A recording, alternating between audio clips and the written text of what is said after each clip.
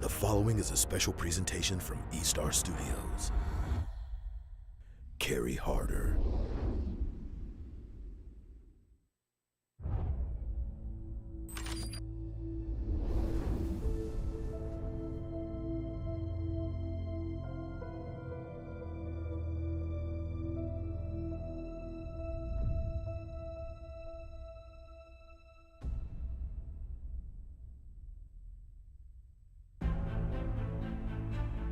History says, work hard, play harder, embrace the grind. The journey is an arduous lane, yet creates a lifetime bond.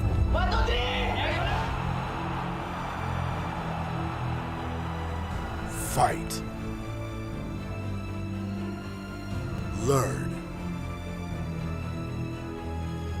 Reach beyond. History can't say what happens next.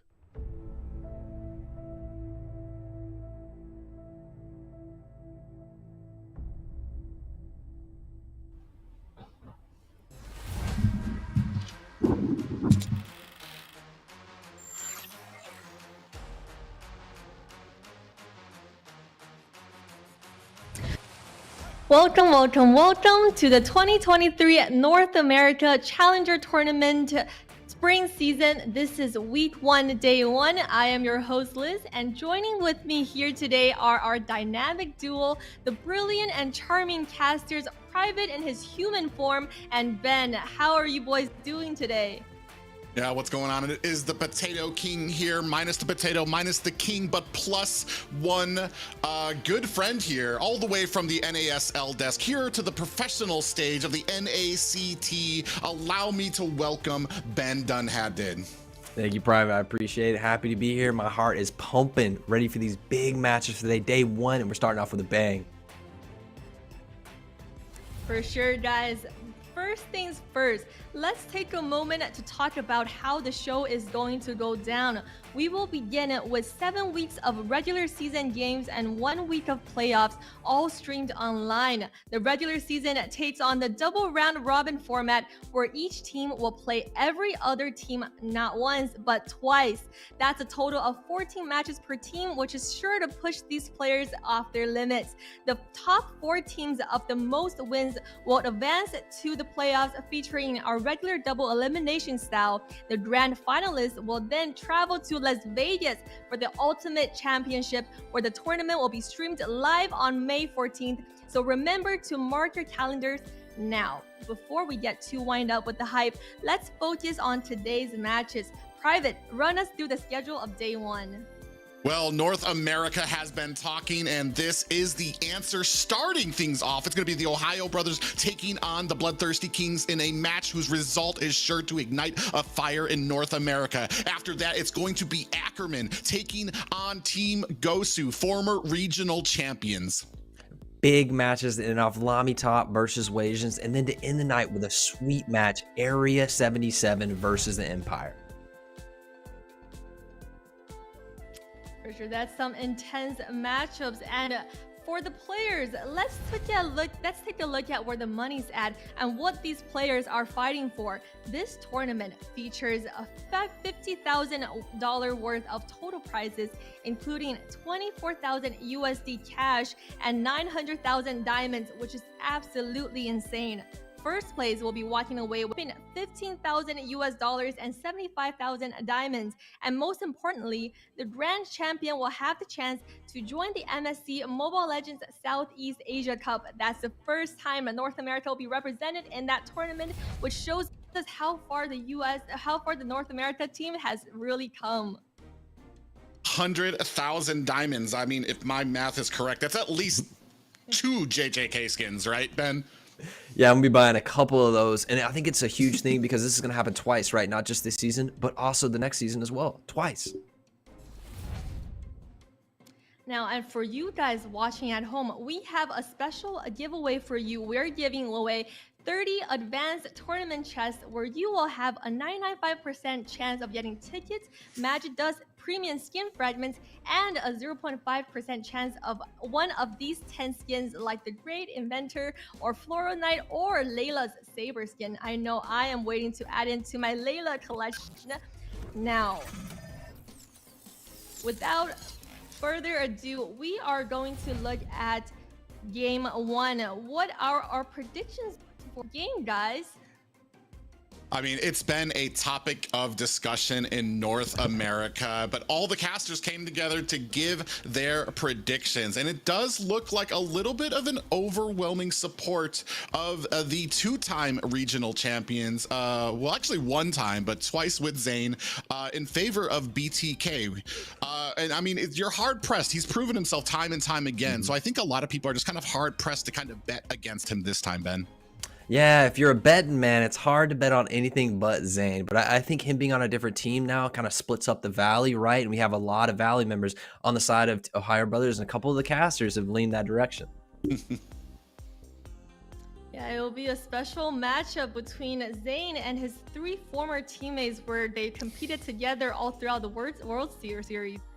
So that will be something to watch out for. But without further ado, what we've all been waiting for, game one is already begun. So let's give it away for the casters to take us to the draft pick for game one.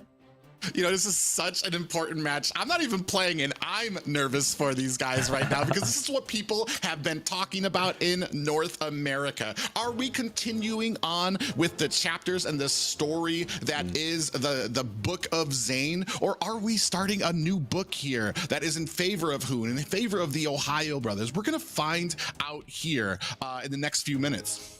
What a way to start the day, start the season. BTK versus Ohio Brothers, maybe the two of the top teams, right? And I think this is going to be a big day, but these teams have a lot of time to grow throughout the season, right? This is only day one, so yes, it's important, but man, we got a lot of games coming for these guys. Yeah, we're gonna go ahead and start off. Looks like we have a Fanny ban and a Kaja ban coming up, but let's talk a little bit about some of these lane matchups too. You've got Zane taking on best player, Yato taking on Hoon, Theo against Shark, Lord T against Yureshi, and Yuna against Basic. I mean, it could go either way. I don't think a lot of people are taking away from Zane over best player, but definitely a lot of eyes on Shark and Basic and their matchups as well.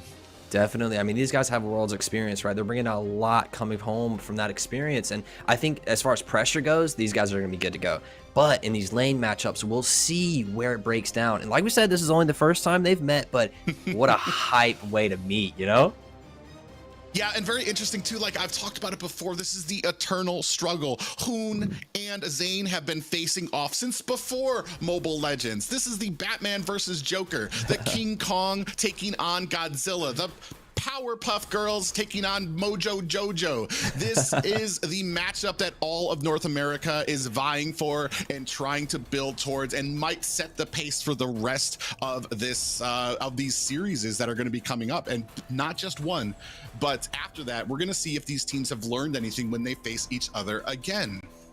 Yeah, I think we have the two teams at the top of the bracket facing off, and they may well here in this game define a little bit of the first steps of the meta for our season as we go into this. So we're really looking at these picks to see what develops out of this, what will be banned out, what will have a huge success rate, a huge win rate, and things like that to carry on in the tournament. A lot of that will be set right here.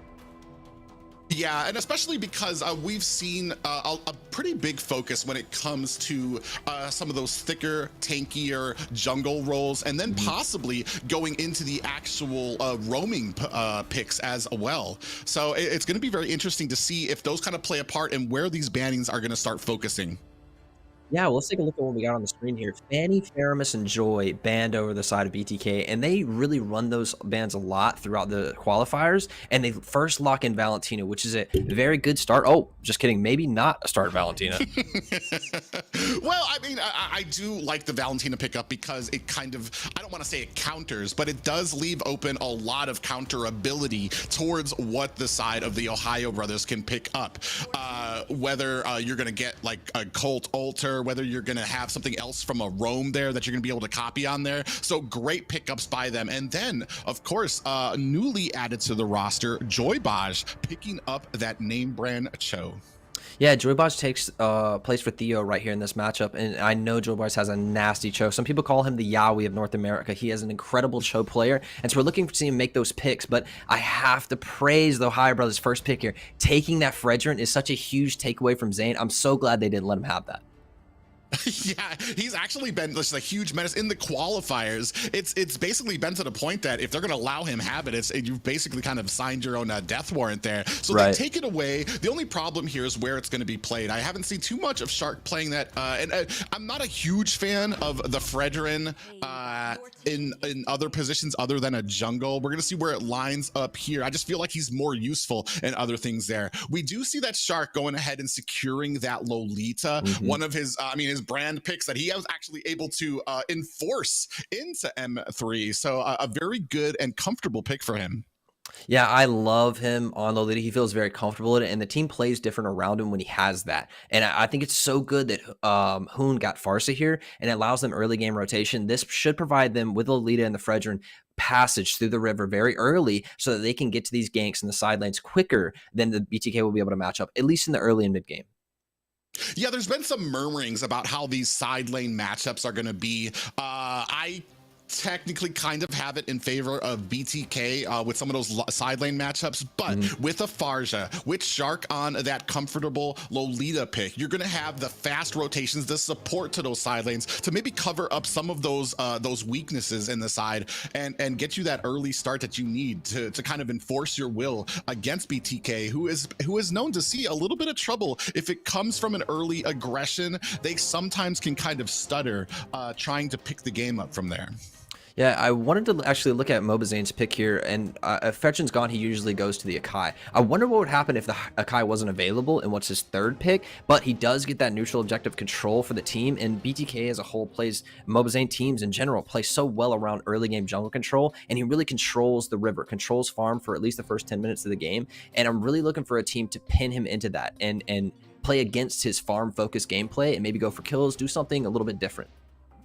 Yeah, the interesting thing here is he picked up the Akai, I feel like, because we picked up that Lolita. They didn't want that banned out, and I was actually kind of scared because after you get the Akai, the obvious pickup for me would have been the Diggy, but we already have our support out there. The Roam is already out there, so I mean, do we risk having a Diggy out there as an additional? I don't think so. So it's going to be very interesting to see how this plays in because this is where they actually had trouble last time. They picked an Akai, but they left it open for their opponents to have the Valentina. So even though the Akai's heavy spin was getting blocked, Valentina had a heavy spin of their own. Now they have the Valentina and Akai together. So they're going to have not just that, but you also have the availability of a feathered airstrike and a Numenon blast on your side to be able to take from the enemy there. So it's going to be very interesting to see how this stacks up.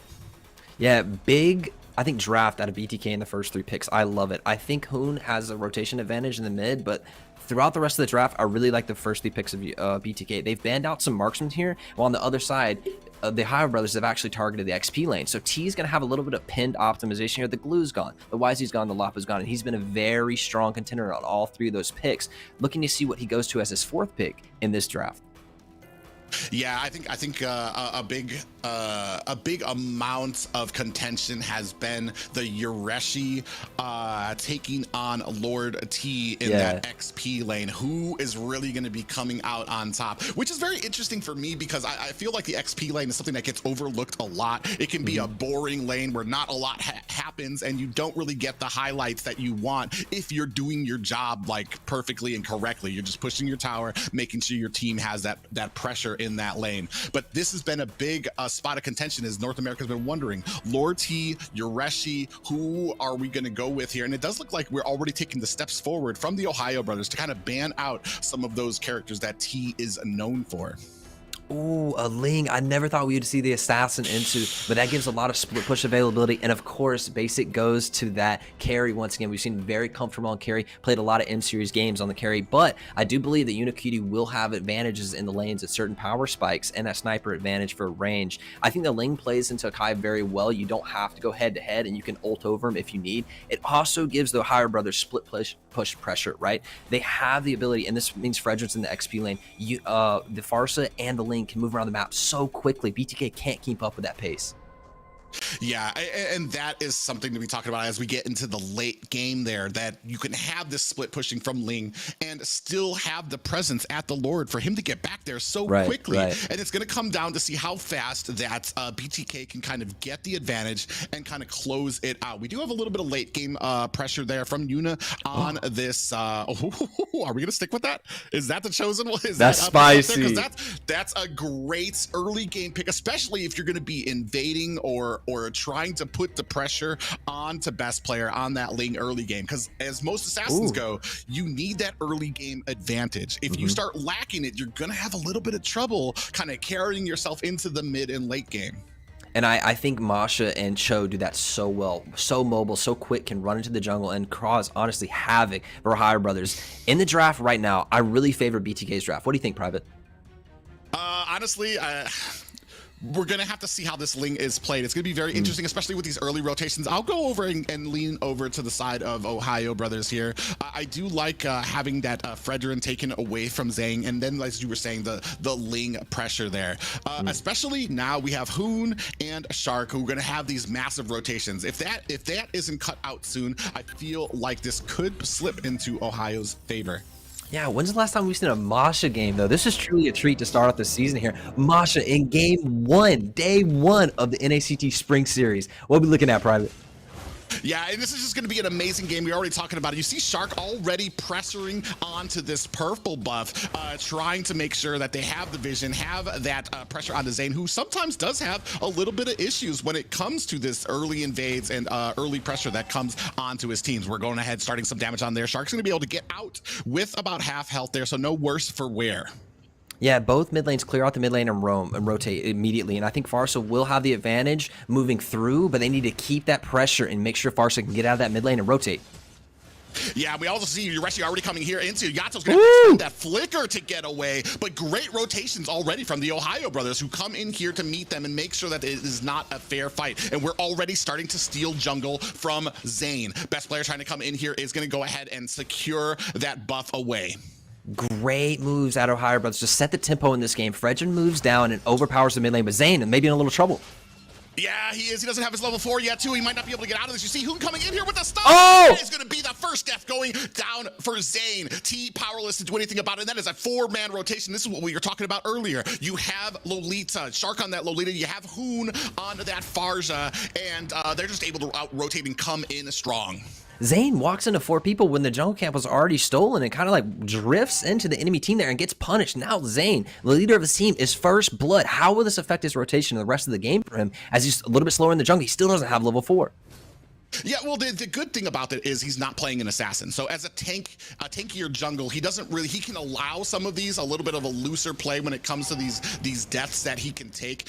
Great job by the OhioBrothers to go ahead and cut that lane in preparations for this turtle. It's gonna be the first one here. You see Joybaj and Yato coming up from the side, trying to create some pressure. Turtles getting dragged over to the side of OhioBrothers. Moba Zane coming in as well. It is going to be a 3v3. You see Lord T coming in from the end. A little bit of a dance here, a bit of a tango. Not sure if both of these guys are singing the same song here, as Joybaj is going to go ahead and have to Jeet Kundo out of there. Lord T just investigating Hoon. Going to fly in with that wings by wing. Here comes the feathered airstrike. Takes both Joybaj and Yato down to about half health, and this is going to mean that this first turtle might be going over to the OhioBrothers. Yeah, Shark goes ahead, clears out the jungle, makes sure that Zane has some pressure on him. So great first engagements by the OhioBrothers so far.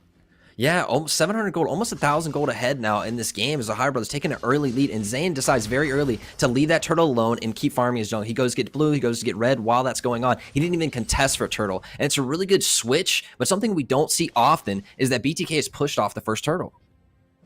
Yeah, just an amazing ability right now as we're starting to kind of wait for that mid game. I mean, right now, the early game definitely in favor of OhioBrothers. They've got the rotation, they've got the damage out. And I mean, like I said, it's as it comes to these turtle fights and as it comes to the presence in the map right now, it's pretty much all OhioBrothers. And we're waiting for that sync, that damage output to just start shining from the side of BTK.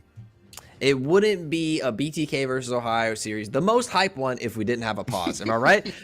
So I think this is going to be a little bit of a rotational advantage showing in the gold thus far, right? This early game is completely dominated by how there's Farsa gets out of the lane so quick. Ling can be wherever he wants, whenever he wants. And I think just BTK wasn't ready for that in the beginning. I also think Yureshi on the Fredrum being able to walk down from the XP lane without being punished, that Masha early isn't putting it out like what it needs to. We'll see as this presses into the mid game. I think Akai still has neutral objective control, but a good start from the OhioBrothers, almost 1,000 gold up.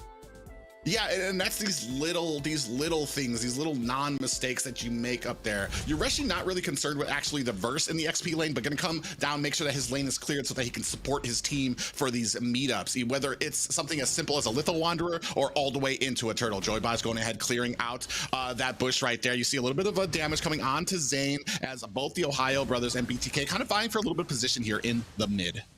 Yeah, now the BTK has their ultimates. Akai is still level behind, but they have the heavy spin. They have the Cho ultimate as well to make picks, and everything's going to start to become online. The problem is OhioBrothers has a very strong advantage. Ling has a level up on Zane, and so that means his retro will always do more damage. He just has, even though Akai has neutral objective control, it feels like Ling kind of is the exception to that.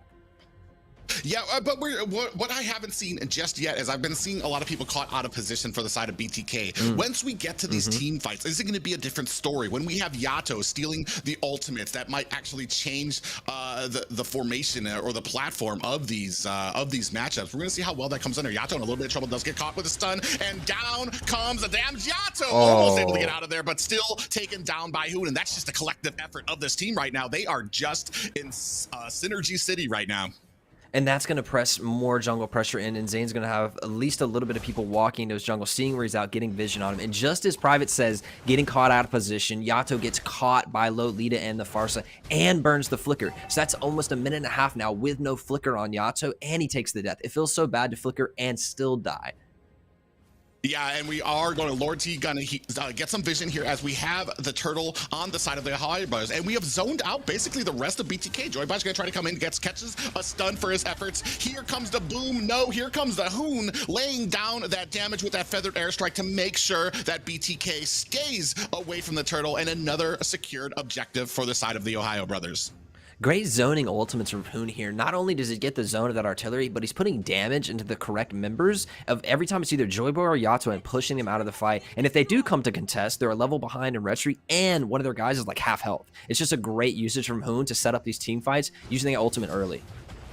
Yeah, you do see that BTK trying to lock on the Shark, who safely flickers out of the way. That's 4 members right now trying to rotate out and still not able to find the setups that they need. Right now, Joyboy's trying to come down to the bottom lane. Shark doing a great job of collecting this vision here right now, but we do see in the background Hoon coming in with that Farja, trying to make sure that they have some position. It is a 4v3, 4v4 right now. I'm not sure if this is the fight that they want. Joyboy is going to have to go ahead and dance his way out. Hoon coming in with that wings by wings. Not able to catch Yato.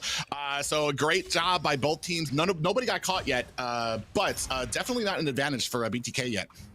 Yeah, Hoon has 2 kills. He's got the Clock of Destiny completed. He's on to his second item. Boots already completed. Huge damage on Unicutie.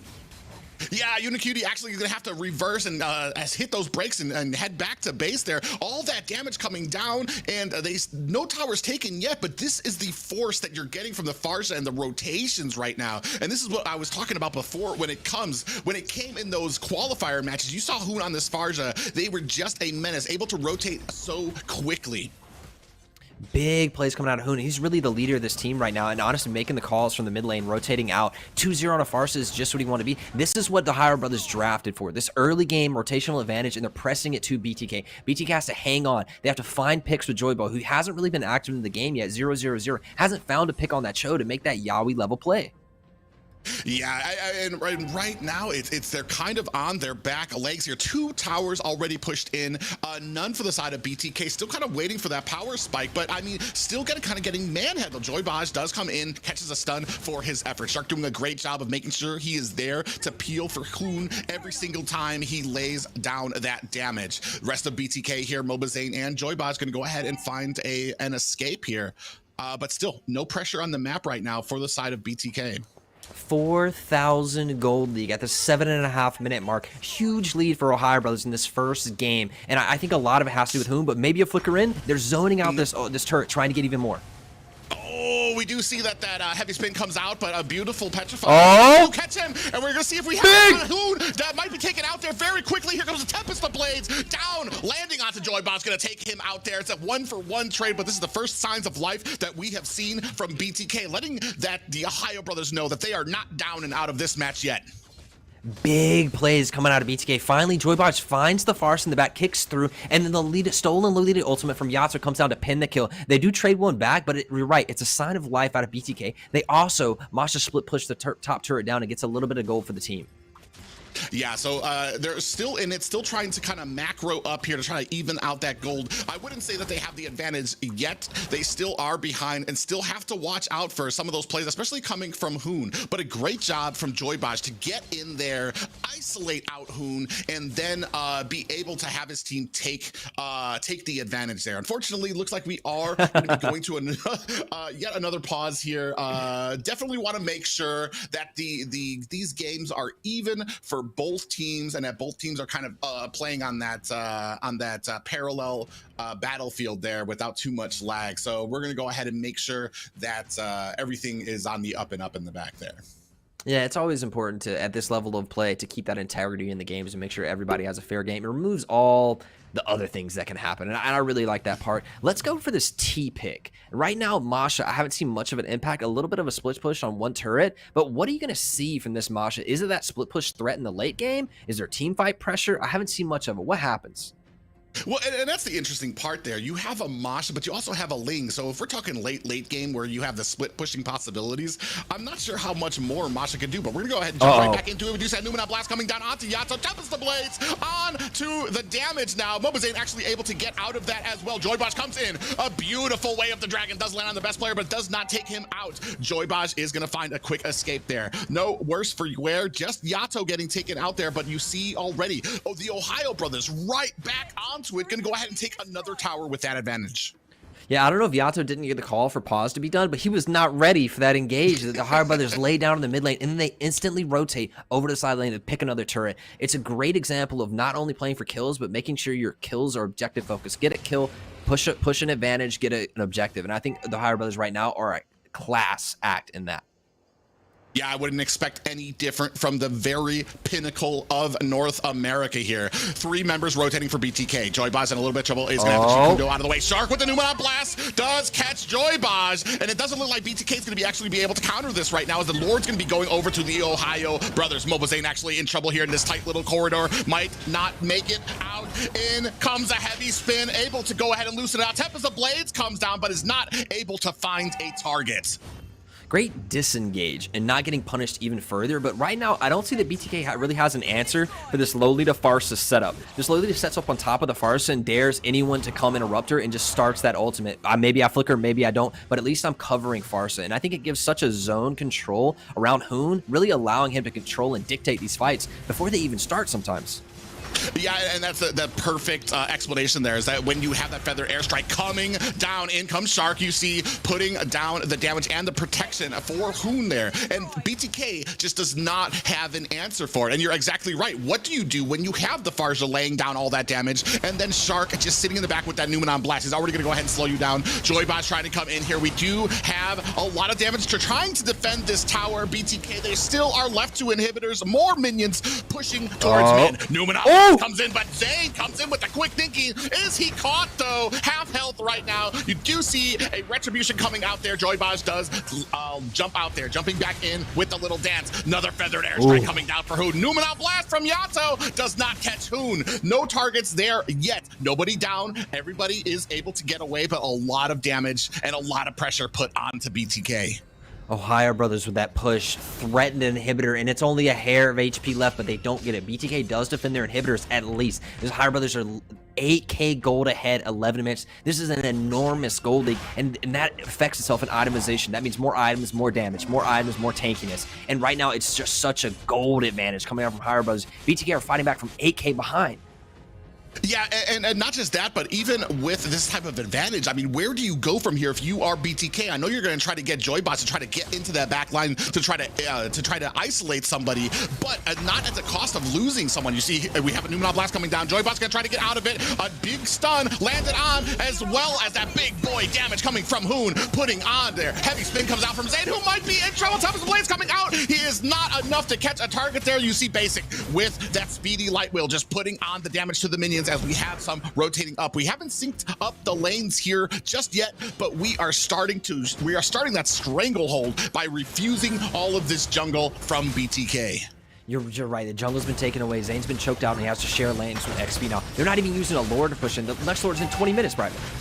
Yeah, and we do see that again, coming in with that bulwark from Shark. Hoon in the backline, putting on the damage with that feathered airstrike, and this is one inhibitor that has gone down. There's only one left for BTK. Joybots goes down. Here comes a flicker with that Numenal Blast. Does not catch a target just yet, but the story has been written right now. One inhibitor left from BTK. That looked like a really bad fight, but the silver lining for BTK is that Joybaj picks the Ling. Best player's down for 20 more seconds. Can BTK do anything in this 20-second mark to cement themselves and regain control? Yeah, well, you see Lord T taking a whole heap of damage from Basic here right now. He's going to have to back up to his team there. Yureshi doing a great job of zoning out the rest of the players there. Hoon takes a whole lot of damage there, almost half health chunked there from Yuna, and we have started on this Lord. Zayn trying to get himself into a great position. A great read by Ohio to zone him out. He can't even get around without me. Look at them already pushing him away from this Lord, allowing Basic to go ahead and put on the damage. Hoon is going to have to back up there. Yureshi trying to play the wall here to back up the rest of BTK, but that allows the rest of the Ohio Brothers to take down this next Lord. It's going to be near on impossible to defend from this next Lord push. It will be a Luminous Lord, and this will be pushing in with only one inhibitor left. What can BTK do to set the map and make sure these waves aren't synced up? Well, and that's the problem here right now. You're at such a loss. You're at such a gold deficit. You're waiting for the side of Ohio Brothers to make a mistake. You can see right here, even the lanes kind of synced up, kind of coming down at the same time. Luminous Lord barreling down through the middle lane. You don't really have it on the far end lanes, which is where you would like it to try to take this top tower, which is the only, I want to say, saving grace for BTK right now. So they can focus their efforts here up at the top and mid lane.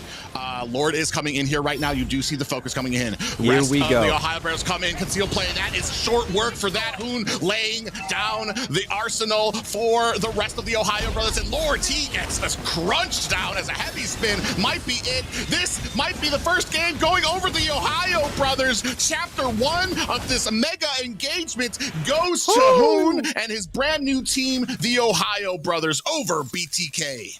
Huge game for Ohio Brothers, 10,000 gold ahead, a little bit more. Honestly, making this not look like a close game, Private. That was a stomp out. Honestly, from the very first rotation, Ohio Brothers were in control, and Hoon uses that Farsa to expert ability, rotating on these lanes. Honestly, creating a landscape in which BTK can't walk in the map anymore. Yeah, and especially from the early game, I want to say just the entire, I want almost just the tightness of rotations and of this composition. Yureshi immediately from the get-go clears lane, makes sure that he is there to feed into these engagements. And this is usually what BTK has done to other teams in the past, where they get that advantage and they do not let go. They keep that stranglehold on you, and like a python, they keep squeezing and squeezing until there's nothing left. And this is exactly what Ohio Brothers did to them. Yeah, I want to look at the T pick, honestly, because all those bans stacked on the XP lane, I felt like it had a real effect. Masha didn't seem like she had a great effect at all in this game. I was kind of wondering, like, the whole time, where's Masha? Where's Masha? And 0-1-0, not a big effect, but let's look at the star of the show here. Basic 3-0, Hoon himself doing so much work, only 2-1-6, but man, this dude did mad work in the game. Yeah, as much as basic, I mean, the kills over to him, I feel like Hoon, as we were talking about before, the rotations with Shark on that Lolita, I mean, the both of them played their roles perfectly. Every single time Hoon planted his feet into the ground and went for that feathered airstrike, you had Shark right there to make sure to keep him safe. I think there was once that Joybosh was able to kind of get in there, but that wasn't, I don't think that was when a feathered airstrike came out. I think that they just got caught when Joybosh came in with that show. But for 90% of this game, Shark did his job, made sure that that his mage was covered and that none, especially with the team here, you didn't really have somebody that could dive into that deep, into that back line from BTK. BTK has to go back to the shop and figure this out, because this was 1,000 gold league per minute increase for OhioBrothers. At every minute of the game, they were rolling through them. 9 turrets to 1, 2 lords to none, 3 turtles to none. It is a shutout for the side of OhioBrothers. This was honestly a disaster for the first step of BTK. Let's see what their mental's like when they can come back in the series and say, okay, we went down 1 bad. What are we going to do to change this up? I think it may lie a little bit in getting T a good pick, number 1, but also taking away Shark's Lolita. I feel like they play different when Shark's on Lolita. Take that off the board, make him play something else, change the team dynamic around. They seem way too comfortable on that. Well, we're going to take a look here in one of these replays, slowed up for your guys' convenience. You just see here, even when trying to get their own purple buff, just the pressure all the way from the side, you're actually able to come in onto Zane there as well. And then Shark setting up this beautiful Numenon blast, and then Hoon right there from the back, getting ready to lay down this feathered airstrike as soon as the entire team is stuck. And then that's pretty much a wrap. You have like so much way for BTK to go to even try to get out of this feathered airstrike. I mean, this was the story for the entire match, is that once these guys were just setting up basically the same few things that there wasn't an answer for. Feathered airstrike coming down, nobody can close the distance onto Hoon. Big picks coming out, and honestly, from the jump, they had no answer from it. It seemed like a steamroll. I want BTK to come back strong in this game. Next game, give us a series. Well, I mean, if anybody can, it's going to be BTK onto the game too. I know that the pressure is on for them right now. OhioBrothers, I mean, this is their game to lose. They don't need to win this game. It's on BTK, or we're going to be closing out this series a little early. An amazing first game by them. We're going to see if there is an answer for that as we move into the second. I think OhioBrothers want to win the next game. Not only do they, I think a 2-0 sends a message to not only the rest of the tournament, but the community as a whole. We're the new top dogs, right? And man, with this first game, it feels like the Zane dream has been shattered a little bit. Oh no, you know? And we'll see how the rest of the series go. It's only 1 game. It's the first series of a very long tournament. But wow, the OhioBrothers come out with a very strong performance. I kind of fanboying on the Lolita and the Farsa together. Wow, that was strong. Yeah, and that's what I was talking about here, is that the chapters. This is a new year, new season here in North America, and some of the old names notwithstanding, we might be looking at a new top of the mountain here in North America, and a great synergy. This synergy from the team, the amount of times that these guys were able to kind of find these lane pick-offs was innumerable, and just the support there. If you're going to try to take that Lolita away from Shark, you're letting something else go out there, and is that pick enough for you to worry about? We're gonna find out here when it comes to the second game and what BTK might be able to do here, because right now I want to say, like, there's a shift in North America right now, and with that last game, it would be hard. I'd be hard pressed for people who are rooting for BTK right now, because that was a very dominating game for them and a very tough loss to be taking. It is, I think, sometimes a tough loss to take for sure, but at the top level, I feel like games can get snowbally sometimes. Once you give a top level team that advantage, that amount of gold lead, those picks, they kind of steamroll the game. They're not going to make mistakes, and that's what really allows a team back in. So I think, you know, while it looked terrible, I still think these are the top 2 teams, and they're going to duke it out and give us a great series. Maybe BTK this time takes the snowball and runs over the game, doesn't make a mistake, and can't give them. But what a clean finish from the OhioBrothers. I have to give it to them again. Good start, good middle, good end. So clean throughout the entire thing. Yeah, I do. I have to admit that that's a great point there, is that when you get to the tippy top, it usually does come down to who made the first mistake, who got the advantage first. And then it's just a stranglehold all the way down, regardless of the strength of a team.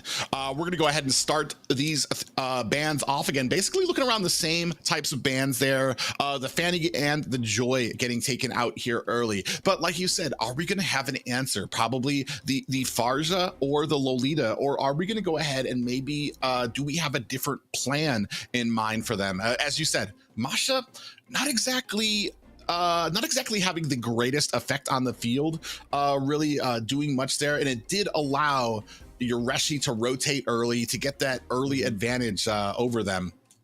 He got chunked out hard in lane, and you're right, that first rotation kind of set the tone for the rest of the game. And once Fredrin came down to that mid lane, everything was like they were kind of playing from behind right then. And then OhioBrothers did a great job of incrementally increasing their goal and not making mistakes. I would have rather seen the Dairoth come out than the Masha. I know T plays a good Dairoth, and it would have worked well into the Fredrin.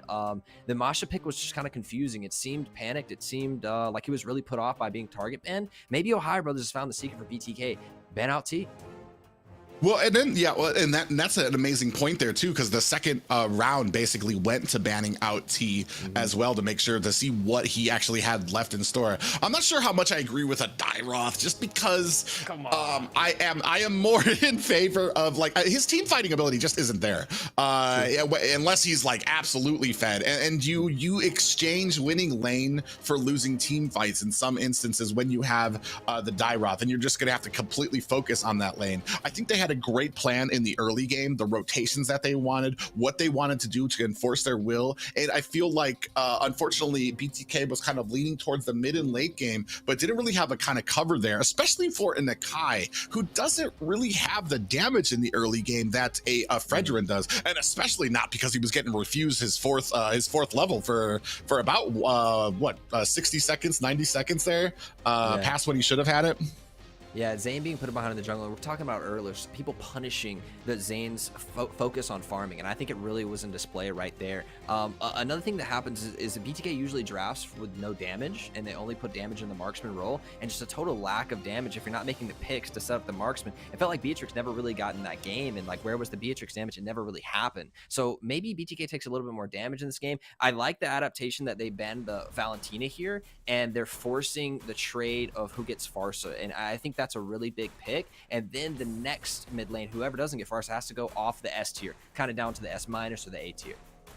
Well, not just Farja, but I feel like Faramis is being left open here too, because as you've taken out the Valentina, you've basically taken out the only other counter for Faramis. And as we've seen in the last, with the meta right now at the top, it does sometimes come down to who can get those, the Estes, the Faramis, the Diggy out there. Right now, it could be anybody's game. We're still waiting to see that first pick here, see if we're going to have some changes here. I don't know, like, if you're BTK right now, like, are you looking to change? Well, you're obviously looking to change something. Anything right now. But you do go ahead and give MOBA Zane that comfort pick. You're giving him that Fredrin. And just as you were talking about, the Ferrum is so important, he gets drafted right after. OhioBrothers answer really quickly. Zane takes the bait of Fredrin, and I think they grab up Wanwan and Ferrumus and giving them so much power. Wanwan, it's incredible, even with the nerf, so strong and is banned out in most games for a reason. And then Ferrumus gets picked up, giving the rest of the team the cold altar and that ability to live a little bit longer and do a little bit more damage in team fights, not getting executions. But now T gets a Lapu, very comfortable pick for him, and Yato picks up the Farsa. This is a whole different game here, Private. Definitely a whole different game, because now you're not going to have those fast rotations from the mid, but what you have is a good chunk of team fighting ability on the side of OhioBrothers, who can basically, you're going to have to kill them twice as you run through that cult altar. Little bit of changes on the cult altar where everybody has to stay together. I'm not sure how that's going to come into play here, because you have on the side of BTK a lot of AoE damage. So even if that cult altar does activate, it's not going to take much from their side to be able to kill them again, whether it's with the feathered airstrike, with Lapu getting into that bravest fighter form, or the appraiser's wrath coming from Fredrin. That's just a lot of damage that can cover a lot of people stacked up. You're right. The AoE is huge on the side of BTK, and this gives them a chance to really wombo combo. Farsa ulti with a little bit of Lapu. I think pretty much anybody's dead in the mid game, right? And I think BTK this time is drafted for a mid game spike. You have the Lapu, you have the Farsa rotation, and the Fredrin, who's really going to just walk around with swagger in your jungle or mine in the early game. No one can really kill him. I think late game, Wanwan has the opportunity to 1v5, and so I think it's a good late game win condition for the Ohio brothers. But what will the Valley take into the gold lane to punish this Wanwan? Will it be the Brody? Could it be the Moskov? Something to get in there in the lane and win lane. I'm wondering how deep Unicute's pool is here. Well, without haste, we do see Shark going ahead and snatching up that Lolita very quickly. I'm expecting possibly to see, are we going to take out Claude here? I know Claude is a favor for a lot of people going against a Faramis, because that's another one of those heroes that can spread the damage to everybody with that blazing, or with that, with his ultimate. So, I mean, he can spread that across there. We do see Melissa getting taken out, as well as Diggy. So very interesting bans here for the side of the Ohio brothers, being finished up and rounded out by BTK, who take off Yuzong and Martis. Interesting. You know, Lapu wins the lane against Yuzong, but Yuzong, we've seen him again, gets out of the lane. He doesn't really care for the lane phase. He wants the team fight. And those Black Dragons in the back line can hurt Farsa's ability so much. So a great ban out of them to take the YZ off the table. You know that your SU would play it if he had it. I think the Melissa ban is good for Wanwan, giving a little bit of the early game pressure relief. But there are other picks that can do. I want to see BTK take something here and pin down Basic in the gold really. Not a lot of rotations from either team went to the gold lane last game, and it was kind of a 1v1 for a lot of time. Yeah, we do see Hilda being picked up by Yoreshi here. Interesting thing too is, how are we going to be able to compete into the back line of BTK? What's going to be diving back there to kind of try to take out this Farja? I mean, you have Shark, who I feel like Shark has a great ability of being able to press forward on that Lolita with those Numenon blasts and then a flicker. Should probably be able to land those stuns onto the Farja there. Yoreshi picking up the Hilda here. And I'm wondering how that matchup's going to go for T here on the Lapu. Now Hilda will win the lane really hard, so Lapu's going to look to get out of the lane just like a YZ would into the Lapu. Now Lapu's going to be the one running out and trying to get to these team fights, because Hilda can just stand in that bush, and the lane's so boring, but man, Hilda smashes it really hard. So I'm looking for T to get out, and honestly, there's the Brody. Yes, I wanted to see the Brody played into the 1-1, punish this lane phase, and get into the 1v1 sometimes with Basic when they're left alone on that island, pushing back and forth. I thought when this Hilda was originally picked that it would be into a support, but it didn't really make sense into the Fredrin jungle. Yeah, interesting note here. Theo back on the board here with the Kufra picked up here.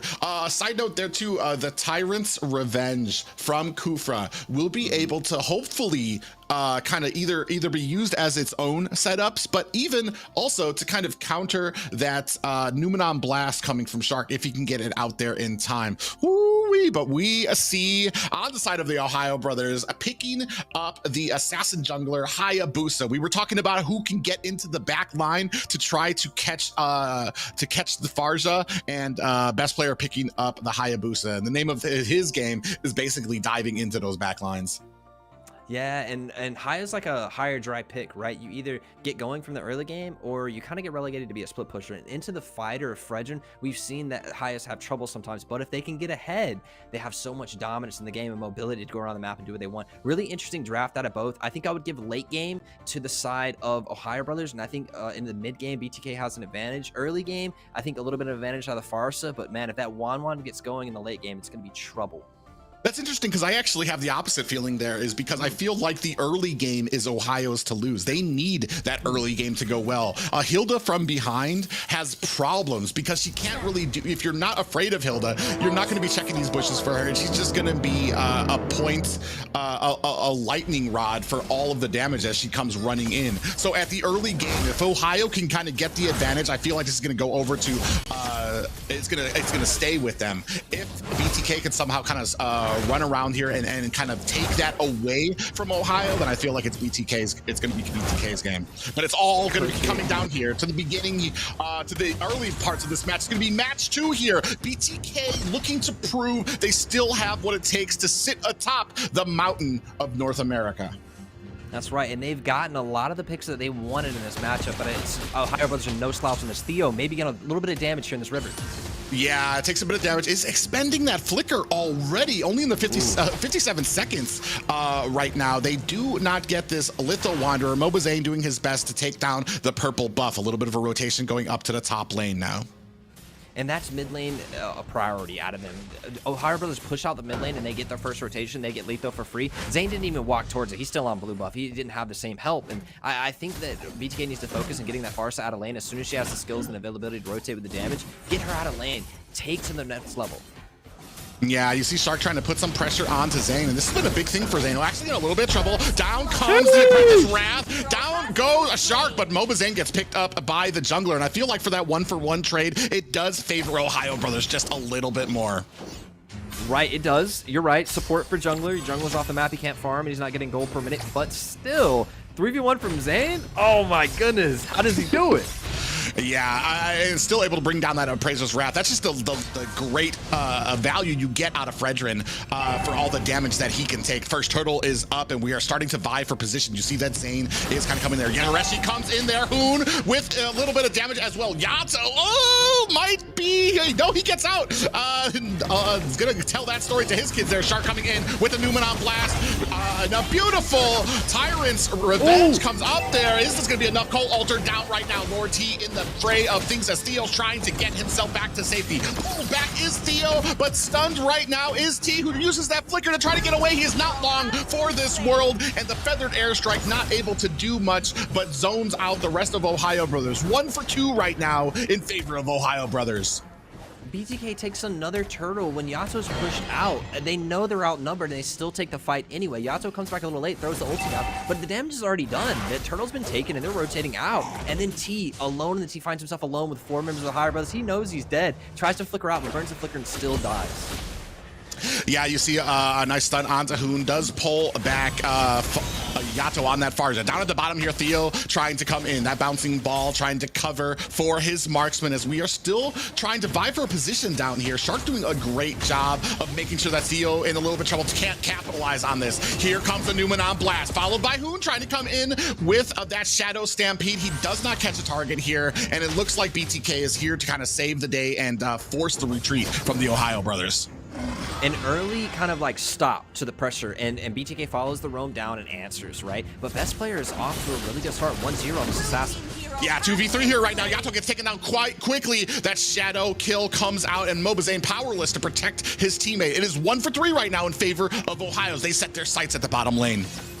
Farsa should be having a rotational advantage, but finds herself being pinned in the mid by this immense pressure coming out of OhioBrothers, always pushing in mid, always getting for rotation on a Farsa. Farsa should be the first one there, and best player locks in the Hunter Strike at before the 4-minute mark. This assassin's off to a run.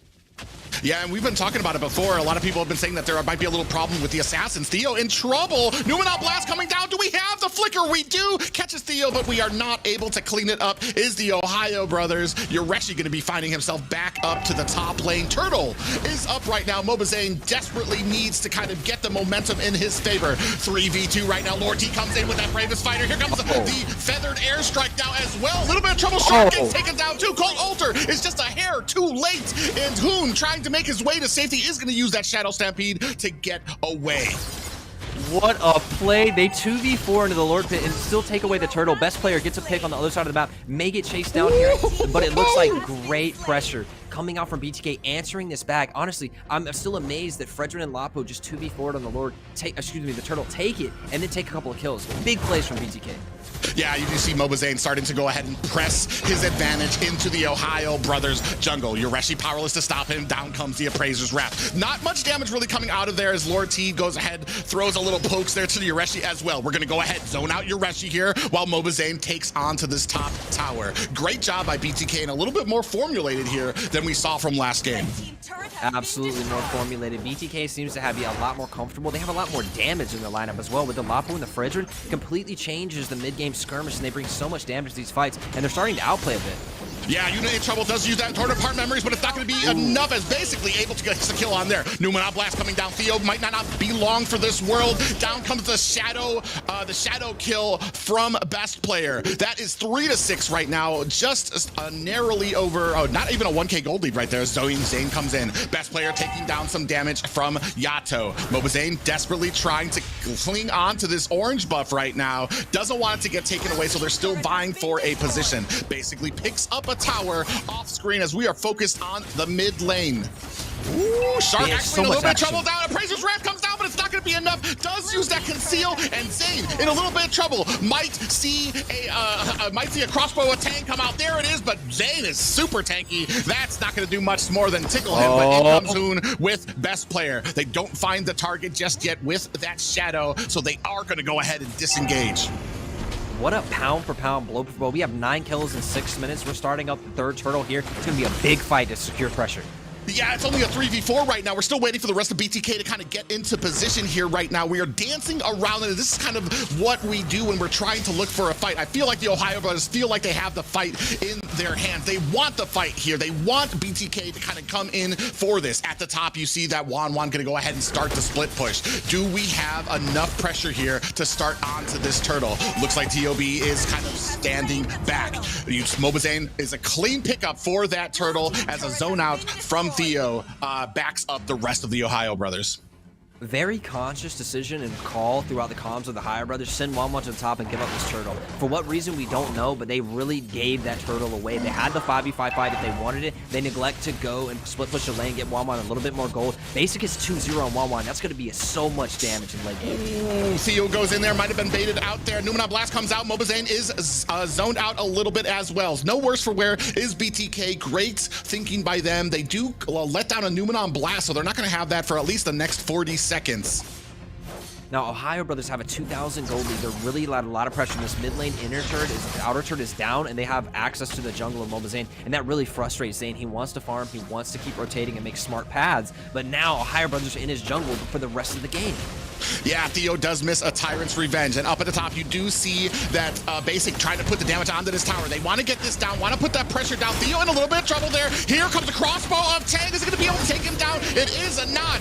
Down comes the feathered airstrike, but followed closely up by that cold altar. Shark comes in with a bit of a stun of his own there, but we are at a 1-for-1 trade. Basic down. Re-engage. Numenor Blast of their own with a flicker catches BTK. Zoe is taken down. Shark actually might not be long for this world. Has that bulwark up. Is he going to be able to get away? Hoon doing a great job of pulling Mobazane, and he is in the wrong way in between 4 members of the Ohio Brothers, desperately trying to get back down to the turtle. Yuna comes in for the damage. Appraiser's Wrath takes down a Shark, and a great game there. Mobazane is still alive. Mobazane refusing to lose here into 4 people, turns around with the Appraiser's Wrath, takes the kill, and gets away. Big swing in the counter engage of Ohio Brothers. These 2 teams are duking it out, and honestly, it couldn't be more of an entertaining match. Yeah, and right now it is, it's a Ohio Brothers game to lose right now. They are in the advantage. They are winning these team fights, and they are winning kind of the split pushing ability right now. We're still waiting to get this feathered airstrike to a point where the enemy is afraid of it, where the Ohio Brothers want to back up. But right now they are delegating what fights they want to take, what objectives they want here. As we start on the Lord, 5 members starting to come in here. Theo revving up, does catch a member there. Down comes the feathered airstrike. Numenor Blast with a cold altar. Yuna trying to come in here, trying to put on the damage, but he is blocked by that bulwark. Not sure if he's going to be able to get out of this. Yureshi comes in there. Down goes Mobazane. That is 3 members of BTK taken down. 5 still up for the Ohio Brothers. And T finds himself once again in the middle of a whole lot of Ohio Brothers waiting for another kill. What a clean Colt altar coming out from the Faramis to save their best player, secure the Lord, secure the team fight. What a swing. This is a huge moment for Ohio Brothers. Only 4K gold up, but look at the map state. They have a Lord barreling down. They're going to clean the outer ring of turrets with this play. Yeah, not just that, but during that play, a great job by Shark to read out where Yuna was and threw up that shield, that bulwark, to block all the damage from Yuna. So during that team fight, he was not a factor. Lord coming down from the bottom. 4 members hiding out here. Zane actually might be in trouble. 4 members trying to come at him. He's able to dash away. They aren't able to find the damage, but they are able to find the tower. Zane does get away from that Numenon blast. The Ohio Brothers going to go ahead and distance themselves from here as they move on to another tower. Up at the top, you can see Lord at the bottom, push at the top. They are doing a great job, our Ohio Brothers, of putting the pressure on to BTK. Zane might be getting a little frustrated, is trying to come in, try to put the damage onto Yureshi. He has clung, but we have 5 members onto Zane. He's looking to try to get out of here. Use that Razor's Ring doesn't connect. Zane in a little bit of trouble, gets taken down. Lord T is the next one. Yato might be in trouble. Basic just coming in. We were talking about the marksman, but Basic doing a great job. 2 down for the side of BTK, 1 down for the Ohio Brothers, and Ohio Brothers think twice about continuing on this push. Just inhibitors left for the side of BTK. Relentless aggression here coming out of Ohio Brothers. Look at the itemization on their side as they have 6k gold advantage. Look at the build onto the Hayabusa. He has BOD, Malefic War, Hunter Strike. He's doing so much damage, and even though this team's grouped up, it feels like best player's still doing so much damage on the Hayabusa. 3-1 and 10. Basic gets taken out in that team fight, but he really has so much damage in these team fights, cleaning out even a Frederick, even a Kufra. I think Theo has to find his legs in this game and make a good set for any hope for BTK. Yeah, and right now the pressure is on BTK, only with inhibitors left. The entire jungle basically open, and we were talking about this before. Once that squeeze starts, Ohio Brothers are not likely the team to kind of make that mistakes. Numenon Blast coming out here does not use the flicker. Best player comes in with a little bit of shadow, not able to find or secure any kind of target that he wanted, so he backs off. And right now we're just into the lanes. That's all we have right now is to kind of get these lane gold. Ohio doing a great job of refusing that jungle, the jungle gold. Yeah, I struggle to see BTK coming back in this game because of what you said earlier. Ohio's not the team to make mistakes. BTK needs to force errors here, and I'm looking at Theo. I want Theo to come in with a big engage, Mobazane taunt, and really lay down and pick somebody before this next team fight starts up. The Ohio Brothers have the lane pressure. They're going to be splitting in. They're going to pick their fight when they want it. It's up to BTK to walk into this river, which is completely owned by Ohio right now. Yeah, we do have a concealed play coming out. They want this fight. They do see that Tyrant's Wrath coming out from Theo. He's not long for this world. Does catch a beautiful stun, but he's going to catch a crossbow of Tang, which opens it up for the rest of the team. 2 down for BTK right now. Yato joins the pack in the afterlife right now. We are going to go ahead and start zoning out as the rest of the team from the Ohio Brothers is going to go ahead and get onto this Lord. Mobazane in a desperate attempt. Lord T into the backline, but here comes a cold altar to keep the Ohio Brothers stacked up. Bang, Zane is in trouble, gets taken out as well. That is 2 people left for the side of BTK as this Lord gets taken up quite quickly by the Ohio Brothers. 4 members now pressing into the core. This might be it. Lord T desperately trying to come into the back line, does not find the damage. We are down to almost about a 10th down from this core, basically taking down Lord T. Theo alone in the front line trying to cover for Yato. They do back up, but they have a Luminous Lord coming. That means it's at the top lane. They're going to have an immense amount of pressure coming down to this next inhibitor at the bottom as well. We continue on pressing our advantage. Yureshi coming in here to zone out the team of Yato and Theo. Are they going to be able to stop this? Here comes the Luminous Lord. We are trying to zone it out. Numenon Blast comes down. Yato gets out of there with the Cold Altar. Down to about half health. Is it? A new chapter has started in North America as BTK gets taken out by the Ohio Brothers. Big game, big statement coming out of Ohio Brothers to come into this game and not only win the game, but 2-0 in a very decided fashion. These weren't close games. These were blowouts. Now, this game was closer than the first one, but what a statement coming out from Ohio Brothers to do BTK like that. They completely ran over the map both games. Yeah, the tone has been set, the gauntlet has been laid, and the line has been drawn in the sand. At the top of the mountain right now are the Ohio Brothers. Just an immense amount of teamwork, synergy, and in that drafting, being able to kind of push off a BTK and in fantastic fashion. We talk sometimes about close games and what happens when somebody gets the advantage with these top teams, but from sitting from these seats and viewing there, Ohio Brothers did such a great job of isolating Zane, making sure that the pressure was constantly on him. Yeah, I have to give it to OhioBrothers. We talked about punishing Zane's like focus on farming and getting in the lanes and always being on script. He likes to have really clean rotations for maximum gold, and OhioBrothers just don't allow it to happen. Honestly, I thought there would be a little bit different story with BTA having the Farsa and being able to roam around, but OhioBrothers put so much pressure on the mid and lock them in and then walk into Zane's jungle like it's theirs. What a great game plan coming out from OhioBrothers, and like you said, setting the tone for the whole series, man. A lot of people voted BTK to win this, and they were wrong. Yeah, myself included there, and that just, like I said, too, brother. sets the tone. Sets the tone for the rest of these matches here. This is going to be the only time that these two meet, but basically has changed the landscape for North America right now. OhioBrothers are going to be that team to beat. They're going to be that team that you need to worry about. They have shown the camaraderie and the synergy that they have, and it's not just a team thrown together. These guys have been playing together for a while. Yeah, and I wanted to see maybe Shark on something else, right? But BTK gives him Lolita twice. That's like one of his most playmaking heroes. They play different on it, but private, we got to replay. Yeah, and this is kind of the problem here, trying to toward the end there. You see Theo, this was a beautiful play. Theo comes in there. Now watch Shark when Yuna tries to come in here from the side. Shark, as soon as he does get popped up, he's gonna come in here and block Yuna from putting on the damage to the rest of the team. And this is just the know-how from Shark to be able to block the main damage dealer after Yato. This is just such an amazing play and basically set the tone. And that is why Shark is so dangerous, especially when the rest of your team just has such a great advantage. Yeah, he looks so clean on Shark, on Lolita, and honestly, just an expert mastery of the hero, laying down the Numinous Blast of the team fight and then blocking all the marksman's damage. What a well-played tank. And we know Shark to be that #1 tank, right? He's so good at his classic picks. Want to see him on something else. What an impressive game coming from OhioBrothers. It seems like the OhioBrothers today do not have the Ohio connection, or is the Ohio connection that makes them so strong. Every game, every play set by Shark was followed up immediately by Hoon and best player with that immense damage, and maybe Zane's team just needed a little bit of that connection. But every incredible game has an incredible player, and today we have the MVP for the first matchup going to Hoon. Now, Hoon with that engages every early game, putting so much pressure on that map, right, guys?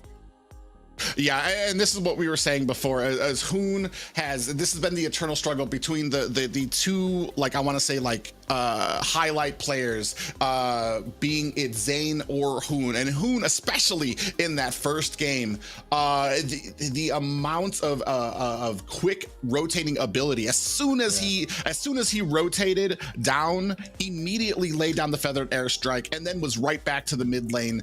It's the maximum amount of, like, it's textbook for what you need to be doing for as a Farja player. He checked all the boxes for that. Yeah, and that Farsa pick was huge for him. I totally agree. And if Hoon didn't take the MVP, I mean, he deserves it, don't get me wrong. Shark's a close second, right, though. Those two together, I think, really spelled doom for the side of BTK and really owned the river. And that allowed them to Zane, he was walking into a jungle, they just pick him or they'd agitate him and they'd get in those fights. For sure, guys, and it really shows that this game is all about team synergy. At this level, all the players are incredible, so it really comes down to which team pulls it together the best. But right now, match 1 is done, and coming back from the break, we will have Ackerman versus our proud favorite team Gosu. And will Gosu make an epic comeback? We will find out after the short break. Snack, and we will see you back soon.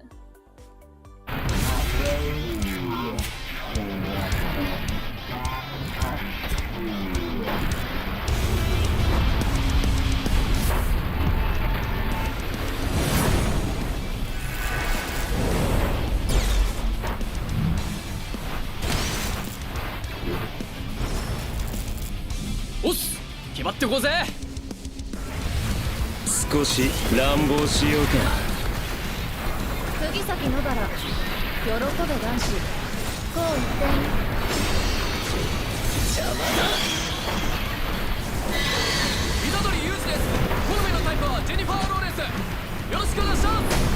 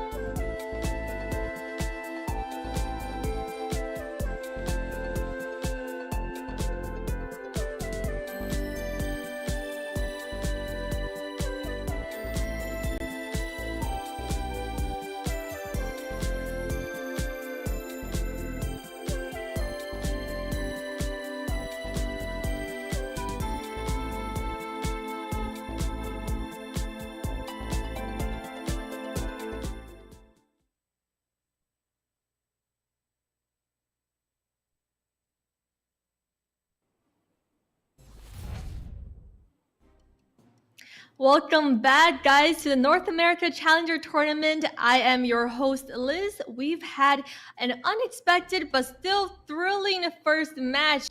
But now let's take a look at the schedule for today. Yeah, you can see up there at the top, we've already had an amazing match between the Ohio brothers taking the lead over the Bloodthirsty Kings 2-0, but yet to come up next here, going to be Ackerman taking on regional finalist team Gosu. Big teams fought and big teams are coming. We'll finish off the night with LaimiTop, Wasians, and then Area 77 Empire. Big next game though, Ackerman versus Gosu. And I know you guys have had your hopes up for BTK in the first round. So for this game between Ackerman and Gosu, what do you guys think? What are your predictions for the upcoming match? An intense matchup here too, and as a caster, like there's a storyline to be told here as well. General stepping aside now to kind of let Gosu out of the nest to see if it flies or falls, and that's going to be the big question here. You can see down there, split right down the middle between all the casters in favor of Gosu or Ackerman. Yeah, General stepping down, and one of two female players coming in, Nicolette, going to be playing in the mage position. So she's been through a lot of teams throughout the scene for a long time now. We've been playing in this matchup. It's good to see that we have a split desk though on who's going to win this, huh? And it's also good to have some diversity in the teams. We've never seen as many female players in the game, and now we have actually a couple of games with girls players in it.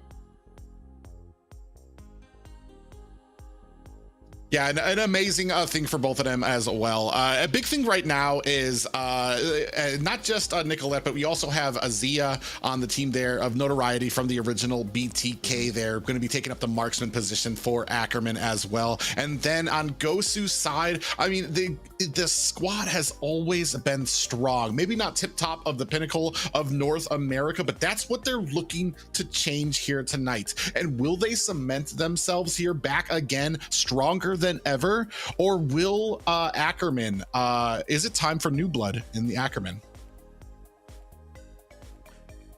Now we will find out as we go into week one, day one game between Ackerman and team Gosu. Take it away, casters, to the draft phase. So this has been the interesting thing for me when it comes to Gosuman. I combined both the teams there. Gosu and Ackerman.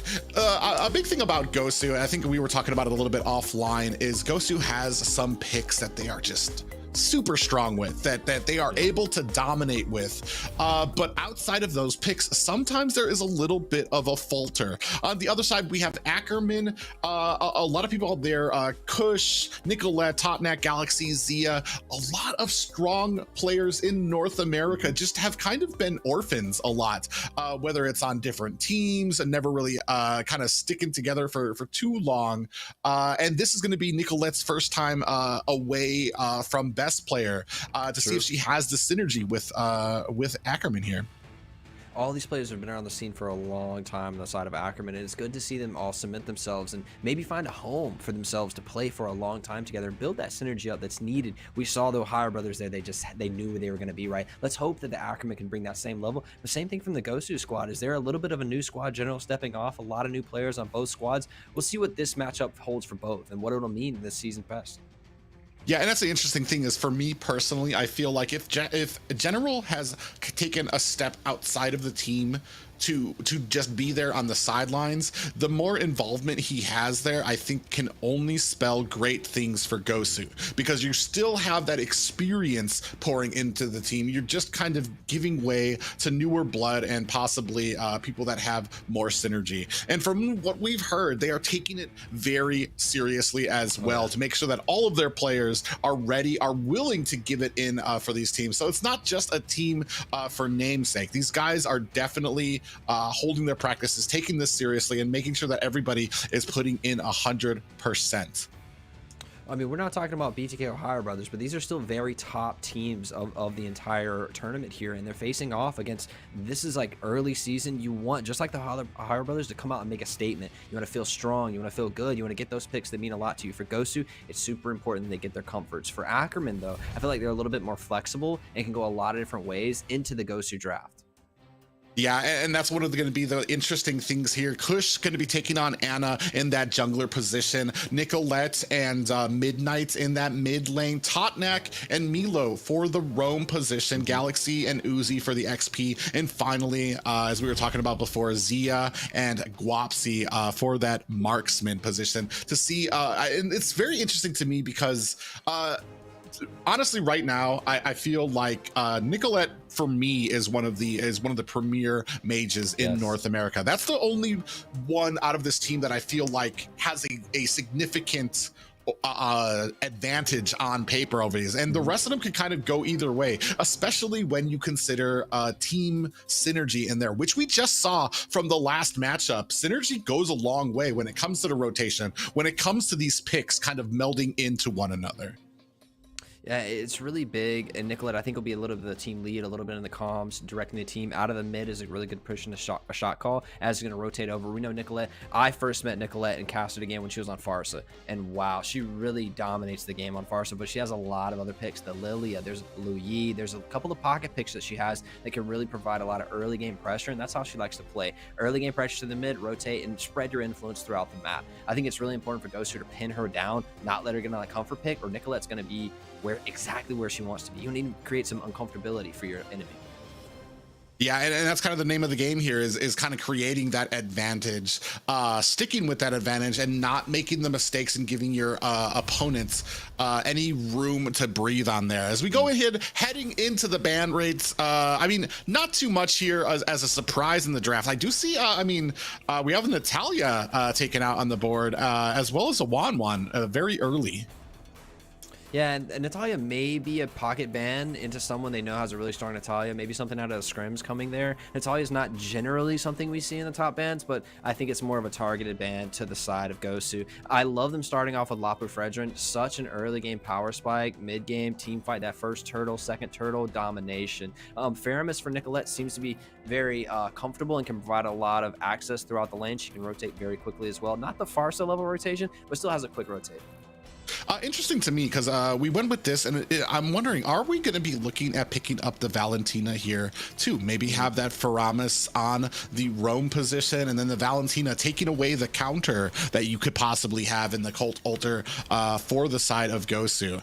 We do pick up a Brody, so we're not going to, I guess we're going to have to wait for that second pick on the side of Ackerman there. But we do have the Brody, which is kind of throwing down the gauntlet. A lot of damage from Brody, especially in the early to mid game. We've talked about it before. He falls off if you get late game, especially for teams that can burst you down very quickly. So, I mean, while he will have the advantage in the early game, we're going to see what we can kind of stack against him to kind of maybe withstand that from the side of Gosu.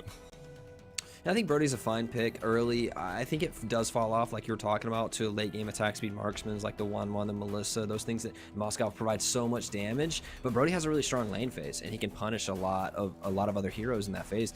Interesting to see. It looks like he will be locked in, and we've gone past the 0 mark on pick phase. There hasn't been a lock, so I'm curious to see what's going on there. Boys might have had a little hiccup. Hopefully more than just a tag team exercise here. Still waiting for a lot of them to kind of come through here with the picks. I mean, we have picked up a good thing about the Faramis pick is it is kind of flexible in that you don't know if it's going to be a mage, you don't know if it's going to be a roam position there.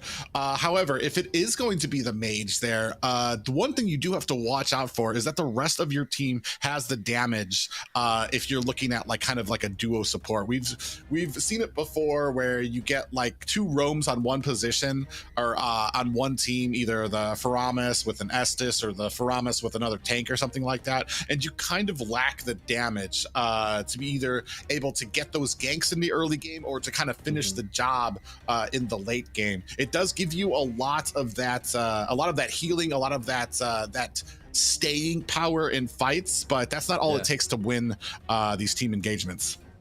Yeah, we've highlighted the kind of the late game fall off and the possibility for Faramis to not get going. I think, like you said, the Valentina is a great pick into it, right? You could steal that cold altar for yourself. There's 2 now, and you have a little bit of more lane presence over the mid lane. I think what would be really cool from Promise here, actually, I know he has a really good Esme. He played it in last year's NACT Cup where they lost to BTK to go to M4, but Promise has a really good Esme, and Esme plays really well into Lapu right now because he can't expend his bravery stacks in an attack. He has to get the shield. So Esme kind of got a little buff against Lapu. I think it's an option for him, but Esme is not like that S tier. You still have the YZ, you still have the glue available. Things can go really good because they have the Faramis no glue counter. Yeah, what we saw from the last time too is maybe are we going to be looking at another thicker jungler role coming from the side of Ackerman, since we're kind of going into a Fredrin. We don't really know. Well, it is on Anna, so I'm going to assume that is going to be going in the jungler role. Are we going to be looking for an assassin on the side of Ackerman? As we do know, Kush does play a decent, a great Fanny's, which has already been taken off the board, I believe. We're coming here at the butt end of the second banning phase, and we're gonna go ahead and pick up the Karina. So it is going to be an assassin with a double kind of wait, actually maybe They're not playing with your private. Yeah. It could be the tank though. It could be the tank. It doesn't have to go the assassin route for the Karina, but we saw a lot of things picked up that we talked about. The Valentina picked up for the Cold Altar Faramis still. The YZ into the Lapu lane. Doesn't really enjoy lane phase, but loves to break apart in the team fight. Estus to kind of glue this all together, and the Faramis and the Estus together, well, they don't provide a lot of damage. They provide such survivability and utility for the team. Interesting fact here too. We do have that we do have Midnights on that Valentina, which is what I was talking about. That's kind of what you want when you're facing a Faramis there as well. So you have 2 cult altars basically kind of canceling each other out. However, the story here is going to come with after that cult altar with that Estus. Are you going to be able, while you're going to be able to have that sustain, are you going to have the damage to take down Gosu on their side? As it gets later and later into the game, I feel like this is going to go over into the side of Gosu. We're just going to see how this early game plays out. Starting in game 1 here for this series, Private, what a matchup. I feel like there's points on both sides with scaling. I think they can both play early game and late game. I mean, Carry's probably going to outscale the Brody, but Brody can punish in lane. Lapu's going to win the YZ matchup, but YZ doesn't want to fight in the lane. So a lot of movement around the map we should be expecting, and whichever team can navigate the map and rotate better should win this game. Yeah, and that's going to be the story of this matchup. Gosu taking on Ackerman here. A lot of these picks, it's interesting too, because especially against the matchups that they have, they succeed in one point and kind of fail in another one. And we're going to see if they can. It's basically, can we succeed harder than the other team? Can we succeed harder than we are failing here? But we're going to start here. Game 1, Ackerman taking on Gosu. Big chance for both of these teams to stamp their name and say, hey, we're up there with the OhioBrothers, with the BTKs. Maybe we can fight for the number 2 spot in this. And I think it's a big time for both of these to start strong, right? You don't have problems early in the season. You have a long season to grow. Start off on a good foot. Yeah, and that's going to be the amazing part here. We already see a decent amount of babysitting happening here from Toin X, I guess what we're going to call him, down at the bottom, trying to make sure that his marksman is getting fed and has the support he needs to kind of feel comfortable in that lane. Yeah, they're giving Nicolette a lot of pressure in the mid lane, pushing in this Valentina, and Nicolette instantly moves off the map, gets out of vision. Even though she doesn't go anywhere, she's providing scare. Oh, Melo, like, maybe caught here, yeah, might actually be a little bit of a Wi-Fi issue unless he... oh, no. Yeah, unfortunately, did not call out that pause fast enough. Milo... unless he had a had a death wish there. We're looking for that suicide note from that Diggy, unfortunately. Like I said, we're going to go into a pause, make sure that everything is on the up and up for both of these guys. We do want to make sure that everything is fair for everyone, but already a kill for the side of Ackerman. Yeah, Zia waits no time for him to type in P. Takes that kill instantly. Give me that. We're in the NACT, baby. I need all the kills I can get. One kill early on Brody. That starts him off to a big run. And we'll have to see if there's any issues with the technology here. But let's say the game goes and progresses as is. Brody, with one kill starting off, is going to provide even more pressure into that carry in the lane. And Brody has that early to mid-game spike. Carry's going to need some help in that lane. And she was getting babysit, but that didn't go too well.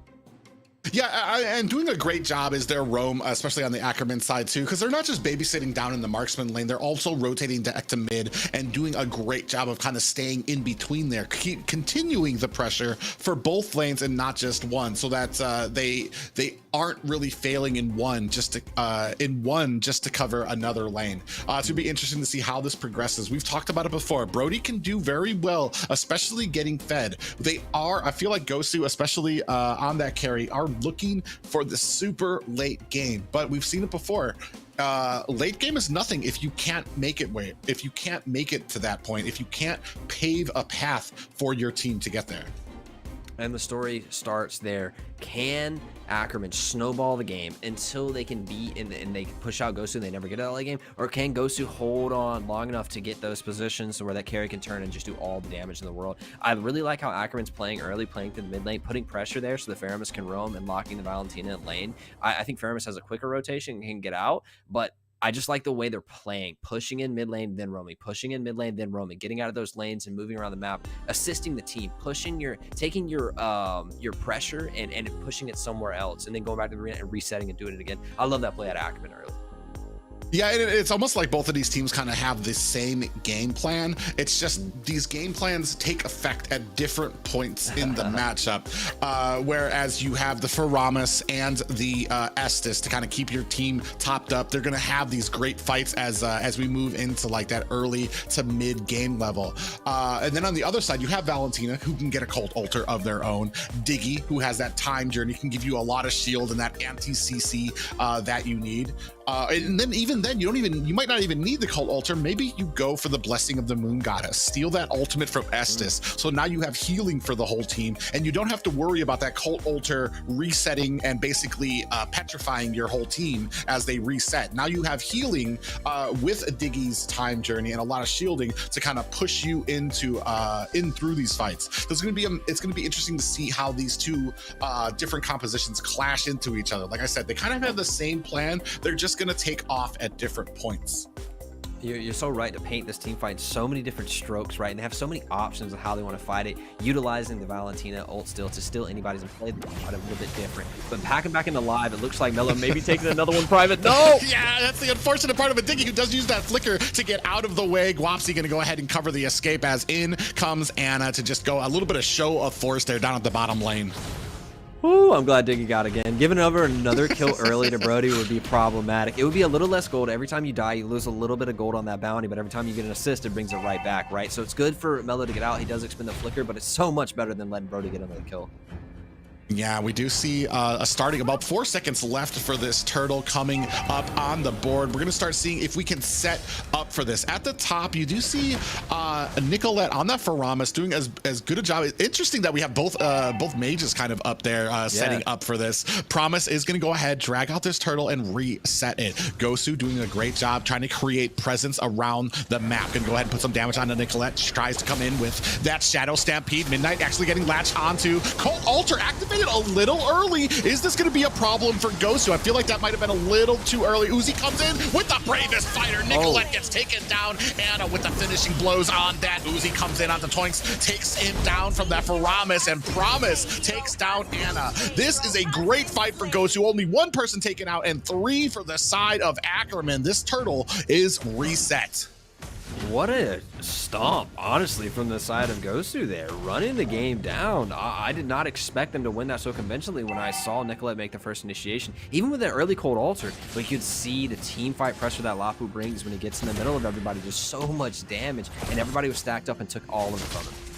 Yeah, we are starting on this turtle. Milo, we do have a 4v3. Kush trying to come in here. Here comes another bravest fighter. Time reverse does catch Promise, able to pick up the turtles. That's going to be a great amount of shielding for Ackerman. Kush coming in with some damage. They are going to be able to disengage from this. Great pickup for the side of Ackerman. Right back in it.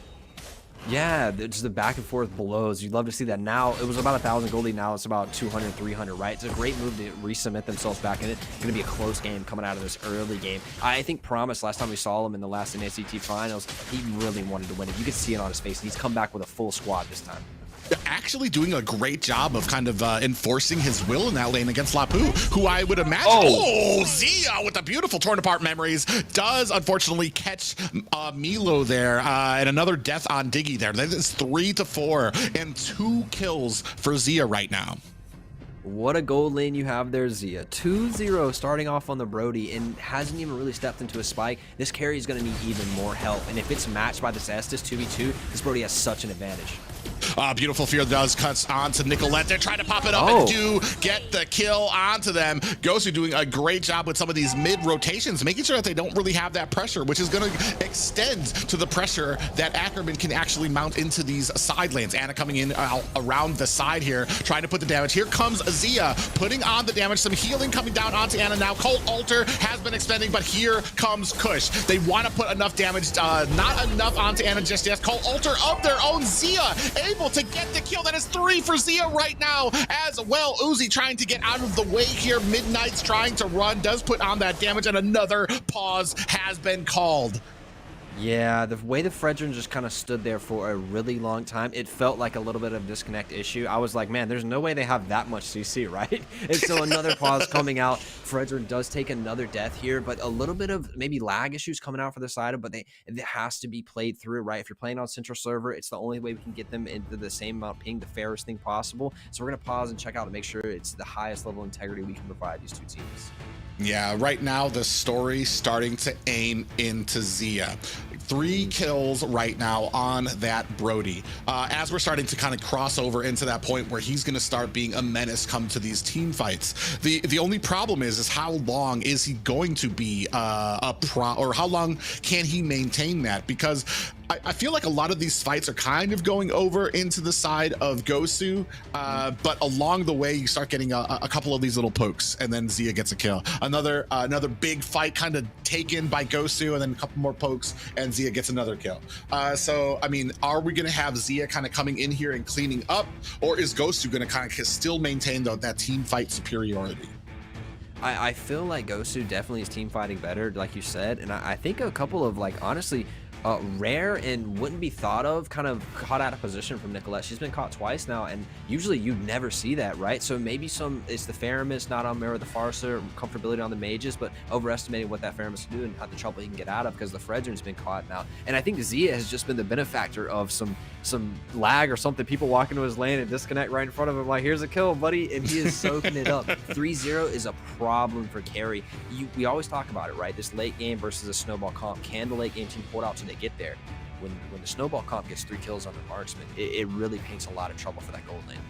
It's kind of funny because Zia is basically he's honing in. It's like he can smell a Wi-Fi issue from down the map. As soon as somebody pauses it out, Zia's like, yum. I mean, and I don't blame him here, especially at this time. I mean, you gotta take the if there's an opportunity there, take it. Your team. If I'm lagging, I expect my team to be right there. Be like, call out those P's right away. Let them come out there. Make sure that they know. But on the subject of Nicolette here kind of getting caught out, she does kind of favor, we've talked about it before, she favors those artillery type mages where she can kind of get a good position in the background and start just raining down damage, whether it's like a Farja, whether it's a Cecilian or something like that, a Eve. She does like those artillery type mages, and it might not be the best play style for her on this Farama, somebody who needs to kind of stay in the fight, stay in the mix to make sure that you're ready with that Cult Altar, or even to kind of advance forward with that Shadow Stampede to latch onto heroes and pull them back. I've never really thought Theramis was like an early game killer though, so I'm waiting to see in the draft purpose of the draft why they would take the Estus and the Theramis together, because once they get together, team fights are going to get really hard for Gosu, because they'll be talking in the comms like, oh no, Estus still has his ultimate, we can heal him up, you don't need to use the Cold Altar yet, or the Cold Altar can then give the opportunity for Estus to heal everyone back up to full, and now you're fighting a full team again. There's just so many possibilities that both of these really strong utility ultimates get played together, so I think the team fight for them, once Ackerman can get them going, is going to be huge. Well, we were talking about it before. The only real weakness of that type of strategy is if you don't have the damage to kind of compensate for it. You can last in the fight. You have the Cult Altar, you have the Blessing of the Moon Goddess healing all your players, but do you have the damage? Right now, that answer is yes. Zia's starting to get full. Zia's starting to get, he's actually probably pretty soon going to be moving himself away from the table with a full belly on that Brody and start dishing out some damage. So it's going to be on them if they can start slowing that down, because that's going to be what you just talked about. That's going to be the main issue, is them surviving that fight while in the background Zia's just dishing out damage, and then kind of capitalizing with that torn apart memories that can basically clear out the entire team if it needed to. Yeah, I wonder what Brody's going to be able to do. Into the Diggy. I don't see the Diggy being a huge threat, but it will give them a little bit of mobility and shielding to get away from the Brody maybe, but then the torn apart memories can still follow. So I really like the team fight for Brody, because he can kind of sit there and do the damage while the Estus and the Theramis buy him time to do the DPS. I don't see the same, except for Fredrin, the same zoning abilities from the side of Gosu to give the carry time to work. And I think if carry doesn't get a lot of help and get out of this landing phase soon, Brody's been given 600 gold in kills, right? That's manifested itself even more gold, having pressure in the lane and pushing some minions in that maybe carry wasn't able to last hit or something like that. So it's really starting to balloon for Brody. I would say Brody might be close to 1,000 gold ahead of his counterpart here, and that needs to be handled in some way. The Lapu can do it, can dive and get to the Brody and stop him, but then gets evaporated by all this utility. So really interesting team fights coming out here. I can't wait to see the full 5v5 clash. Yeah, especially when we're talking about, say, a Fredrin on the other team there. I mean, you have a Fredrin, and like we were talking about it, as you move later and later into this game, I think right now, Gosu, these next few fights are going to kind of tell how this game's going to kind of unwind. Do we shut down Zia and we kind of continue with these team fighting capabilities of Gosu?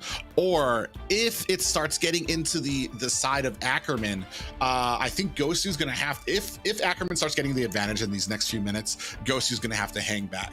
If Gosu can kind of continue the domination, they can try to push and close it. It's as you get over this hill to the part of the mid game, that's when Ackerman starts shining and is going to come in on this game, and that means that Gosu's going to have to wait until the very late game when you have Fredrin, who's super tanky, and then you have that carry in the background who can just shred you. So it's just different winning points for these both teams, and how they're going to accomplish it with these compositions. We've really been given a treat in this second series, but a little bit of news for the viewers. We've had to restart the game. Now, the picks are all going to be the same, but they are going to start over and play this game. A lot of lag issues came through it, so it's going to be the same picks, but they will be restarting the game. So as soon as we have that ready for you, we'll put it up on the screen. But this is, again, it's like a double dip of the treat, because we're going to have these really interesting team fights scratching together. And while we talked about one may have the late game advantage of the other, this is a really exciting 5v5 match regardless. It's honestly a second chance for both of these teams. Some little mistakes kind of came out there at the beginning. Some people got caught. We were talking about Nicolette getting caught a few times there. We're going to be able to do this over. Do we start differently? Do we maybe play a little bit more passively? Do we maybe exert a little bit more pressure onto Brody to make sure that Zia is not getting fed? We're going to find out when we start this over. But yeah, I mean, like we said, got to keep things fair, got to make sure that everything is on a level playing field. Some people having some lag issues in there, and they're gonna go ahead and just restart the map to make sure that both teams are on an even playing field here. But yeah, it's gonna be it's already looking like it's gonna be a great match. We were talking about it before. Gosu and Ackerman, basically two teams looking to establish themselves. They're not second tier. They want to establish themselves right up there with the Ohio Brothers and BTK. Yeah, and I feel like it's a little bit of a gap between PTK and OhioBrothers at the top and all the other teams saying, wait, we can beat them, we can take it to them. But as the community knows it, you see those name brands at the top and you assume and associate them at the top of the bracket. And we're going to have some other teams come through here and battle out for that spot. So these teams have so much to gain in here. And I mean, you can go to MSC, you can go to N5. There's a lot of opportunities for the scene as well, as the scene kind of goes from the grassroots movements of the early solo tournaments to like this big thing we have here now. And these two teams are like staples, right? The players on Ackerman have been around the scene for a very long time, but Gosu, a name brand, household name for MLBB in North America, they have a lot of new players building a new squad fresh from the start. So honestly, both these are such a good look for the community as a whole, and it shows you, hey man, if you're grinding a rank and you want to get serious, hey, ask one of the boys. Yeah, and that's the great thing too that we haven't really kind of touched on too, is one of these teams going to be going to MSC. So there's just that added bit of notoriety attached to a win here in this NACT. You're going to be going to a national stage, not quite the M series, but still a national stage for you to get more of that experience. And not just that, but in the format, the double round robin that we have here means that every single team is going to be facing each other at least twice. Which is great for them, because that means that not only do they face one, whether they take the win or whether they take the loss, but you have the opportunity to learn from that. And you have these 8 weeks of just grinding against some of the top in North America, which means you can only get better from here. And that's been something that I feel like North America has been lacking. And finally, it is here. And all of these teams taking it personally, taking it seriously, wanting to make sure that they're going to be up there. And that's what we said with a lot of these changes, especially some of the bigger changes coming here into Gosu with the loss of General, and then with Ackerman with a lot of these people kind of joining there, with Nicolette and Kush kind of joining the ranks of there with Zia. And we'll see 4 of these teams, or at least 2 of them, in the finals at Vegas. And I was at Vegas last time. It was a blast. So if any of you guys can be out there, go to it. It was so much fun. It was a really communal event to meet all these people you see on the internet for years, right? And then put a face to a name and enjoy time with them. It was such a cool experience. And we'll have that again, and then we'll have it again and again as the scene grows as a whole. And you'll see some of these teams there as well, at the top peak of the competition. I think it's such a pleasure to watch these games, and I feel like I learned so much watching these players and just seeing the competitiveness of them and how they fight and how they navigate team fights. Such a pleasure, really. Yeah, an absolute blast there. Out there, like we said, it's already been announced. We're going to be heading back to Vegas.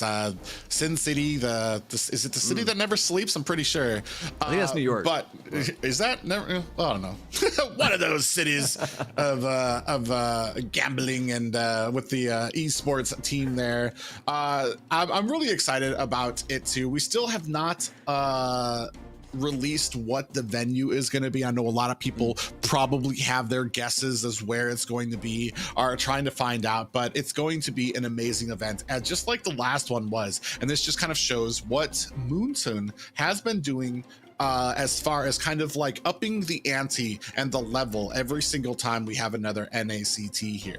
This time, higher prize pool, live finals, and a ticket for somebody to go to MSC. It's getting bigger and better every single time we put this together, which is going to be amazing for both of these guys. Definitely slow growth, but you can see it incrementally joining. And we look at a little bit of the prize pool here and see that the first team takes away 15 grand and 100,000 diamonds. And moving down, there's still going to be some money until you get to 4th and it's only diamonds, but still you walk away with your pocket full of diamonds. That's got to be a couple of JJK skins or whatever skins come up. The Natan skin looks pretty good too. But these teams and have shown Moonton, and I think the scene as a whole has shown Moonton that we're here, we're serious, and we want a league. And this isn't exactly MPL, but it's like a hop and a skip away from it. Yeah, this only gets better from here. I'm being so with all of these teams, it only gets bigger and better. All the money that's been involved, all the diamonds that are kind of getting infused into this, trying to make sure that North America has something there for it with all of this competition. We are close. They are in draft. We will be there soon, but to just round out the point again, Luntan's really invested in us. Let's invest back in them. Show your support to these players. Build communities around them as they have been working so long and hard to, number one, get into this tournament, but they're going to be working so hard throughout these splits to gain notoriety and to gain. And when you play the best, when you play somebody that's better than you, you get better. And so we're looking at these other teams, maybe some of the not the household names, maybe some newer players, to get all of this experience playing against these good players. It only strengthens the scene as a whole. And that's why these next matches and what we're seeing are so important. It's not just about BTK, not just about the Ohio brothers, but the platform as a whole, with all of these teams here, the Gosus, the Ackermans, the Wasians, the Area 77s who just kind of came back here, Empire and LaimiTop as well. All these teams vying to try to improve, to try to get to that point where they are something to be feared in North America, and then to make sure that what we produce, what we bring out to MSC is something noteworthy, something that everybody can have faith in, that is going to do well. And that's one of the biggest things that's going to be happening out here, and what we're all waiting for as a North American community member. I mean, right now, if we sent the Ohio brothers, I know it's early, but if we sent the Ohio brothers to MSC, it's not a bad look, man. They look really clean in those games, and I want to see them. I want to see what they like playing from behind. I think sometimes it's really easy for a team of that stature to play from ahead and snowball a lead. But what happens when they get behind? What happens when somebody takes their early game away from them? And can they fight the diversity and show mental fortitude? I'm really curious to see how Ohio brothers plays the rest of the season. What a start for them, though. Yeah, a great start for them. And speaking of that, we're looking for one of these teams, an Ackerman or Gosu, to kind of take a star. What would it be? What would it mean for North America if we could get Ackerman or Gosu to a point where they might be actually taking on one of the top teams in the finals, or even them going to MSC? It would be a story for the ages. But guys, thank you so much for waiting along with us here. We are ready to go ahead and start this game one, round two of game one here. It's going to be Ackerman taking on Team Gosu here. Yeah, so the lanes are swapped. XP lane's in the bottom this time. The gold lane's up at the top, but it's the exact same matchup here. And I think this favors a little bit on the side of Gosu. They don't have to play against a 3-0 Brody, but at the same time for Ackerman, Nicolette was 0-2. She didn't have a great early game, so this gives both teams a chance to reset, maybe blown off a little bit of the nerves, a little bit more of a game plan walking into these comps. Yeah, and that's the big thing too for me, is that Nicolette got caught, which favored Gosu, and then you had Brody getting fed, Zia on that Brody getting fed, which favored Ackerman. So both teams had something to lose, able to reset here and see if they have a better plan going into this match. Now, you know, it's not different or foreign to see supports help out the gold lane a little bit, but moving past level 2, both supports are still here. We may actually see a difference of a change. It may play a 2-1-1 rather than the 1-1 with 2 roams. Ooh, you do see Anna kind of sneak in there, go ahead and gobble up that gold buff as well. A little bit of damage going on to Nicolette here. So, I mean, they're doing still not a lot happening here. Still 22 seconds left for that first turtle to come down. I think the difference here you can see in Gosu is they're playing in mid lane. They're giving Midnight help to push in this Nicolette, making sure she doesn't get rotated, because last time we did this, Ackerman had this early game pressure in the mid and kept pushing in the Valentina. It was Faramis who was roaming out. And now, I mean, Nicolette went to her roam to her death, but still, this is Gosu on the first rotation. Yeah, and that's the thing, is what we had last time was a fight at the turtle which favored Gosu. Even though they had an early cult altar there, Nicolette does have the cult altar right now. A lot of 4s up there on the map, so we have a ton of ultimates. Doesn't look like they are too concerned, is Ackerman, with this first turtle. They're going to go ahead and already put it on the great positioning on their side. A little bit of damage goes off to Nicolette. Is going to come in with that Shadow Stampede. Promise with the Black Dragon comes in. Kush snatches up this turtle, and there's a cult altar. Double cult altars out there by both teams. Who's gonna outlast the other one? We're still topped up here, trying to find out. Here comes a time journey from Milo. Is it gonna be enough? No, Anna actually gets taken out there. What a statement right now, as they take down the tankiest member from that huge supporting and topped up fight. What a steal coming in from Kush, who was actually doing his red buff, saying, hey, I don't need to be there right now. And this team's like, hey, Promise is going in Black Dragon. Please come over here and steal this. Comes in with the red tree, does take the objective, and they get a kill. So it wasn't just objective, and you've got to criticize Gosu there. They had the position on Lord. They had the setup, where was the defense for Anna there to take that and to peel off the rest of Ackerman, pushing him out? Yeah, that's the crazy thing to me, is that especially with all of that tops up and the time journey, still able to take down basically the tankiest member of the team was Ackerman. And that might actually set a tone once we're moving into the rest of these fights and maybe other turtle fights here. Because like we said, the first time this happened, there was a lot of pressure and Gosu actually came out on top. Right now, Ackerman, and we've said it is their game to lose right now. Unfortunately, we do have another call for ADC. And actually having some issues here. The red side, is that Gosu? I can't. No, yes, it is Gosu, but it's Fredrin again. He DC'd last game. Looks like he's DC'd again. Unfortunately, some definite Wi-Fi issues coming in from Gosu, and they're going to have to play through those and see what they can accomplish here. But Fredrin not having any fun, and that may be why he did go down right there, is because he was lagging or something like that, and he just wasn't able to move out of all this damage. Because you're right, with the Diggy moving people around, they should have mobility to get out of this, and it's the tankiest member on their team. But again, Ackerman offers no resort, nothing, straight to the kill, takes it and moves on. Yeah, and then I mean, not wasting any time in there, especially with that fight. Not a great look right now. They're doing their best to kind of come up when it comes to these fights there. It's very hard sometimes when it comes into there to see when these fights are going on with so many abilities going off, to see who's standing still and who might be taking advantage of a situation. Zia popped a little low, is still getting topped up by Toinks there. But it won't be like that kill means a lot. The 200 gold for the kill does go on to the Estes. Now, a lot of people get the 60% gold split between all those assists. Now, that's a little bit, but it's not like a 200 gold jump went on one of the carries for the side of Ackerman. So not a huge deal, but it's a little bit of worry. I was thinking about how this team fight breaks down, and then you have two Colt Altars, and then you have Estes healing the whole time. Both the Colt Altars honestly elongate the team fight and just make the Estes do even more healing over time and get more value out of that. Yeah, right now, actually, Anna in a bad way between two members of Ackerman is going to catch a decent amount of damage, dashing away to safety, now being topped up by Toinks there. Kush starting on this turtle, has a reverse time latched onto him. Uzi dives in with the bravest fighter, but here comes Promise with that Black Dragon, trying to put on the damage. Kush safely secures that turtle. Now we are trying to put on the pressure to Gosu now that we have that turtle buff. Are we going to be able to succeed? Nicolette with a great pull-in from that Shadow Stampede, pulls in three members, and look! Kush going into the back line, 3 kills for nothing. Now he set his sights on Anna. Is he going to be able to take him down? Kush gets slowed down by that retry, not able to get that Maniac, unfortunately. I think the only reason Kush just didn't get a Maniac is because he ran out of mana. He has the Ice Retry himself to follow, didn't have enough mana to finish. Maybe a little bit more here as Gosu gets caught. Carry goes down. This is disaster for the side of Gosu early. They're now 5k gold behind, and it's 5 minutes in. Yeah, 5 minutes in, a kill a minute, basically. Milo defenseless up here by himself to try to protect this tower. And they're going to go ahead and secure that orange buff. A great game so far for Ackerman, having a great presence on the map right now and already pushed in 2 towers on the side of Gosu.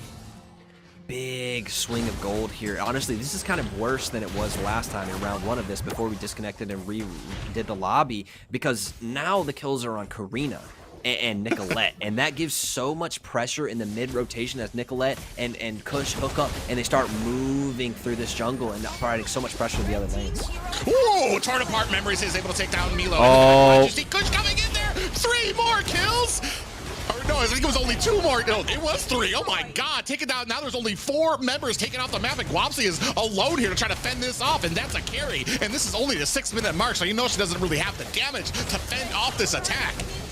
Oh no, this is a disaster for Gosu. This right now is starting to be a snowball that can't be stopped. They're up almost 8k gold right now, and it's 6 minutes in, and both the mid lane turrets are down, and that means that the entire line of Ackerman is going to be in the jungle of Gosu. Now no longer can Fredrin farm. Now they have to take the long way around in rotations, and Ackerman has so much access to this map.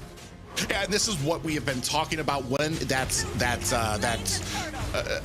Python-like stranglehold gets onto them. There's not much that can be done unless you're taking a mistake there. You see Nicolette with the beautiful Shadow Stampede allows Zia the momentum he needs to put on the damage and clean up 2 members of Gosu additionally. This is an 11-0 game right now in a 10k gold lead for Ackerman.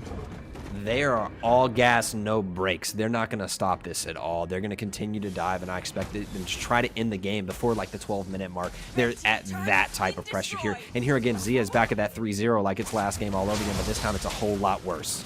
Yeah, Uzi tries to come in there, but the bravest fighter is going to go ahead and have to find his way, or he didn't come in with the bravest fighter, but does dash himself out to safety. Nicolette coming in, does look for a Shadow Stampede, is not able to latch onto any Gosu members here. Now we're rushing towards mid. Are we going to go ahead and put us up there? Look at Midnight taking so much damage, gets taken out by Zia there. That is 4-0-4 for Zia right now. A little bit of a hellos going on there from Guapsi, and unfortunately, just not a great game for Gosu right now, pushing towards the top here. And it comes in, bravest fighter by Uzi. Cold Altar has been activated. Time Journey on the side of Gosu. Now we're diving in deep. Kush smells blood in the water, goes in, able to pick up a kill, followed by Zia picking up his own kill as well. 4 members of Ackerman here stuck in a bad way on this tower. They're going to go ahead and clean it up. They haven't even cleaned up the bottom row yet. They're going to push right through the mid. Look at the damage that just went on the Milo there. Midnight, take it out with that torn apart memories there. They're going to make quick work of this core. That is game 1 going over to Ackerman over Gosu. I wonder if we can get some statisticians in anywhere to tell us, is that the fastest game we've seen in North America pro scene? Because that was fast. That was so quick. Ackerman, all gas, no brakes, straight down the middle. They don't take a Lord. We don't need any jungle. We're going to end the game right here in a sub 9-minute game. What a performance. Yeah, an amazing game by Ackerman there. Unfortunately, I mean, there's only so much that can be done with if there's any lag issues going on, and especially when you need to call those out to everybody. Ackerman, I mean, just played such a solid game, and especially the changes from the beginning, from that first, from the first time, and then Nicolette definitely learning from her first time and not getting caught as much, and then starting to kind of feed up into the Brody, feed up into that Karina as well. Karina looked really smooth on that and just had the gold lead to dive 6-0-4 and Zia 6-0-6. I don't know who to give the MVP to because this whole team was in the base of Gosu at 6 minutes. 4 members in, diving, looking like they're German cutting into lanes. Yeah, and it was amazing. I do love the angles that Kush was able to come from, especially that second time he came in there for a triple kill, basically coming in for the flank once the team kind of got super low. And just an amazing gameplay there by Karina, because not just picking up one, really utilizing that shadow assault from her where it resets if you get the kill. So he found the group of them super low, able to get that shadow kill, and then shadow assault, and then shadow assault, and then shadow assault to kind of take down the members quickly and efficiently. What a game. I'm kind of like starstruck by the speed at which Ackerman just ran through that game. And this will be a test of mental fortitude for Team Gosu. If they can take this L, right, and bounce back in this game too, what can they do in this game to because I mean, you just got railed. You got to like wash this out of your head and you got to go forward and start at 0-0 because you can't go into this next game holding that 16-0 loss in your head. You have to reset mentally and walk into this game with a strong mental fortitude. Well, and yeah, and if a team like Gosu, I have no doubts can actually bounce back from it. They've been around for a while. This is their first rodeo. This isn't their first loss, so bouncing back is not going to be a problem for them. I think that the biggest thing is that mental fortitude when it came to kind of some of the Wi-Fi issues. Can we get that out of our head and just be like, bruh, all right, bad luck in the first one. Let's go ahead, make up for it in the second one, because they were actually doing well in the first game. And then a lot of this, maybe that is kind of like one of those things that kind of got iced out once a lot of the pauses came out. They lost the momentum with it. But I mean, that's the story of the game. And that's honestly, I mean, that's North America for you. One of our states is pretty much about the size of whole regions in C server. And there's just a lot of distance to cover, a lot of lag issues can sometimes come from it, and it's just something that you have to learn to kind of to adjust to in North America. Right, the geographic distance does play an issue, and we're actually going to go to a short break and review some of these things to see if we can up the level of integrity for this game and give them a little bit of a fighting chance. Before we go to game 2, we'll take a short break and we'll be right back.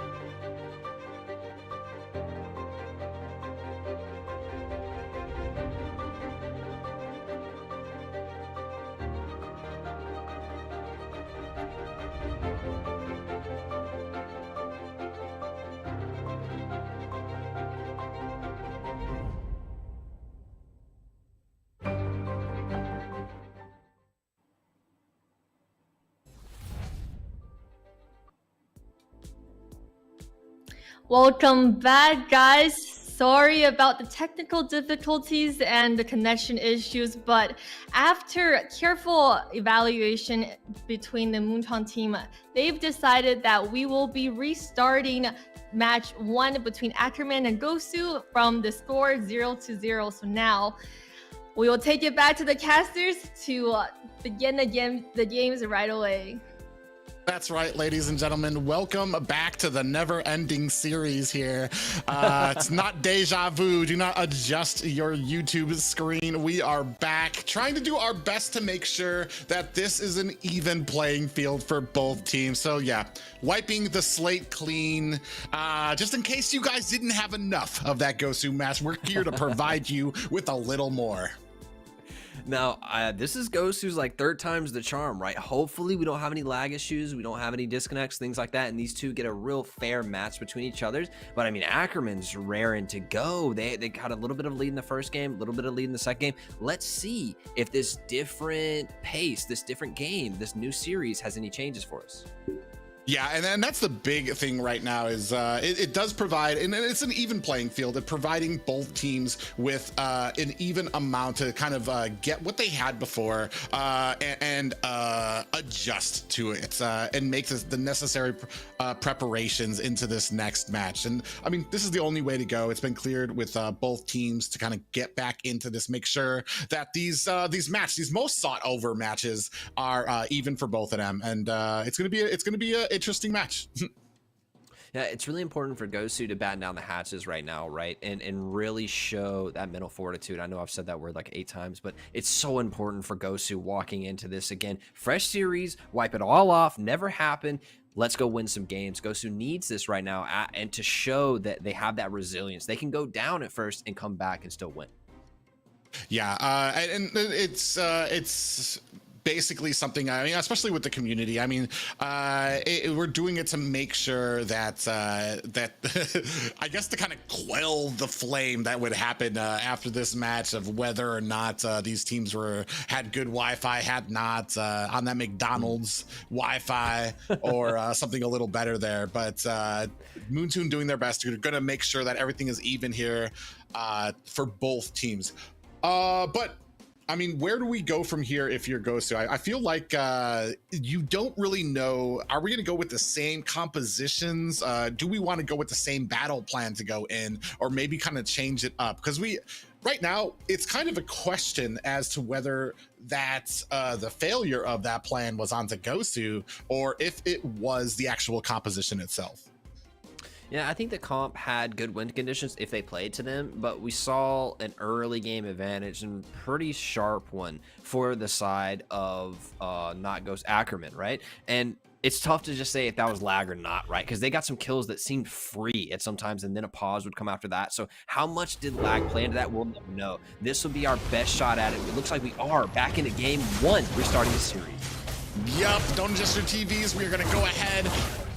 It's our game round 3 of this. We're going to see if we have any changes. Same compositions from both guys. So we're going to go ahead and continue on that and see where we have the pressure and if we have learned this groundhog series that we have going on. Yeah, how can Gosu take those early game losses and prevent themselves, move around, navigate the map in a way that lets them stand a little taller in these lanes and not let Ackerman roll through this game? Beautiful call out there by Guapsi, able to go ahead and throw the slowdown for Nicolette before they rotate out.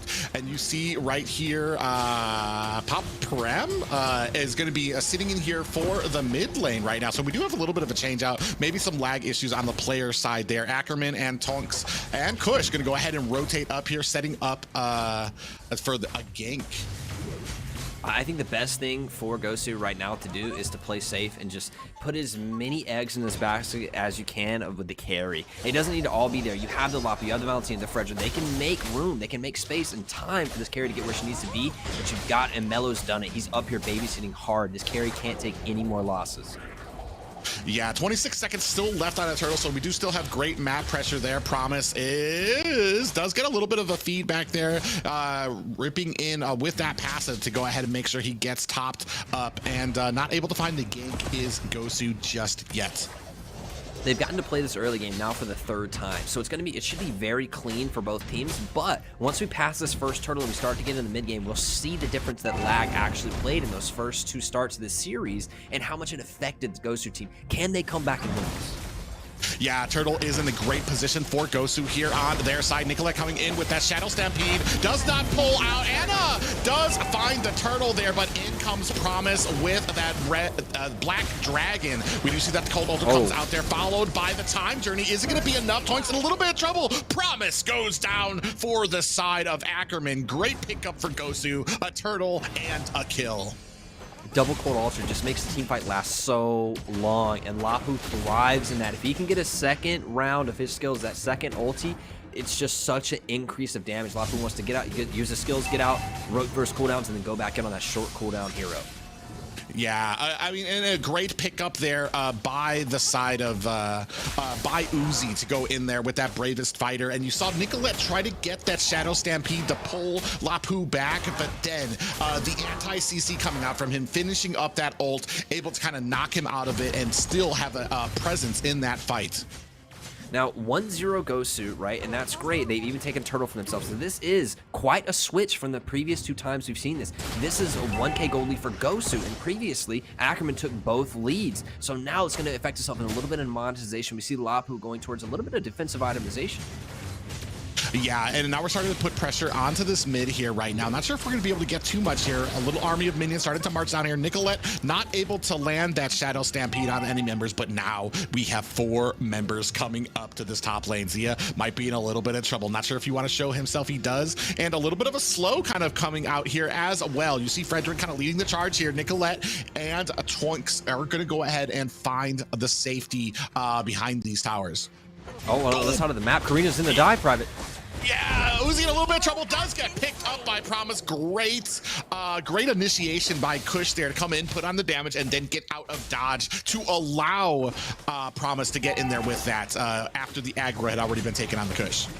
Good trade back, and honestly, dying as Lapu once is not that big of a deal, but if he dies a couple more times, it really hurts his effectiveness in these team fights because he's just not at the itemization. He's too far behind in this mid-game spike. You need to get ahead. You need to win lane. You need to do these things. I think it's a great start for both teams here. Gosu, a little bit of lead, but it's been drawn back straight even now. Ackerman's got to kill. Yeah, Nicolette does get poked out from that bush, waiting for these Cold Altars to go ahead and come off. Here comes the Bravest Fighter from Uzi. Cold Altar is out along with Promise on that dragon. Swooping around, Anna picks up the turtle again. So they're going to have that buff into it. Kush able to pick up the kill on to a member there, followed by Zia. So that is 2 down for the side of Gosu. Anna in trouble, gets taken out as well. Oh, or not. Uzi taken out in the background, but Anna finally goes down. That is 4 members down for the side of Gosu. A wide difference from the first turtle fight. Huge break, 4 kills, but the gold didn't increase that much. How can Ackerman push this advantage? Now they have it, and they're going to go for the mid lane and try to get into this jungle access. And that's what you get from the tip top of the tower of these teams. Here, you get the kill, then you're going to go ahead and continue that pressure on to the towers. And that's what you get as a value from these teams when you get these kills. You can't just get the kills alone. They're not as valuable here. You need to get those objectives. We do have 1 tower, though, on the side of Ackerman, who able to push that down. I feel like you definitely see a difference in the ability of Ana in this game with these retries. You can't do that if you're lagging, if you're having disconnect issues. Ana seems to have a great connection this game, really putting work in on the Fredrin. Yes, they lost in kills there, but they're getting the objectives down. Yeah, they are going to go ahead and rotate. Are they going to get caught here? Diggy and Mello might be in a little bit of trouble. Does get caught. There is going to expend that flicker, but not long for the world as Zia cleans that up quickly. 2 kills for Zia right now, starting to add on to this game as we get into the mid. This is problematic. You can't have Zia fed in this mid spike. It's a problem. Oh, Cold Altar has been expended here. Bravest Fighter from Uzi comes in there. Cold Altar from Ackerman now as well. We do have that Black Dragon is able to kind of secure the escape for him. Anna taken out. Uzi follows up closely behind, and that tower is mincemeat. Now we are chasing on to Poppy, and he gets taken down as well. That is 3 down for Gosu right now as Guapsi does exchange a tower at the top for it. That looked eerily similar to the last game we played, where Ackerman dives into the tier 2 mid turret and cleans the team fight again. Another set of kills going over for them and increasing the gold lead into another 1,000. Now they're about 2,500 gold ahead, and they're starting to press this gold advantage, taking river control and making Gosu push check into them. Yeah, and all these kills, we got 3 kills on Zia right now. We were talking about having 2 supports on your team and what that means for your team and the damage you have. On the side for Valentina, you do have that Cult Ultra coming out, but then another time journey from Diggy. So where is the damage kind of coming from? Uzi trying to come back in there, but Guapsi has not really taken off on this carry yet to be dishing out the damage that his team needs. And I expect Ackerman all gas, no brakes. We don't ever want to see this carry in the late game. We never want to see this Fredrin and this Lapu creating a front line for the carry to do work behind. They're going to keep pushing this as fast as they can, and that may be the win condition for Gosu. Catch them. Oh, Nicolette tried to get in there with a shadow stampede, but we have the time journey coming out from the Diggy, so they're not going to actually have that up just yet. Not that they're going to need it for anything too close. There's still 80 seconds left on this Lord, starting to put pressure onto this bottom lane here. Poppy, Guapsi, and Mello trying to defend it off. They do have the advantage. Look at the damage going on here. Cult Ultra has been activated along with that healing from the Estes as we dive deep into it. The rest of the team can't follow. Kush in trouble here into the back line. Is he going to be able to finds a kill onto Poppy, and then Kush gets taken out, followed by Nicolette finding 2 kills of her own. Kush was all alone in that team fight, and it seemed like he was going to get caught out. The rest of Gosu members take the bait, push into Kush, and the rest of Ackerman says, yum, yum, nice lunch. Takes the rest of the kills, now pushing in. It's not the same pace as the last game we just watched, but Ackerman doing the same plays again and again with his comp, diving in, taking all these kills away from Gosu. Yeah, and they're doing it in a spectacular fashion right now. 4-0-5 is Zia. Nice gold lane you have there indeed. He is mounting a comeback here right now and just becoming the damage he needs to be. Anna and Milo in a little bit of trouble here. We do have to expend a flicker there as the rest of Gosu are going ahead and staving off this attack right now, but that does mean this purple buff goes over to the side of Ackerman. Starving out Gosu's jungle once again. All of Ackerman is in there taking every buff, every camp that means away from him. That means not only does Fredrin have to share farm and experience with the rest of his lanes, but those lanes get grouped up in their sharing experience. Easy Lord, no contest. Ackerman's going to push in this Lord and hope to break an inhibitor with this push. And we're talking about Zia on this marksman doing a great job, but Nicolette also as well, even especially on a Faramis that does have that squishiness to him, and it does have to kind of stay into the fray of the fight. Nicolette doing a great job of being that presence for her team, making sure that her Cult Ultras are ready and not getting caught out. Big itemization coming across from the side of Ackerman. They have so much gold, now 7k gold ahead. Lord pushing down the mid lane. Will they break it? Yeah, we're gonna see if they can withstand this wall. Black Dragon comes out. We do see Zia takes down Anna. Milo follows closely behind. Cult Ultras are out and activated. Is gonna be able to keep them up. Uzi goes down next. This is all Ackerman all the time right now. Is Gosu gonna be able to fend this off? Poppy goes down as well, but that is gonna be all she wrote for Zia. A little greedy there, but we are 6-1-7. I don't blame him. Pushing in, trying to close this game. 10 minutes, can carry defend. It looks like they're going to push into the game, Private. Yeah, we do. I don't think there's going to be much like Guapsi can do here. Half health left onto that. We do have the time journey coming down. Milo able to fend off this assault, and now we have 2 more members left are going to come in here trying to fend off Kush. Uzi comes in with that bravest fighter. Tonk's actually in a little bit of trouble here. It does activate a flicker with the ultimate. Beautiful play by Toinks there. Anna goes down here. Uzi caught in the back wave deep into enemy territory right now. Guapsi and Milo fending off into the back line. Uzi goes down, killed by Nicolette. Guapsi finishes off Kush, and this might be all she wrote as we are pressing more damage onto this bottom tower. They're not leaving, Private. They're not walking out of the base. They're staying here against Defender's advantage from Gosu. Zia is now picking up a red buff, and he's going to push in and try to end this. Will they get greedy and try to go for this, or will they wait for the next Lord? I mean, right now, they're basically pedal to the metal. That's what you were saying here. You don't want them to get into that late game. You're going to keep the pressure onto them. Make sure that that carry isn't getting fed. Make sure that you're cleaning out the jungle so that they do not hit these power spikes to go ahead and transition this game into the favor of Gosu. Tunics with an outplay on that Lapu ultimate was so nice. Flickers to the side, heals up. Can they crack this last turret? Yeah, you go ahead, see the pressure coming on here. There's really not much that the side of Gosu can do, and that is picked up easily by Zia. Anna on the wrong side of the wall does dash back to the safety of her team. I don't think that Gosu can weather another Lord, so they're probably going to try to fight for this next Lord here, and it's up to Ackerman to bait this out, be as patient as possible, make a pick, get the Lord, and end the game cleanly. Let's see how cleanly Ackerman can end this, or can Gosu interrupt this, get this Lord, and get back in this game. Well, that's the interesting part here. You are at about an 8K deficit here right now. There's not very many team fights that you're going to be able to win here. The most that you can kind of hope for is that the Lord catches Ackerman with a nice lucky pop-up, and then the Gosu side can kind of come in there to try to finish up.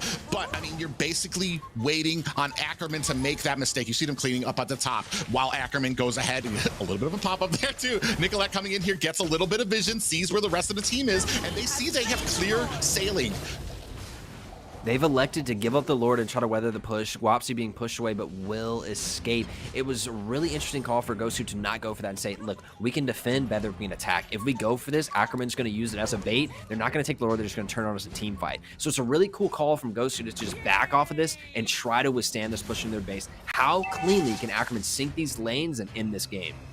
Yeah, we're gonna see right now we have the Luminous Lord barreling through mid while the top and bottom starting to get pushed up a bit. We don't have the satisfaction of having a Lord at top and sinking lane at the bottom, so you're gonna have a good spread for the side of Gosu to try to defend here. All the lanes, bottom and top, starting to come in here. Here comes the Lord. Now we're gonna go ahead and engage. Clashing in, Black Dragon is out, and both Cult Altars have been activated. We see there Uzi with that Raises Fighter trying to come in there, trying to put on the damage, waiting to see who gets taken down. Uzi taken down by Zia. Guapsi finds a kill onto Kush, but look at Zia right now, 818, and that is all she wrote for the side of Ackerman. What an intense game and a ton of offense from Ackerman.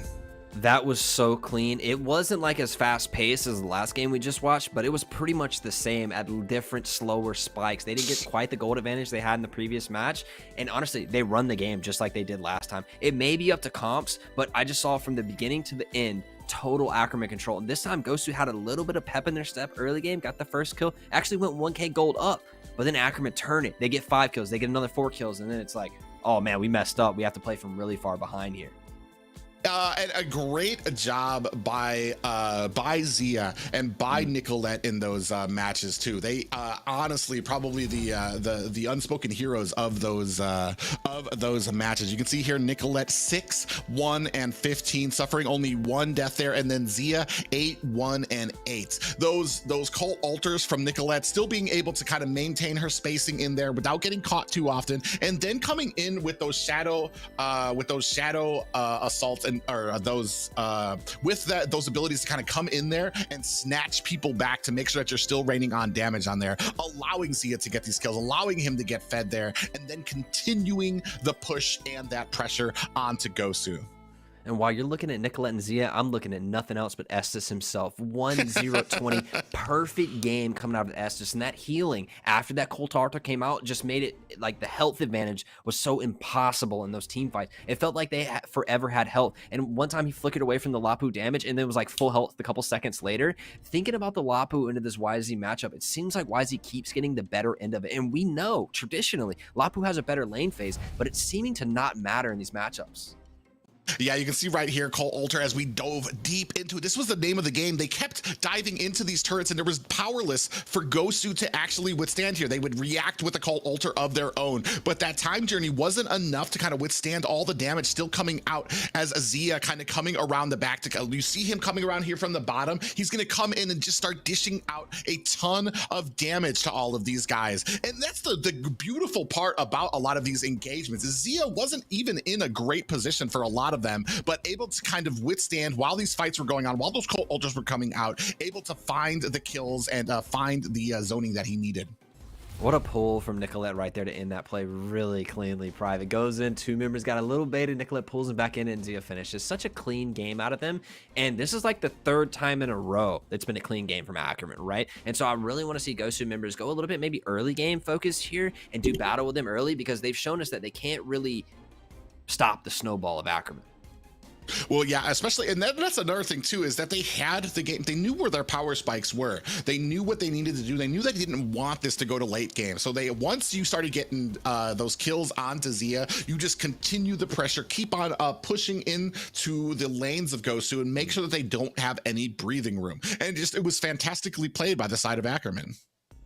Yeah, like I said, let's pick some more early game from Gosu and not let Ackerman get rolling, because they closed the game out quickly. The carry felt like it never really got space or time to work. Felt like carry was always running from a team fight that she didn't really want to be involved in. And so maybe we pick something a little bit that can get you there. You need a bridge to get to that late game. If you pick things that are early game and then late game, and you have no bridge between the mid game, it feels like that is right when Ackerman took over, right, and just ran the game, and you're unable to stop it. Well, that's a difficult thing to do, to try to keep your carry safe if the enemy is able to just run through your tower like nothing. So, I mean, it was a great play, and even playing into the hands of Ackerman there, that there was no safe space for carry to get to. And especially with the types of damage and the type of character that carry is, a lot of damage that can be output towards the late game. The problem being that she has not a great range when it comes to these fights. She has to be pretty close, and if your team is just being pushed in so hard and so quickly, there's really not a lot of protection that she has coming out there. But we're gonna go ahead and move on to the second game of this series. It's gonna we already see Wan and Joy taken off for the bans. Like we talked about, carry short range marksman. I think that can be overcome with a lot of frontline, and like we talked about, getting carried at that point. But if you know you can't get there, let's maybe try go early game. Gosu runs an early game competent. Ackerman, they duke it out in the early game. Ackerman did find trouble in that last game in the first like 3 minutes or so with the Gosu rotations. There was one moment where 4 members of Gosu rotated to the top lane, and it looked like a really strong rotation. Although Estes found them out with the ability that now gives vision, still, it was a good look for Gosu. More movements like that feel better for Gosu, rather than just kind of like reacting to the play. I want them to do proactive things. They took the first couple of turtles through on his retry, so we know the retry's strong. Play around that, play over those neutral objectives, and get yourself a little bit of lead. Maybe you can snowball. Well, it did look like when the draft came out, it almost felt like both teams kind of had the same idea in mind. It's just that Gosu kind of got left with scraps when it came to that composition. Instead of having the Estes or the actual Faramis, they had to deal with having a Valentina and a Diggy on their team, which has the same kind of effect, but not, I guess, not as effective as having those top ups there. And then and that becomes a problem too, is if you see your enemy kind of going for this sustainy type of build, are you going to try to match that build, or are you going to try to go with like a counter to it, which would be a lot of burst and a lot of the early game to kind of make sure that those cult altars and that blessing of the moon goddess doesn't matter? You kind of highlighted the Diggy there, and thinking back over that game, I didn't really see a lot of effectiveness come out of the Diggy, or situations where the Diggy just like really got him out of dodge on that one, because there wasn't really a lot of like CC that the Diggy was preventing. And then with the Cold Heart, the Karina dive, things like that, they were way faster than them, even with the Diggy there. So it just seemed like the Diggy didn't really find a good place in that match. Diggy can be useful even if you're not playing in a direct CC with the speed ups and the shields that he can use, but it didn't seem like that one really worked out. So maybe something a little bit more beefy to set and give more space for that carry to work, a little bit more beef, maybe some zone control. And here again, Gosu takes the Fredrin first pick, answered via Lapu Valentina, almost a mirror draft. Yeah, almost a mirror draft, except now you see Ackerman does place a little bit of priority onto that Faramis. They go ahead and ban it out. They do give up the Fredrin again, but it wasn't too big of a problem last game for them to deal with, so I doubt they were too worried about it, but do pick up the Lapu and the Valentina this time, which does give them a lot of wiggle room when it comes to what they can do as a comp, because they can match what they see from the Gosu with that IMU ultimate from Nicolette on that Valentina. Promise has a mean Lapu. I've watched it many times myself to try to learn a little bit. He's a mean Lapu. He really is. I wonder if YZ will be banned out in the second phase of bans, because even though Lapu has a stronger lane phase than YZ, it seemed in like a lot of matches that we've watched lately, it doesn't really matter. Somehow the YZ finds enough gold to overpower the Lapu in lane, and then provides better team fight. So a Claude pickup, I know it's not your favorite pick though, Private. Definitely not a favorite pick. I think it's especially in world stages there, it's about like 30% win. It takes a very special hand to be able to do that. But on the subject of the the Yuzong and his oh, we do have a Ling being picked up by Kush there. So we're gonna have a nice little assassin, which does mean that you're gonna have a big target painted onto the Farja. And directly after the Ling is picked up, the Natalia's been banned out, right? Natalia counters assassins so hard, especially Ling, who struggles a little bit and always blue buff dependent. You can predict when he's going to go there, and you can play off of that. So with the Ling available, I'm expected to see a lot of blue buff priority placed on both teams. Number one, Gosu to steal them, maybe leave the little creep so it extends it, but Ling has to have it to get going here. A couple of other bans come out. Maybe I'm seeing YZ ban here, maybe something more to protect the Ling, maybe knocking out Hilda, something like that. Make sure Ling has a good game.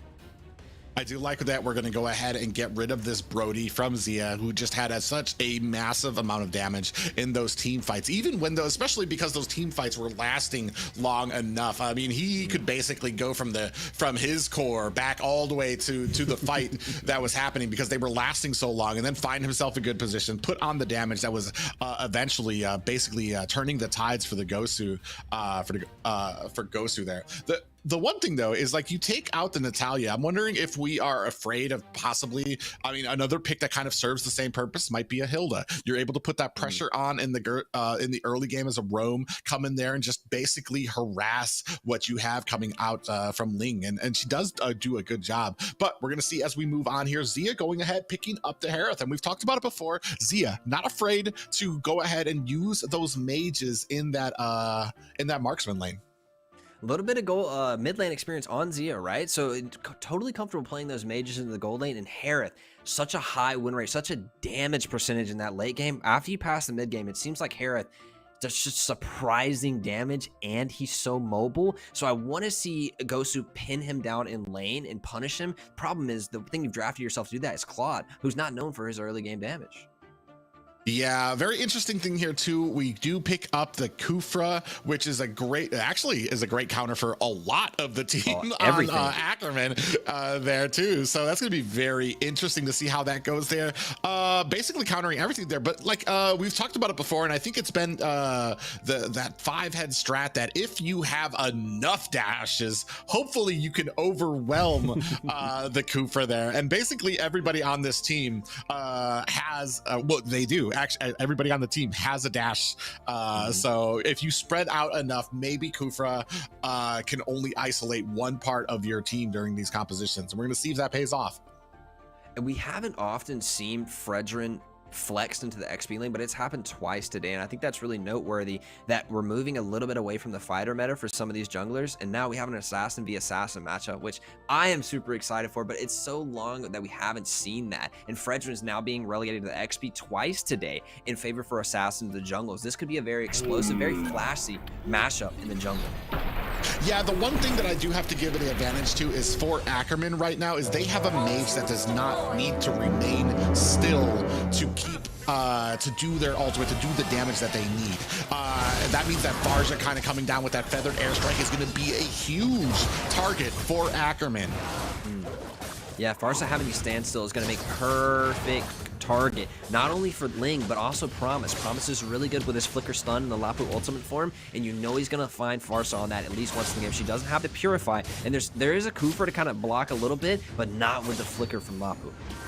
Yeah, very interesting too here. We do go ahead and pick up the Flicker, which means we are going to be able to adjust that feathered airstrike, maybe kind of bait it out there. Oh, beautiful pop-up there onto Toinks, who does go ahead and disengage, but does the job of making sure that the team knows that they are present and they're not able to put on pressure on to Kush on that Ling. Toonks playing a completely different support hero here, and actually Ruby gets popped up right here.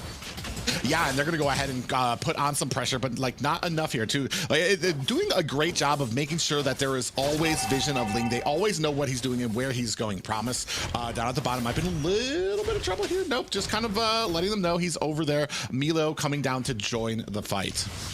And speaking of Promise, Lapu will have a great advantage in this lane. I expect him to win lane very hard and put a lot of pressure on the Fredrin. The Fredrin just can't trade him out because once Appraiser's Wrath comes down, Lapu has so much mobility and dashes to be able to, number one, interrupt it, but also move through it, right, and get on the other side of it. I think that Kufra is going to play really well in this game and block a lot, but to go back to my point on Tunix, he's playing a much different support here. Ruby is very different from the Estes and provides a lot different things, so it's cool to see the flexibility on him. Will it be the same for Ackerman? Yeah, and that's going to be the question here. We are going ahead. Kush doing a great job so far. Pretty much evened out on the gold right now. Both teams kind of vying for position, but now we have a turtle and a great position for the side of Gosu. Already have it on their side. Tunics kind of coming in here, letting them know that he sees this coming, and the turtle does get reset. I expect Turtle to go to the side of Ackerman here just with this immense pressure. They've actually elected to go fight. Yeah, you do see Anna is going to have to get out of dodge here. Oh, beautiful flicker does catch them, and a little bit. Bravest Fighter comes out, finishes off Poppy on that far. So Milo going to have to expend that flicker. Uzi in a bad way. Tempest Blaze does come down here. Uzi takes, make light work of Uzi there. I think Gosu thought they're going to go for Turtle and they're not going to push in here, but Ackerman wants all the smoke. We'll get the neutral objective after we finish you guys up in your jungle. They walk straight into the enemy jungle, into a Kufra, and make all this happen, and we talked about it. Promise is going to find that Farsa again and again. He knows his target in this game, and he's going to be relentless. Well, and that was basically all on Ackerman. They knew they had this fight. They knew that that this turtle fight was going to be theirs. They weren't even concerned about the turtle. They wanted the fight, and as soon as Gosu turned around to try to back off, Ackerman's like, no, we want this fight. We're going to go ahead and take it to you in your own jungle. Mila warming up the band here, does go ahead and catch Tonix there. Oh, beautiful. I'm offended there. Catches Milo. Now a lot of damage coming onto this Kufra. Does find a stun. It's not enough. And oh, Poppy might be in trouble. Does get caught. This is what we were talking about. If you land that feathered airstrike, you have a target on your back, and Kush able to lay down the law. There's so much backline access to this Farsa, and if Kufra's in the front line engaging, there is no peel anymore for the Farsa with that bounce, taking away all these dashes. And like you painted earlier, Farsa's going to have a rough game here if Kufra can't be in the backline protect, but he got caught there with Tunics with a nice flicker play. Yeah, we do have 4 members of Ackerman here doing a great job. Now we're going to start the invade. We have the confidence. Do we have the know-how? We do see that Poppy's trying to do his best to try to lay out some damage there. Milo sitting here giving the vision, but here comes Kush right now. Putting it in. Are we going to be able to warm it up? We do find it on the Kush. Feathered airstrike coming down. Kush, does he get it? He is able to go ahead and retry that up and get away to safety. Ackerman just doing a great job of enforcing their will onto Gosu. Kush is retry gods. He places a high priority on those blue buffs, spends his retry in the enemy jungle. 4 minutes in, invading jungle 4-0. This game is now almost 3K in the side of Ackerman, and they're going on the pace. They're not there yet, but 1,000 gold a minute, close to their other games. Ooh, Nicolette does use those dashes twice there. Does sense that Milo is around there. Great positioning by her. Not getting caught like we saw from her in the first game here. And Gosu kind of on their back foot right now. Ooh, in comes Tonix there. Nicolette comes in there. Beautiful fear onto Milo, who does get terrified. Kush waiting for the opportunity to strike. Doesn't see it just yet. Milo getting taken down dangerously low. Nicolette not able to finish the job with that feathered airstrike. So not much coming on there. We do see Hayabusa kind of coming in here, trying to put on the damage, but not able to find a target. This means that this turtle is going to be open so far for the side of Ackerman. Ooh, Wapsi barely walks away. Tunics may flicker in for the kill. Let's see it. We get it. Woo! Tunics is able to find it. Going to go ahead and walk away to safety. Feathered airstrike comes down, but Tunics is not worried about that at all. On the other side here, we do see that this turtle can go ahead and be secured without much hesitation and without much offense from the side of Gosu, who are in a bad way right now. 0-5 right now. Almost a, over a 4K gold lead right now.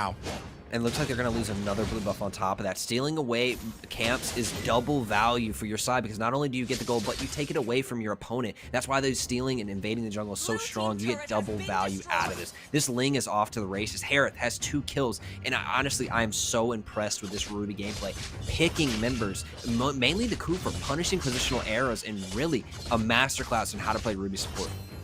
Yeah, and that's kind of the problem here when you have that Kufra. I feel like that there has to be some synergy with your team that Gosu might be lacking a bit. We talked about it earlier, that every single time kind of Kufra dives in there, you basically leave open Poppy on that for Ramas to kind of get dove into the back line there, and you don't really have the peel for it. We are setting up at mid 4v4 here right now. Feathered airstrike comes down to try to finish off these lanes. In comes a beautiful set there by Kufra. Kufa there. Tonix in a little bit of trouble, does get taken out by Guapsi.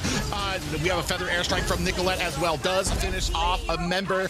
2 members there, but now we are at a 2-2. Tied up for both teams here. Kush trying to get himself out and back to safety. Nicolette going to go ahead and cover that escape. Oh, you do see Anna waiting. Oh, just not patient enough though, as Nicolette's gonna go ahead and see this. I was waiting for Nicolette to kind of come out there. Oh, nope. Comes out there, shadows are out, and Nicolette not able to get that frighten onto Anna. That was an almost play from Anna. Steps out of the bush just with his tippy toe and gets noticed. Nicolette chunks him out for it. I was going to say that trade is really good for Gosu. It's 2 kills for 2 kills, and for a team that's 5k gold behind 4k now, that's a really good trade. The problem with that is Ackerman was 2 turrets deep. They've chosen, again, to bypass objectives for kills, and they're playing so kill-focused in this game. Is it possible for Gosu to maybe take some objectives, slow play this, because kills, when you're down, are worth less and less gold? Well, that's a problem when it comes to things like this. When you're facing an assassin versus an assassin, Tempest of Blades comes out, pops up, Anna makes short work of them. Uzi powerless to stop it as Promise is in bravest fighter form. Zia comes in to cover the escape from them. A stun comes out for Promise, and that is going to go ahead and help Ackerman secure this top tower. Lord have mercy, Ling is in here, blue buff, and you don't want none of it. Comes in, takes the high kill, passes out. I'm going to take a turtle on my way out. The disrespect that Ling is playing with right here, walking and just owning this blue side jungle. Because yes, Ling wants blue buff, but you know who else really needs it? Hayabusa, and he hasn't been able to get one. I don't think he's got a blue buff besides the first one. Yeah, and this is what we were talking about from the last game. I feel like both teams kind of have the same composition, same strategy in mind. It's just the execution right now is in favor of Ackerman. They're doing just a better job of it. Assassin versus assassin. One assassin is not going to get fed because once the early game is over, you're going to have a little bit of trouble there. Zia does get caught by a little bit of damage, but is going to be catching a quick ride home. Yeah, we're moving to 6k gold lead here, and we're not quite at that 1,000 gold per minute mark, but you can still pretty much the same plan as Ackerman. And I think the reason they're not at that mark is because they've elected to bypass objectives. The flicker is out. Poppy is in trouble. Does get taken out quickly by Kush. Now we have another feather airstrike coming from Nicolette. Uzi in a little bit of trouble is going to have to expend that flicker to get out of dodge. That's going to leave open this next tower for Ackerman, who are just non-stop continuing their push.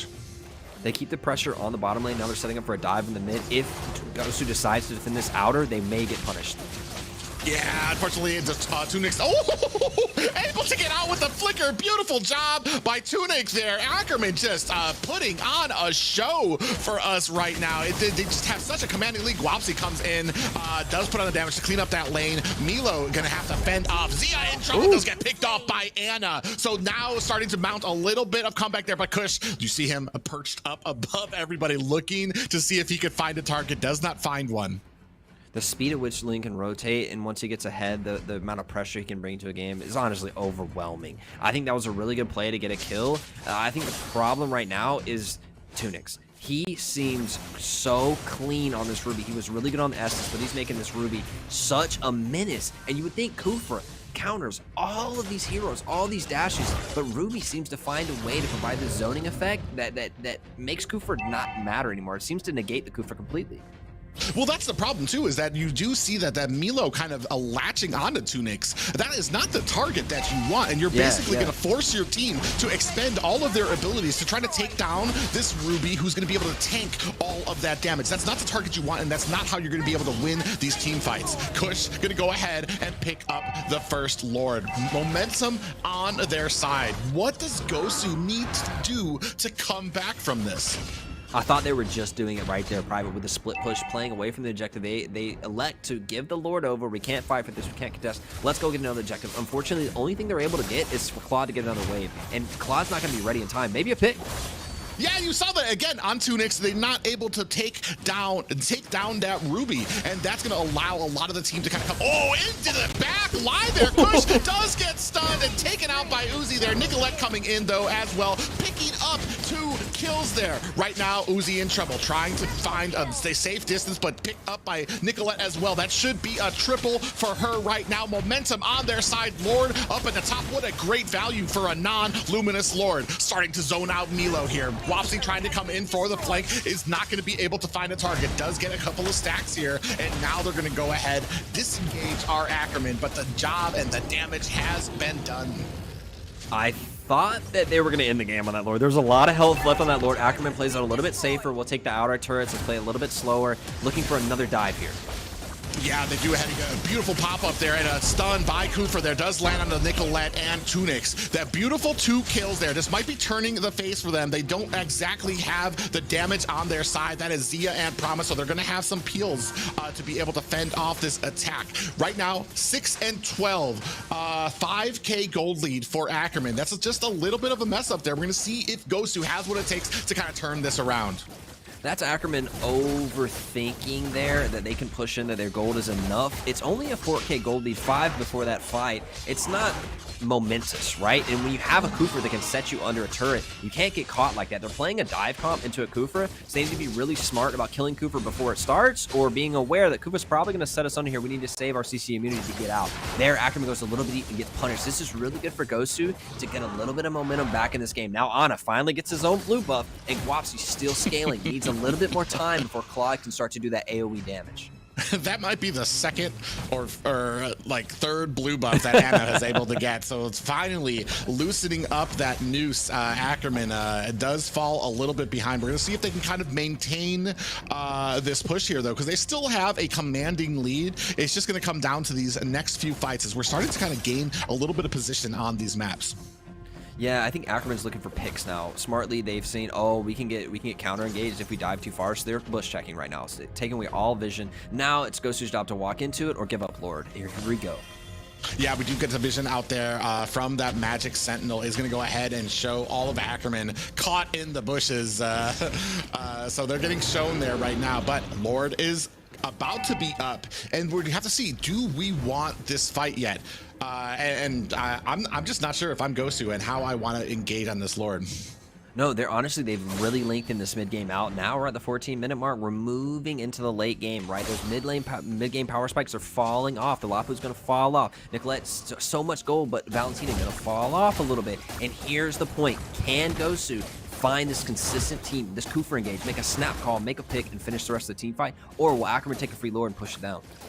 Yeah, you do see Uzi getting dangerously close to this Lord. It's not even down to about half health yet. We do go ahead, starting a little bit of engagement, do throw out that BMI from Claude. Now we are in the fray, deep into the fray here. Uzi gonna go ahead and find an escape. Lord is down to about 10%. There's not much that the side of Gosu are gonna be able to do to stop it. Oh, Link does find Wapsi. Quick kill onto him, and he's gonna go ahead and use that Tempest of Blades to get himself to safety. Couple of dashes there might be the end for Kush, who does get picked up by Ana. Meanwhile, Ruby here to kind of clean up the mess at the purple buff, but we don't have any protection for any of our damage dealers. Look at how deep that Ackerman is diving into this right now. Tonix comes in, beautiful. I'm offended, does catch on the Poppy, who gets taken out by Promise. Beautiful engagement there by Ackerman, but it's not done. Promise goes ahead to try to zone out Ana. The Ruby's so clean, and right when you think it's over, Ruby just knows the hero that well, and Tunic is able to get another pick, and onto the Farsa nonetheless. It's somebody on Gosu who really needs to get going and be there for those ultis to, number one, clear these waves out, zone the team, and do all this. Now Farsa hasn't found another death. Kush is back up, and he'll be up this lane really quick. Yeah, Luminous Lord coming in through the top, which means we're going to be able to mount a decent amount of pressure onto the back. Oh, Zia gets caught by a shadow kill there, as well as Promise. Beautiful pick up there by Ana, so they're not going to be able to get much from this bottom turret. Beautiful pick out there by Ana. Huge play, and Frenchman trying to extend it here, Private.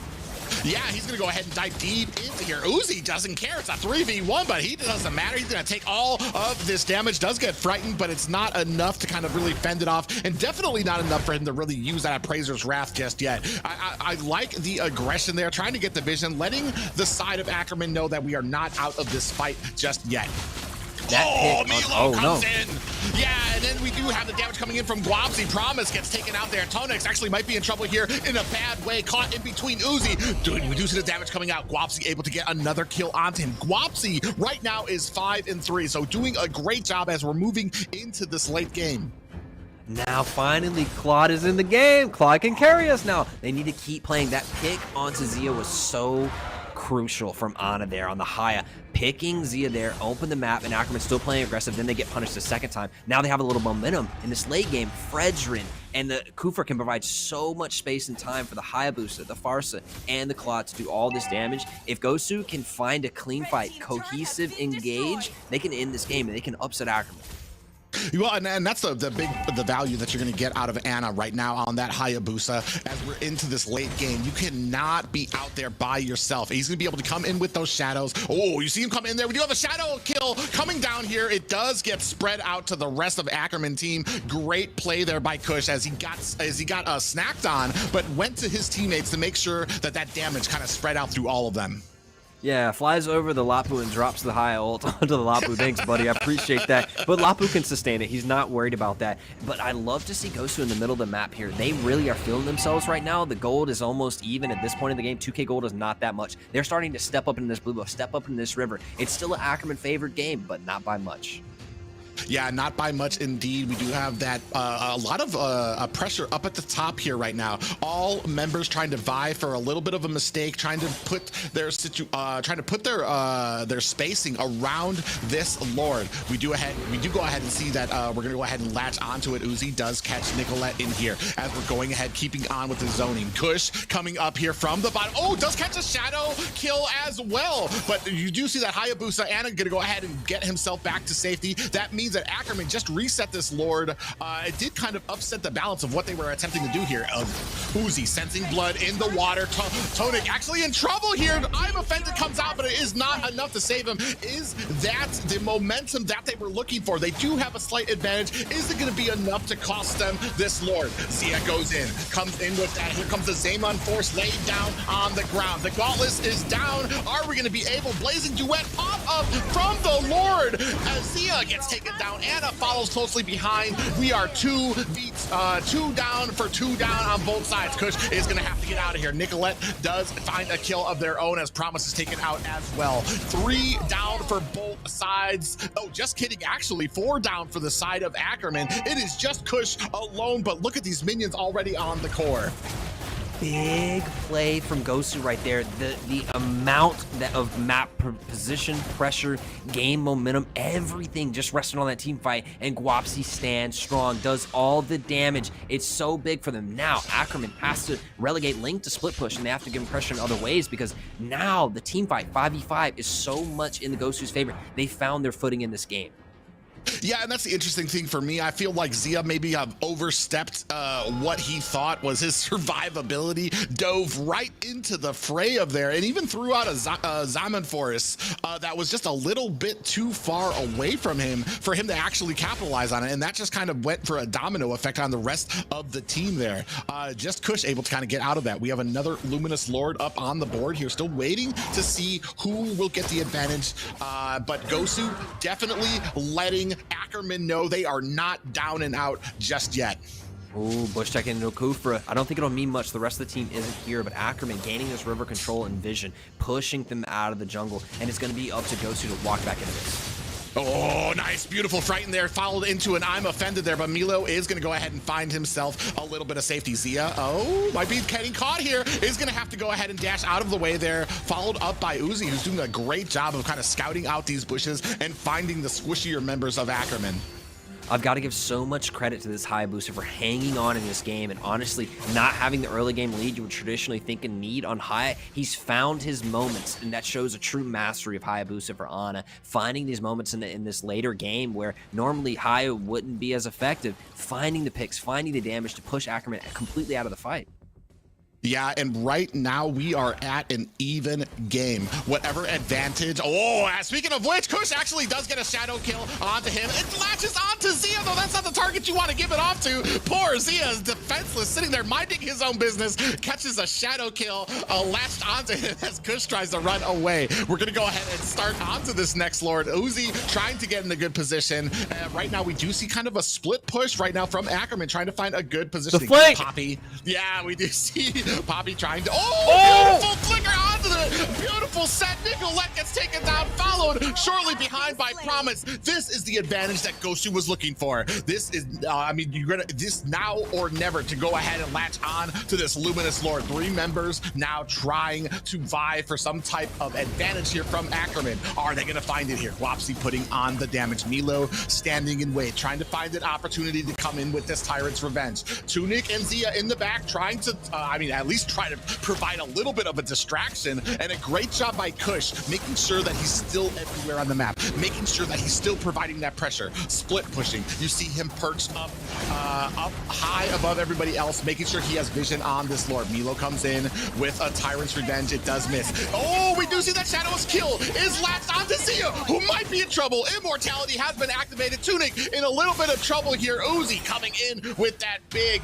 beefiness of his, and then Immortality has been activated by Tunic. Lord is down to about 10% here. Anna and Uzi trying to put on the finishing touches. Uzi comes in to zone out the rest of Ackerman, and we do see Kush getting taken down, followed by Anna picking up this Lord. It's all Gosu from here right now. It is their game to lose. What a turnaround from game 1.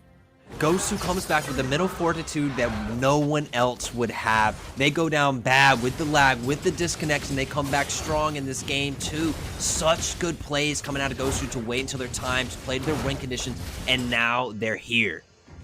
Yeah, and it's a 20-minute Lord at that. This is going to be a strong boy here right now. And unfortunately, it does feel like Ackerman has not been able to find the greatness that they had in the earlier game. Milo actually does get activated with that Immortality. In comes the bravest fighter from Promise. Does get knocked up there, but we have a Lord at bottom to contend with. Are we going to be able to put on the assault there? Uzi does come in with some damage of their own. Milo in a little bit of trouble here. Nicolette still trying to put on the damage onto this Lord. We do see the damage coming in. Tonic comes in. Shadow Assault, or Shadow Kill is out there as well. Blazing duet from Guapsi deep into the back lines. He does not get killed there. Anna finds a tower of his own. Down to about half health. This is Gosu returning the favor to Ackerman. This is a 1-1 series.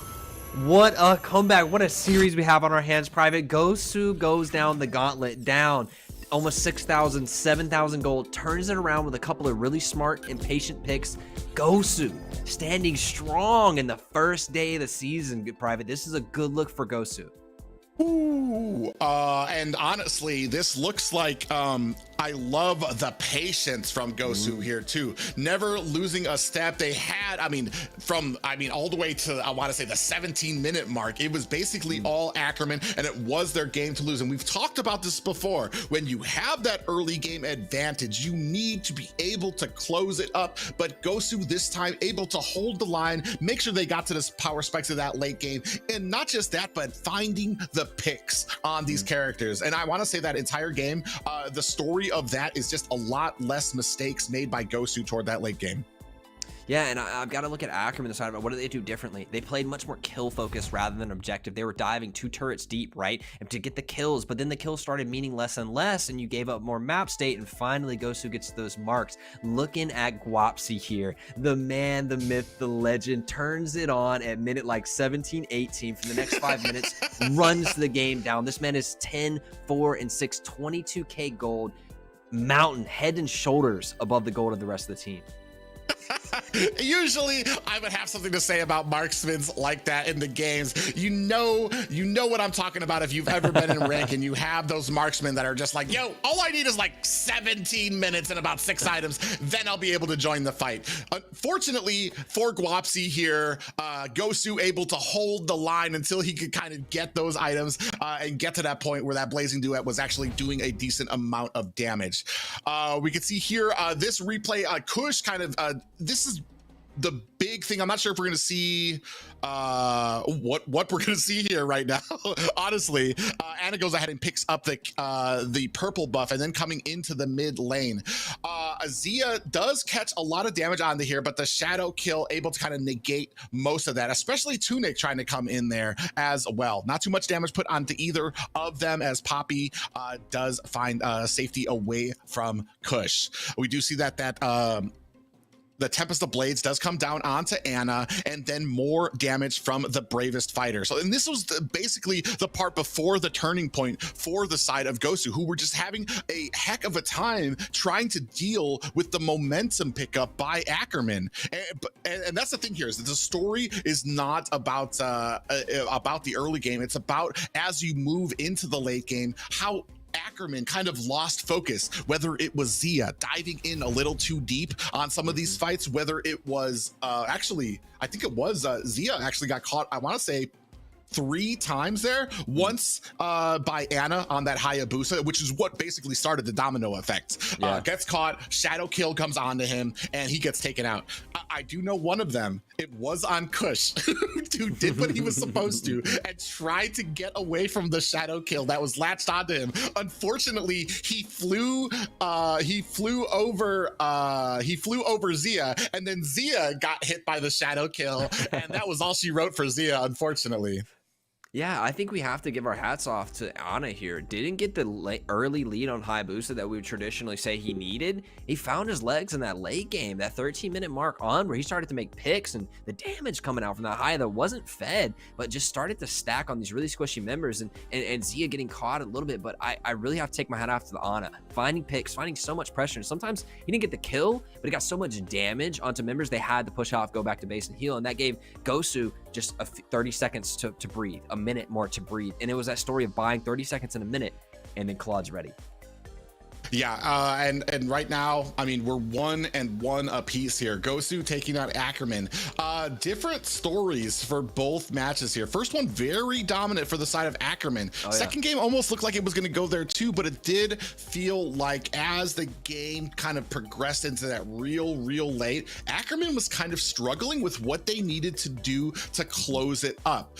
Not just there, but the players, I felt like they started getting complacent with a little bit of their their movement and their where they were placed on the map. It had some rotations by Zia, a little questionable, kind of in a way that Anna was able to capitalize on. Even if you're in the late game, you're still facing a Hayabusa, and you're still talking about characters that are very squishy.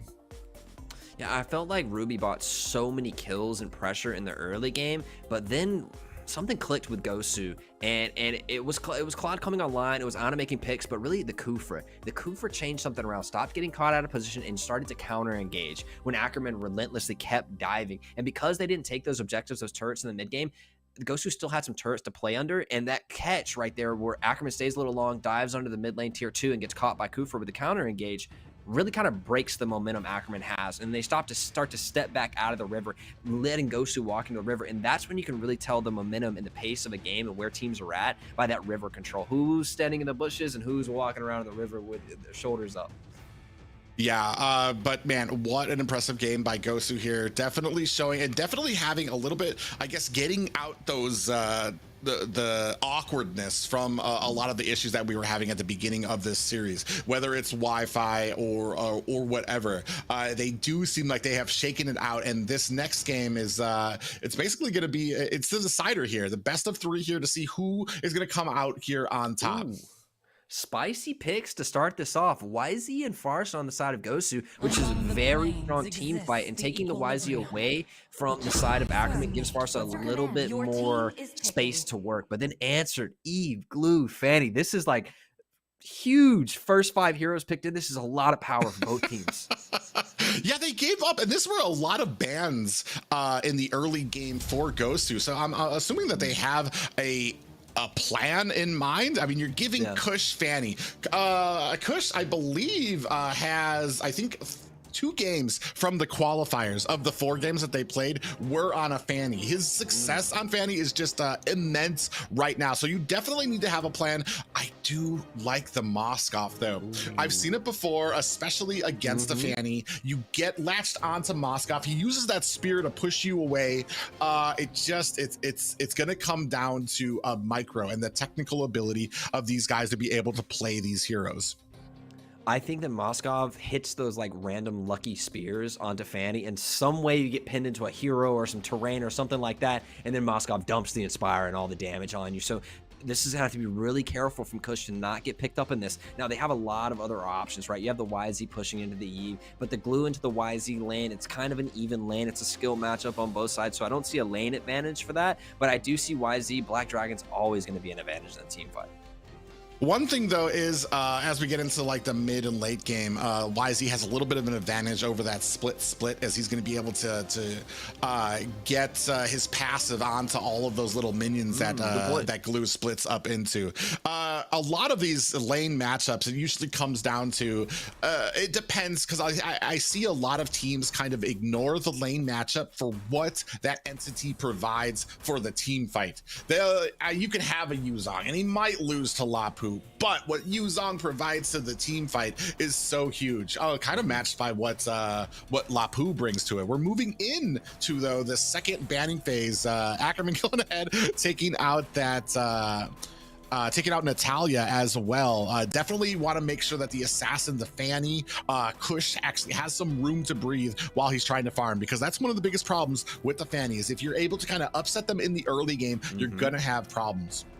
And Fanny is like super blue buff reliant. We saw it in Worlds to where a stronger team, and like if they have a chance to go into that blue buff and they lose, they keep the little minion there. It hurts Fanny so bad if she doesn't have blue. And the Claude is banned this time by Gosu. They don't want the Moskov to have a late game threat. I think Moskov actually plays really well into Claude, but they don't want to allow it over. Brody being banned out so that Moskov can get to that point of the game. I think it's answered here by maybe a Melissa. You have the Beatrix. You could even go something.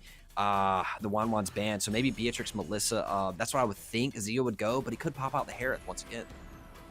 My only question here right now with the bans kind of on the board, and is what we're gonna have as a protection for our Eve. Like, do we have something that's going to be able to stop Uzi as he to stop this Yuzong as he kind of comes in for the Eve? Ooh, and in answer to that, we have Zia, who's going to have on the Melissa, she's going to have that go away ultimate, that bubble, like to be able to stop the initiation from the side of Gosu, and then you're gonna have a beautiful amount of CC with that wild charge from Tonic on this Grok. I think Melissa will actually poke out this Moskov in the lane, but the Grok pickup, I haven't seen Tunix do a thing wrong yet. He's played fantastic, so I can't wait to see his Grok initiations, right? Like, show me something, baby. Into the Lolita can stop the Lolita, into the Farsa can stop the Farsa. So I think Grok really makes sense for punching through this team fight and creating like a lane for that, the Fanny, and then maybe even the glue, depending on Melissa where she's at in the game, can follow through. But this Grok is going to be able to punch straight through. They go back with the Ling into the Fanny, assassin versus assassin matchup again, Private. Yeah, this is the interesting thing. I kind of touched on it in the last game. It did feel like when it came to these compositions that were the same composition versus the same composition, at least at the beginning, Ackerman seems to just be able to they seem to be able to execute faster and better. It just comes into that late game. Can we keep control of Zia, which I felt like may have had a little bit of issues, maybe getting a little bit impatient during a lot of these engagements, really opened the door for Gosu. So I mean, we're gonna have Fanny taking on Ling. We're gonna see which one here, if we're gonna be able to expand on it's gonna be our last game though.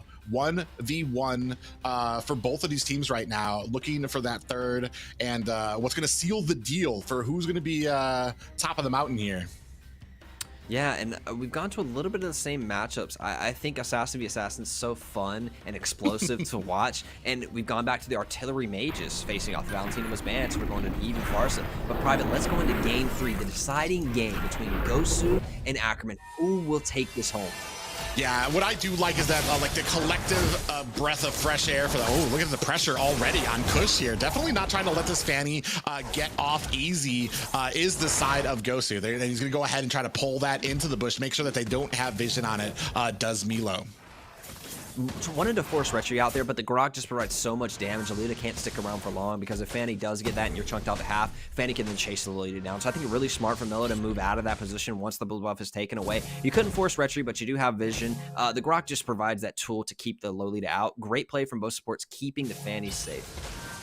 Yeah, and right now, just kind of vying for position here. Still too early for anybody to be really making too many plays. We do just start. Anna has started on the purple buff, and like I said, still kind of vying for position. Still nothing with this little one. Or Kush is going to kind of come up here, meet Anna. We're going to see it's a little bit of a retry game here. 3 members, so we are outnumbered here. Kush, not able to pick it up. It does go over to the side of Anna. They're able to kind of the retry game won by Anna, at least when it comes to the little wanderer.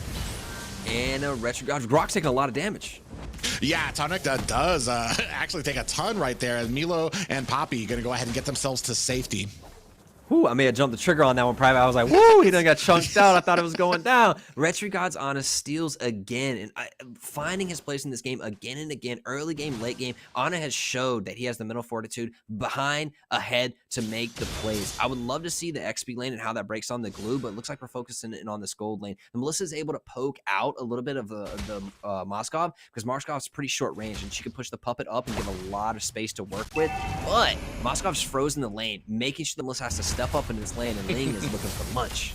Yeah, he is looking for a little bit of a meal there. In comes Promise, trying to put on some damage here. One thing that I have noticed about this composition is it's kind of shades of what BTK faced up in our first series. You have the Farja, you have the Lolita combo there. So that means that when Farja comes down with that feathered airstrike, you're going to have Milo there to be able to try to provide support with that Numenon blast, to able to slow people from trying to come in and also stun them if they can get close enough. Right now, we are starting onto the turtle here right now. A decent amount of damage comes in.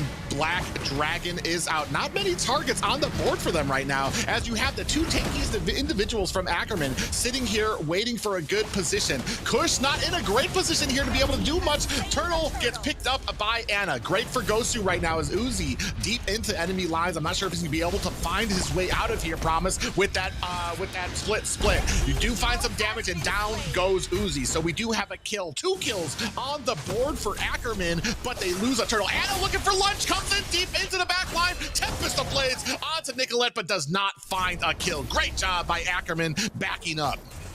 Nice play from Ana, though, putting a lot of pressure on there. And you know, if Farsa had the feathered airstrike right there, multiple people would have died. But Promise being so annoying on glue, abducting the YZ, pushing him back into the Eve where he has no chance for it. Now YZ is 0-2. So a lot of times when we've seen YZs and today in qualifiers, they've been ahead. A YZ from behind is a much different dragon. Yeah, you can see here right now, Promise doing a great job of kind of like issuing out a lot of the damage here. Guapsi is putting on some damage there. Tonic in a little bit of trouble there. Zia gets taken out from the back line there. That's 4 members of Gosu who are in trouble.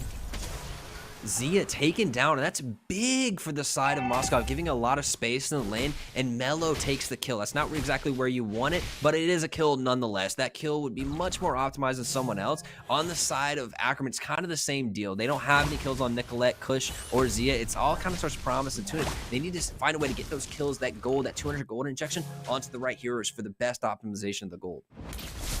Yeah, Milo in some trouble here. Fanny Kush trying to do his best to put on the damage. Milo gets taken out quickly. It is 3-1 in favor of Ackerman. Gosu in a little bit of trouble here, but as we start moving into the mid game, I think this pressure exerted by Kush is going to start to diminish. Uzi coming out of this bush here. I think he does know that Kush is in there. Are we going to be able to put on some damage? He's not really afraid of it. Kush misses his cable there, just throwing it out there, I guess. A little bit of a peekaboo for the Yuzong there. Tonic is going to go ahead and disengage from this fight. Turtle is up though.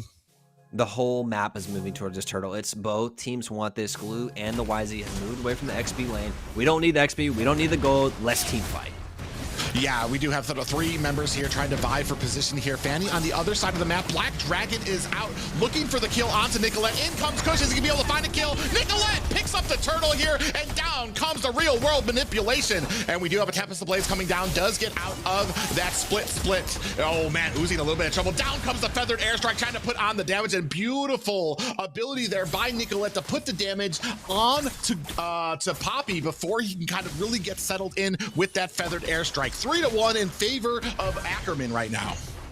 Eve, being the highest DPS mage in the game, has so much damage over time and can lay those skills down. And if you miss Retry by like 1 HP, the next thing to tick on that objective, that turtle, that lord, whatever it is gonna be Eve's skills. And she collects, Nicolette covers up the Retry and gets the objective. I was about to say and praise Kush for his position and his plays, but ran out of energy in that last fight and couldn't quite finish it up. Yeah, and that's kind of the value you get out of a Fanny. Oh, beautiful concealed play, but Flicker into a wings by Poppy is going to make sure that he finds himself some clearance from the rest of his team. 4-2 right now, so we are starting to add up the kills on the side of Gosu. Yeah, it looks like off screen that Uzi and Promise, somebody dove somebody and somebody died in a turret, it looks like. And it's maybe a solo kill, I'm not sure what happened off screen, but both XP laners take a death. And I think that really favors Promise because he's already ahead, and that means YZ can't farm the gold back. Just depends on the position of the wave. Oh, and this is something that we were just talking about. You saw that Kush tried to dive in onto Guapsi, but with being, especially with that marksman, they're able to push him away. So now Guapsi in a good position here as the feathered airstrike comes down to try to zone them out. Zia might be in a bad way here. You do see the hungry eyes of Anna, but a black dragon comes out. Uzi in a little bit of trouble deep into enemy territory. This isn't what you want. Tempest the blade down onto the ground, finishes off Zia. A little bit slow there. Is he going to be able to get a kill? Down goes Anna, and Milo trying to fend off this assault. Beautiful cleanup there by Nicolette. Kush on the back line here puts on that beautiful ultimate and is going to be able to pick up the kill onto Milo. Nicolette on her strength, that artillery mage Eve, she's doing so much DPS, 3-0, and they may get Guapsi. Yeah, and this is what I was talking about, the value you get from Nicolette on these type of artillery mages. Eve just dropping down, has great positioning, great damage, and able to find the kills, even clean up for her team here. 7-4 right now, in advantage for Ackerman. Ackerman has such an annoying lineup. You've got the glue being a booger hopping around. You've got Nicolette raining down hell from above. Fanny zooming in and out. You've got Puppet. You've got Go Away. Such an annoying comp coming out of Ackerman. And right now they've got a 3K gold lead. Yeah, and they're going to go ahead and pick up this turtle without any type of interference from the side of Gosu. Right now, we're only at about the 8-minute mark, about 3K gold lead for the side of Ackerman. And I mean, what are we looking for to kind of fall back here on the side of Gosu? Gosu, I think, just wants a little bit more time so this Moskov can really hop in and start carrying the game. I think they got to play around Moskov a little bit more. Unfortunately, YZ's gone down a little bit. Has a couple of kills now, but went down a little bit, didn't get fed early, so can't do big Black Dragon things. He's kind of like little Black Dragon right now. He's got to like edge down what he wants to do. Yeah, tiny Black Dragon right now. Just a baby Black Dragon still learning his way. Has aspirations of being a grown Black Dragon here as we transition into the 8.5 minute mark here. Zia going to do a great job here of trying to put the pressure on. A beautiful zone out there from Nicolette as they go ahead, pick up this gold lane tower without much contention from the side of Gosu. Much closer game, this game 3. Both teams playing with a little bit more respect, a little bit more passivity, and much more calculated. Only a 3K gold lead at this point. Last game was probably like a 6 or 7 gold lead for Ackerman. So they still are in the lead, but Gosu's much closer. And I think they have the same win condition in the Moskov versus the Melissa. Yes, Melissa with the pup can push through, but you do not want to catch a Moskov late game Inspire. My only problem here is as we move and transition more and more into the late game, Kush is going to fall off without much value. You're going to need to start clearing, I guess, lane clearing with him. But on the side of Gosu, you still have Anna, you still have a Tempest of Blades, you still have a lot of mobility on the map. I fret as this gets later and later into the game. I feel like this kind of goes into the favor of Gosu. Ling caught split pushing, may lose blue buff here. See if the Retchy comes down, possibly.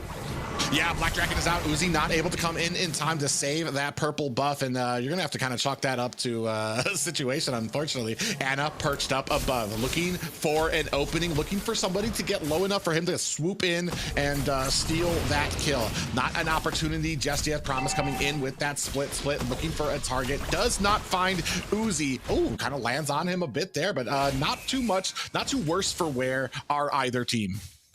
Yeah, it seems like Ackerman is starting to invade the jungle a bit and push Ling out on a lot of places. There are 2 camps that went over to Ackerman. It's not a huge thing, but we talked about it earlier. Now, this Lord pressure has gone completely. Ling's not even going to contest.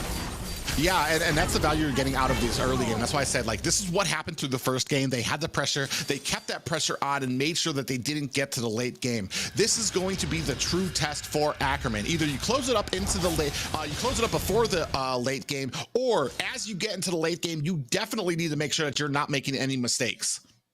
I feel like it may be the same story, Private. You're right. Like, yes, it's a 5K gold league, but Gosu looks really comfortable here, rotating very well, not getting picked off. This is a really low kill game in comparison to the other ones. It looks like Gosu might have found out the Ackerman playstyle, the dive, the rotation, something here. They're playing much more smooth and avoiding a lot of these more pitfalls.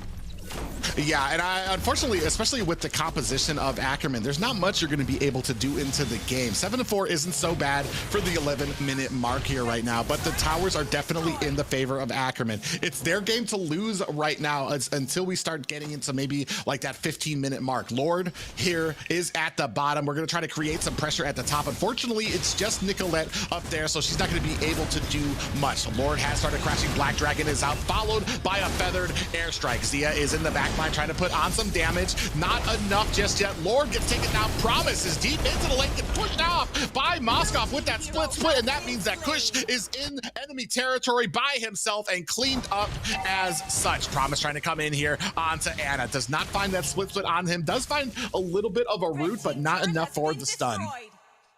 A great defense out of Gosu there, and against a lot of tools that make diving very easy. You've got the Grok wall that can elongate push people out. You've got the real world manipulation, which can zone people off turret. And you've got the Fanny to dive. The puppet placement was really good for the go away ultimate.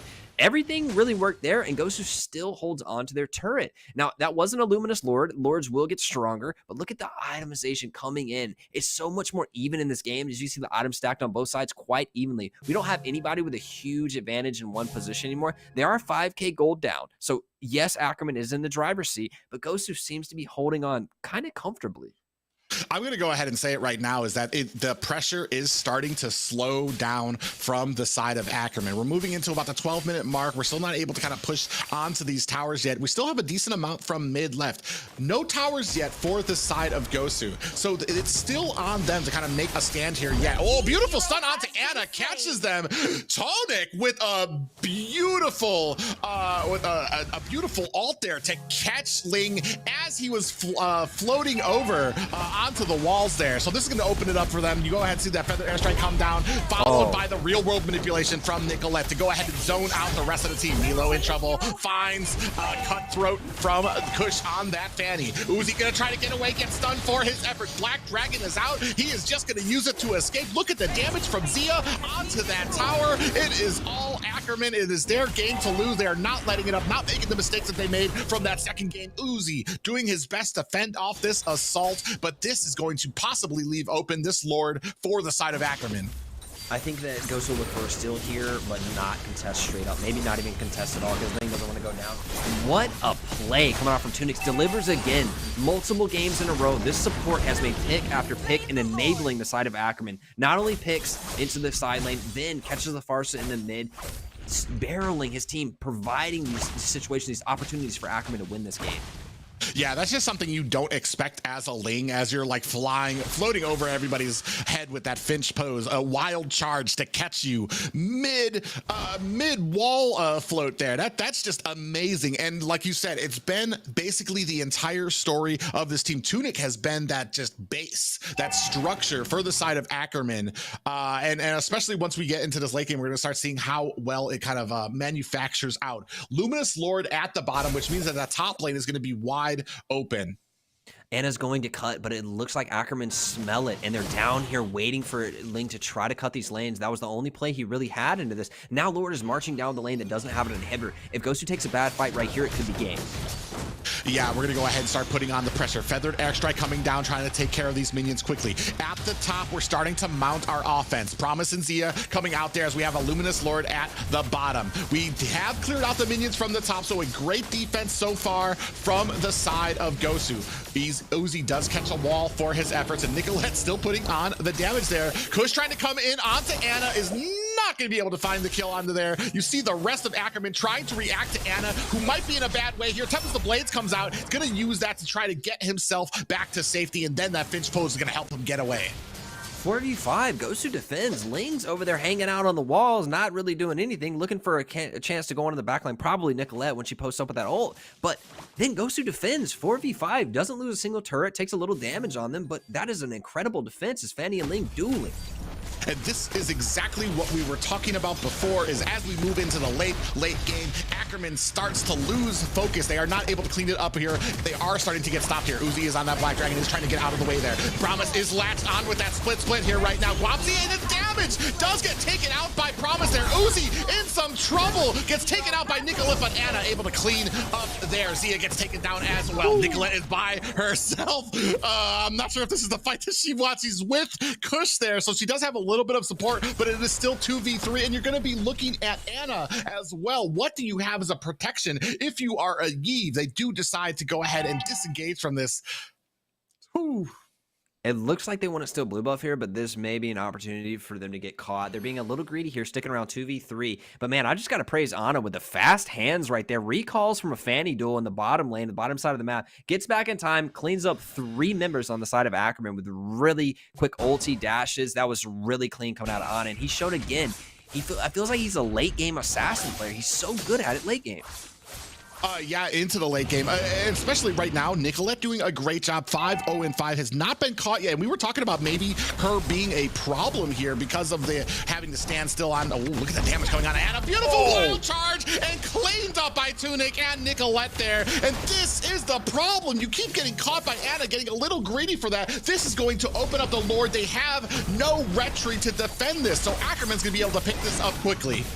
I feel like I just cursed Ana when I was praising him, and he got a caster curse right there because Tunic picks him again, catches him on a wall, wild charges him, and then Nicolette just dumps a little bit more damage on him. What a play coming out of this Grok yet again. Finds a Ling, one of the most mobile assassins in the game, finds him again with wild charge. I'll bet you didn't know a Grok was a counter to a Ling, apparently, as Ackerman is proving out here right now. Luminous lore barreling through the middle as we have the end lanes starting to sync up. Down at the bottom, you do have Kush with that Fanny. Up at the top, 4 members of Ackerman looking to take down this last inhibitor tower. They come in with a concealed play, make mincemeat of that tower, and now you are going to have a fight. Black Dragon is out. Uzi does not want any of this damage right now. Comes in through the back line. Feathered airstrike comes down, but the go away is out, and we do land a beautiful stun onto Nicolette, who might be in a little bit of trouble. Down comes the real world manipulation, still trying to hammer out is that Lord, putting on the damage. Wapsi in a deep trouble, gets taken out by Zia. This might be all she wrote for Gosu. Uzi gets taken down, Anna able to clean up Tunic, but that is all she wrote, unfortunately for Gosu. Ackerman come away with the win. What a win from Ackerman there. I gotta give it to Tunix again and again. This man on every support. He played Estes, he played Grok, he played Ruby, wins again, finds the picks. This guy is a star. I will keep my eye on him for the rest of the season.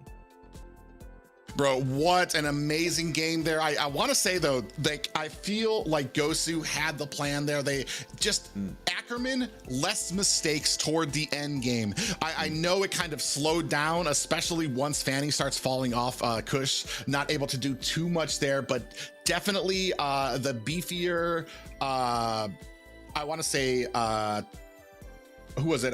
Tunic doing a great job, just becoming that trendsetter and finding the kills onto Anna, or at least finding the stuns on the Anna so that the kills can kind of come up from there. Yeah, I think Nicolette grabs MVP, but if we had an award for like playmaker, big boss getting the picks, it's got to go to Grok on Tunic, right? But let's look at Nicolette. 507, the DPS. I wish we had a damage graph here. I bet she's off the roof with damage.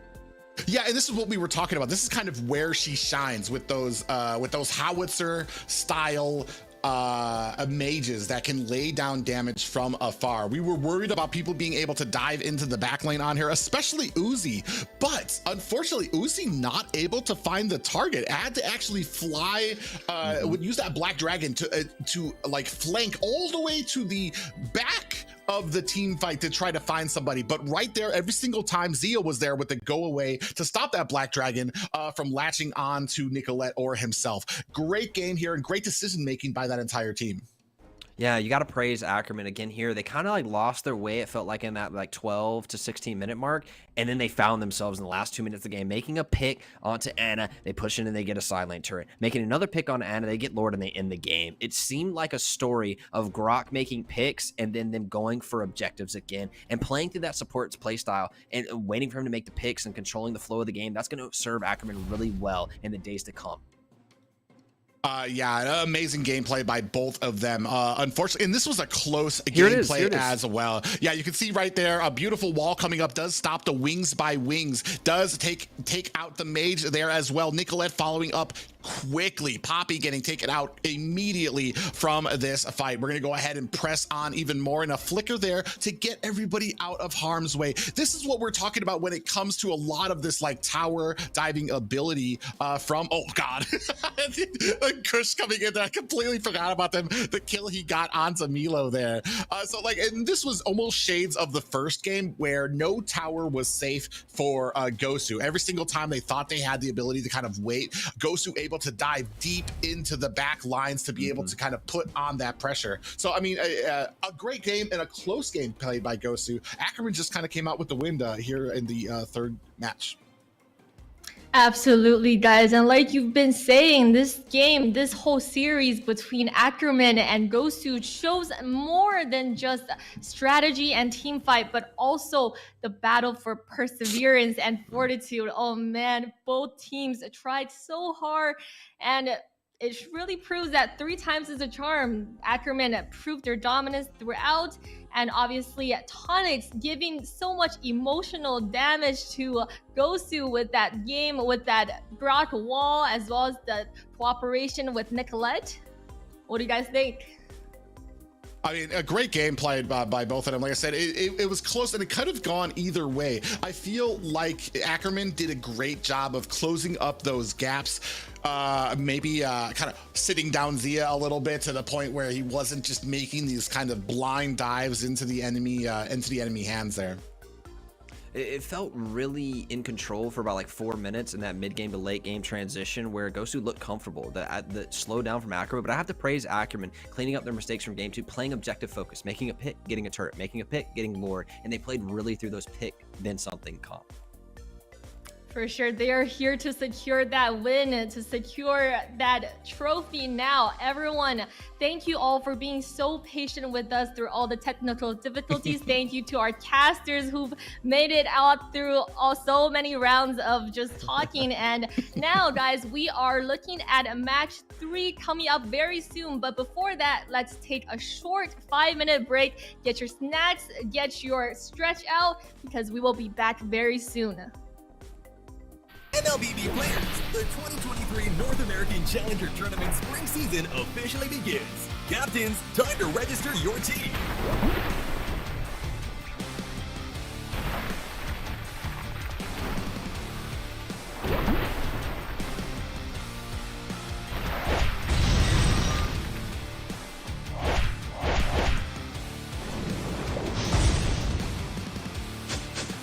Climb to the top can be tough, but when you have friends by your side, anything is possible. 2023 2023 NACT Spring Season. NACT Spring Season. NACT Spring Season. NACT Spring Season. The NACT Spring Season. I'll see you there.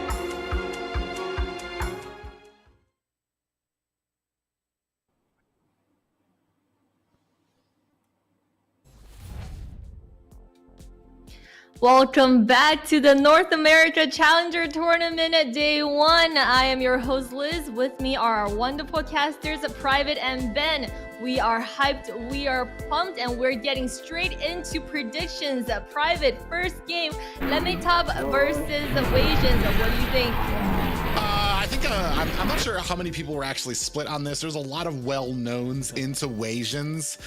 You have Ashley and Merciless of fame here in North America. You can see up there, oh man, across the board of Wasians there. Something that all the casters agree about, and we can settle down in harmony over. But yeah, Ashley and Wasians, Ashley and Merciless. It's going to be hard to kind of bet against them here, especially because they're kind of going up against a newcomer here in the top 8 in North America.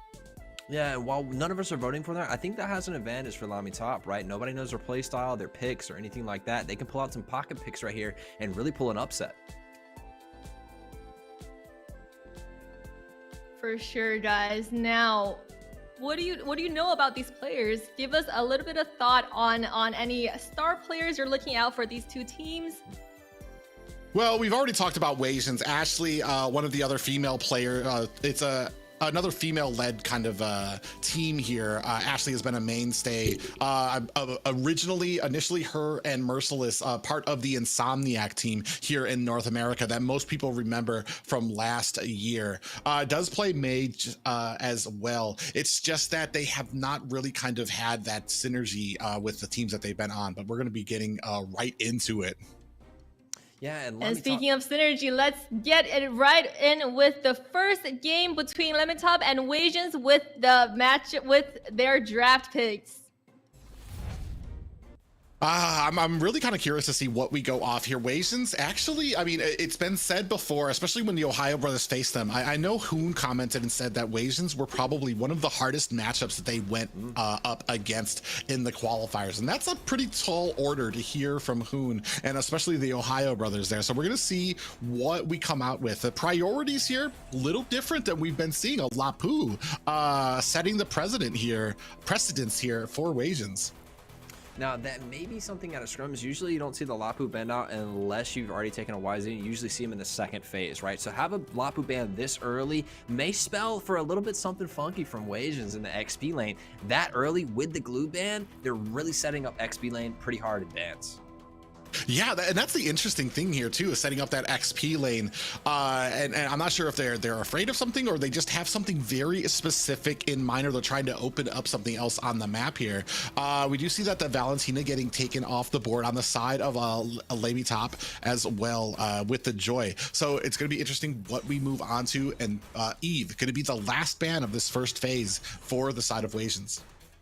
So if they don't ban Farsa, ooh, and there it is. I was about to say an artillery mage would be able to take, and it couldn't be answered, not by the Valentina and not by the Eve. So they removed all artillery mages and then take the Faramis for themselves. That takes off all S tier mages right there and really paints a strong advantage for the side of Wasians in the mid lane. Like I was talking about earlier, I want to see LaimiTop pull out some pocket picks. Nobody knows you, and you use that to your advantage. Use those picks. Like for me, it would be Edith. I would pull Edith out and I'd try to stomp lane and maybe have a little bit of team fight. Right? Find that pick that you're so good at that they're not going to expect and punish them here.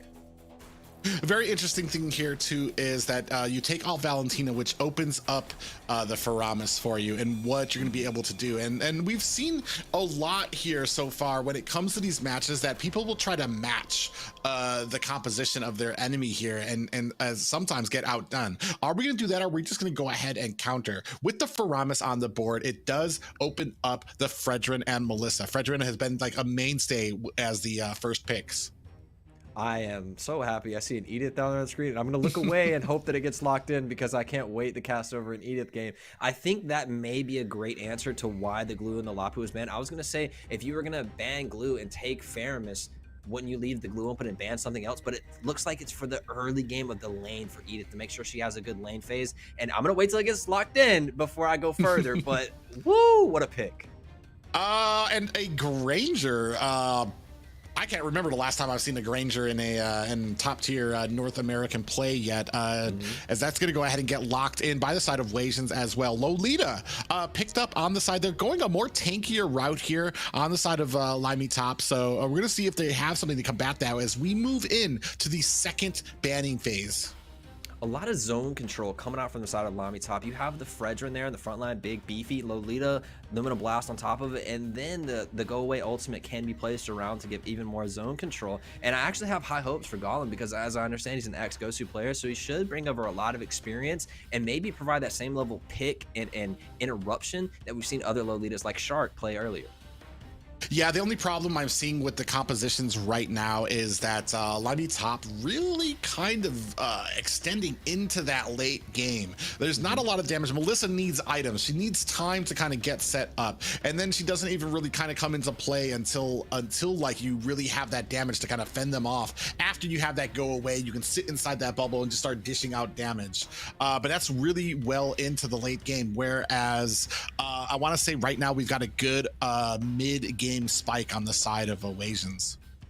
Yeah, Wasians are going to have trouble in this XP lane and what to run into Edith. A little bit of an unknown hero. Only a few things are actually really good into it. So I'm really curious to see what they draft themselves as, again, Wasians pin down the XP lane, creating a huge gap as far as the tiers of heroes. They bend out Lapu, Glue, NYZ, and then taking the Edith himself. There's only a few picks left that can go into the XP lane that can actually be considered in that S or A tier. It's very interesting to me here to allow so much into that XP lane for the banning phase here that you don't leave open too many other options here that apparently they're not taking advantage of. You've still got the Diggy out there that can kind of like fend off some of that CC from the side of LaimiTop. I'm not actually sure if this Faramis, she has played in the qualifier. She did play Faramis already in that mid lane. I'm just not sure what we're going to be doing with it now because it does have that little flexibility. You can still put it in the roam if you want, but I do like the maneuverability of having it in the mid and then having another roam out there to kind of help keep you guys topped up. Their draft from Wasians is so flexible right now. Faramis can be played in the roam or the mid lane, and Edith can be played into the gold lane, the roam, or the XP lane, right? Edith can do some crazy things. So really flexible draft. I mean, even Granger, you don't want to see him in your gold lane, but I guess he could, right? You expect him to be the jungler. And so super flexible draft coming out of Wasians. I can't imagine being LaimiTop here and saying, oh, we're going to draft to pin this. We see this, we can counter this because it's so flexible right now. Very interesting draft right now. We do get the Benedetta out there. So you do have a decent amount of damage and maneuverability around the map. So, I mean, here's the thing I do like about this, especially if this is going into the XP lane. Going against Merciless here, a lot of CC, or going against the Edith here, Edith has a lot of CC. Benedetta has a lot of like engagement tools that can negate that CC. Not just that, but she clears the lane so quickly that she's going to be able to rotate and help her team there. So this is a great answer to the Edith. Yeah, I think Edith still will take this lane unless One Punch just really outplays with the dashes and the repose and stops that CC.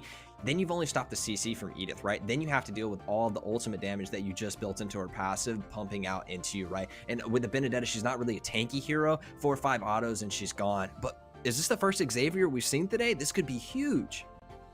Yeah, definitely first Xavier that we've seen today. But on the other side, we see Atlas coming out. And I'm kind of wondering what we have as a counter for that Atlas. Nothing on the board yet. We don't have the Diggy and a great pickup by the side of Wasians here.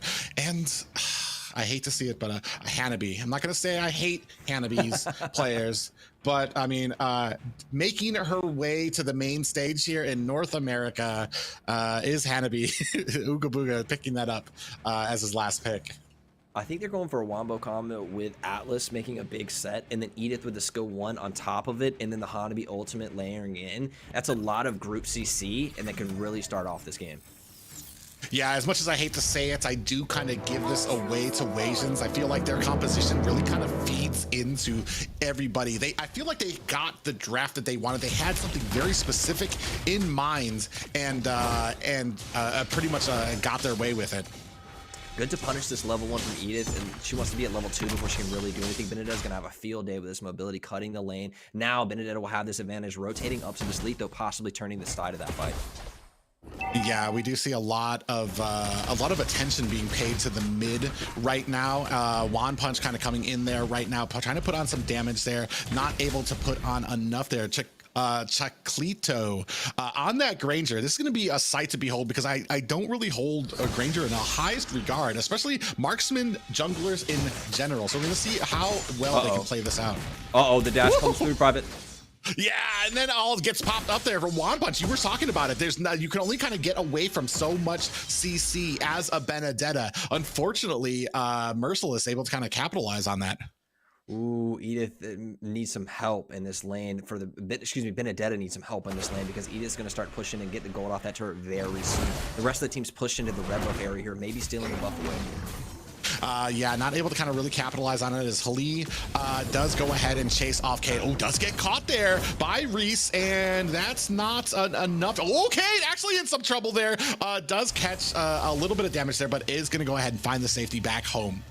You kind of highlighted the point earlier, Private, where what does the side of LaimiTop have against this Atlas ult? And if the Atlas hits a good ult, it's all over. I mean, this Xavier, no way to get away from things once the flickers burn. If the battle spell economy does not go in the favor of LaimiTop and they start to lose out on that, this Atlas is going to have a field day. This Edith can make a flicker play. This Atlas can make a flicker play, and it's all over. Yeah, and that's going to bode well for them when it comes to these engagement here. Golem does come in here, does get dragged behind by the Shadow Stampede. Merciless going to go ahead and expend that flicker to get out of the way, but now we are moving on to the Turtle. Only 3 members versus 4 right now. Turtle in the possession. Oh, here it comes! And the Fatal Lynx is out, and down goes a Reese. Golem able to flicker out of the way. Lee still here in the mix, trying to put on the damage, but it's not going to be enough as it does look like Wasians going to go ahead and pick off this Turtle without much regard for their enemies.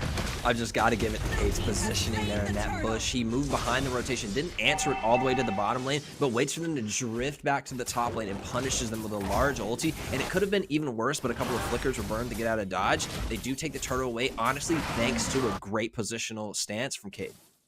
Yeah, and that might be shades of the rest of this match. What do we have in answer to that as well? You're not, I mean, unless you're going to be able to, as a Reese on that Xavier, maybe be able to stop him from getting too close to your team. But in these engagements, on these objectives, what are you going to do when your team's grouped up?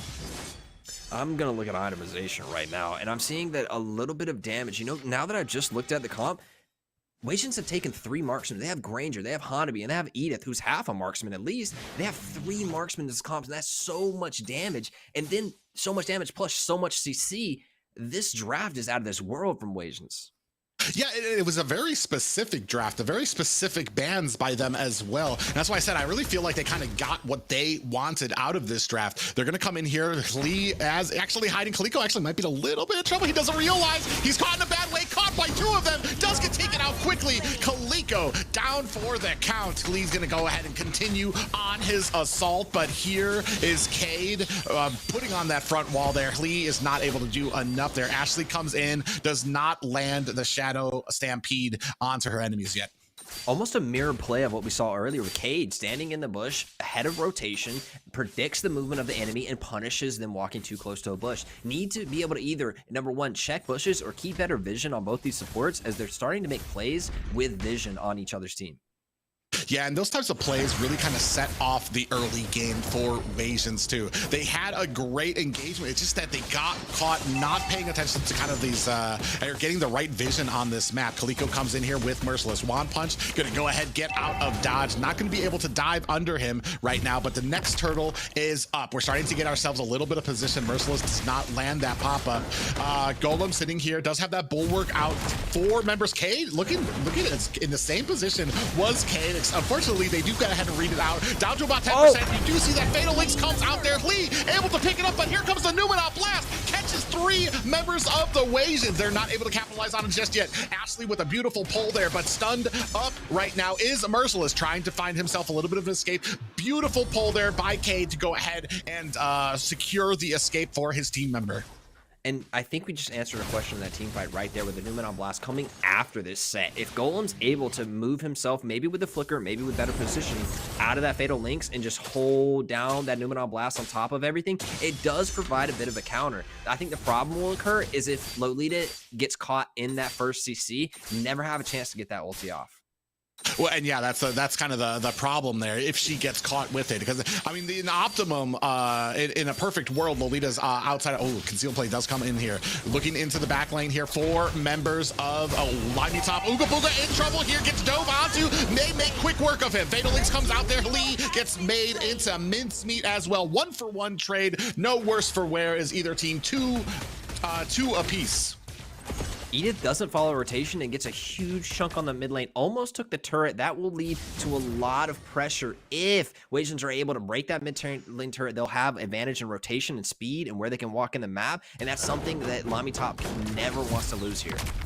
Ooh, Merciless did kind of go ahead and wait around. They do sense blood in the water. They really want this mid turn. I'm not sure if this is going to cost them. You see, we're going to go ahead. Ooga Booga going to go ahead and rotate down, going to fend off against this Benedetta. We're going to see how well that kind of works out. I don't usually like a marksman chances against it, but you see the rotation starting to come down here. We want to put pressure onto this bottom one. Ooga Booga waiting patiently. One Punch comes in. The whole team kind of starting to engage here, not able to dive into that turret just yet. Great job by One Punch, baiting out some abilities and then getting herself to safety.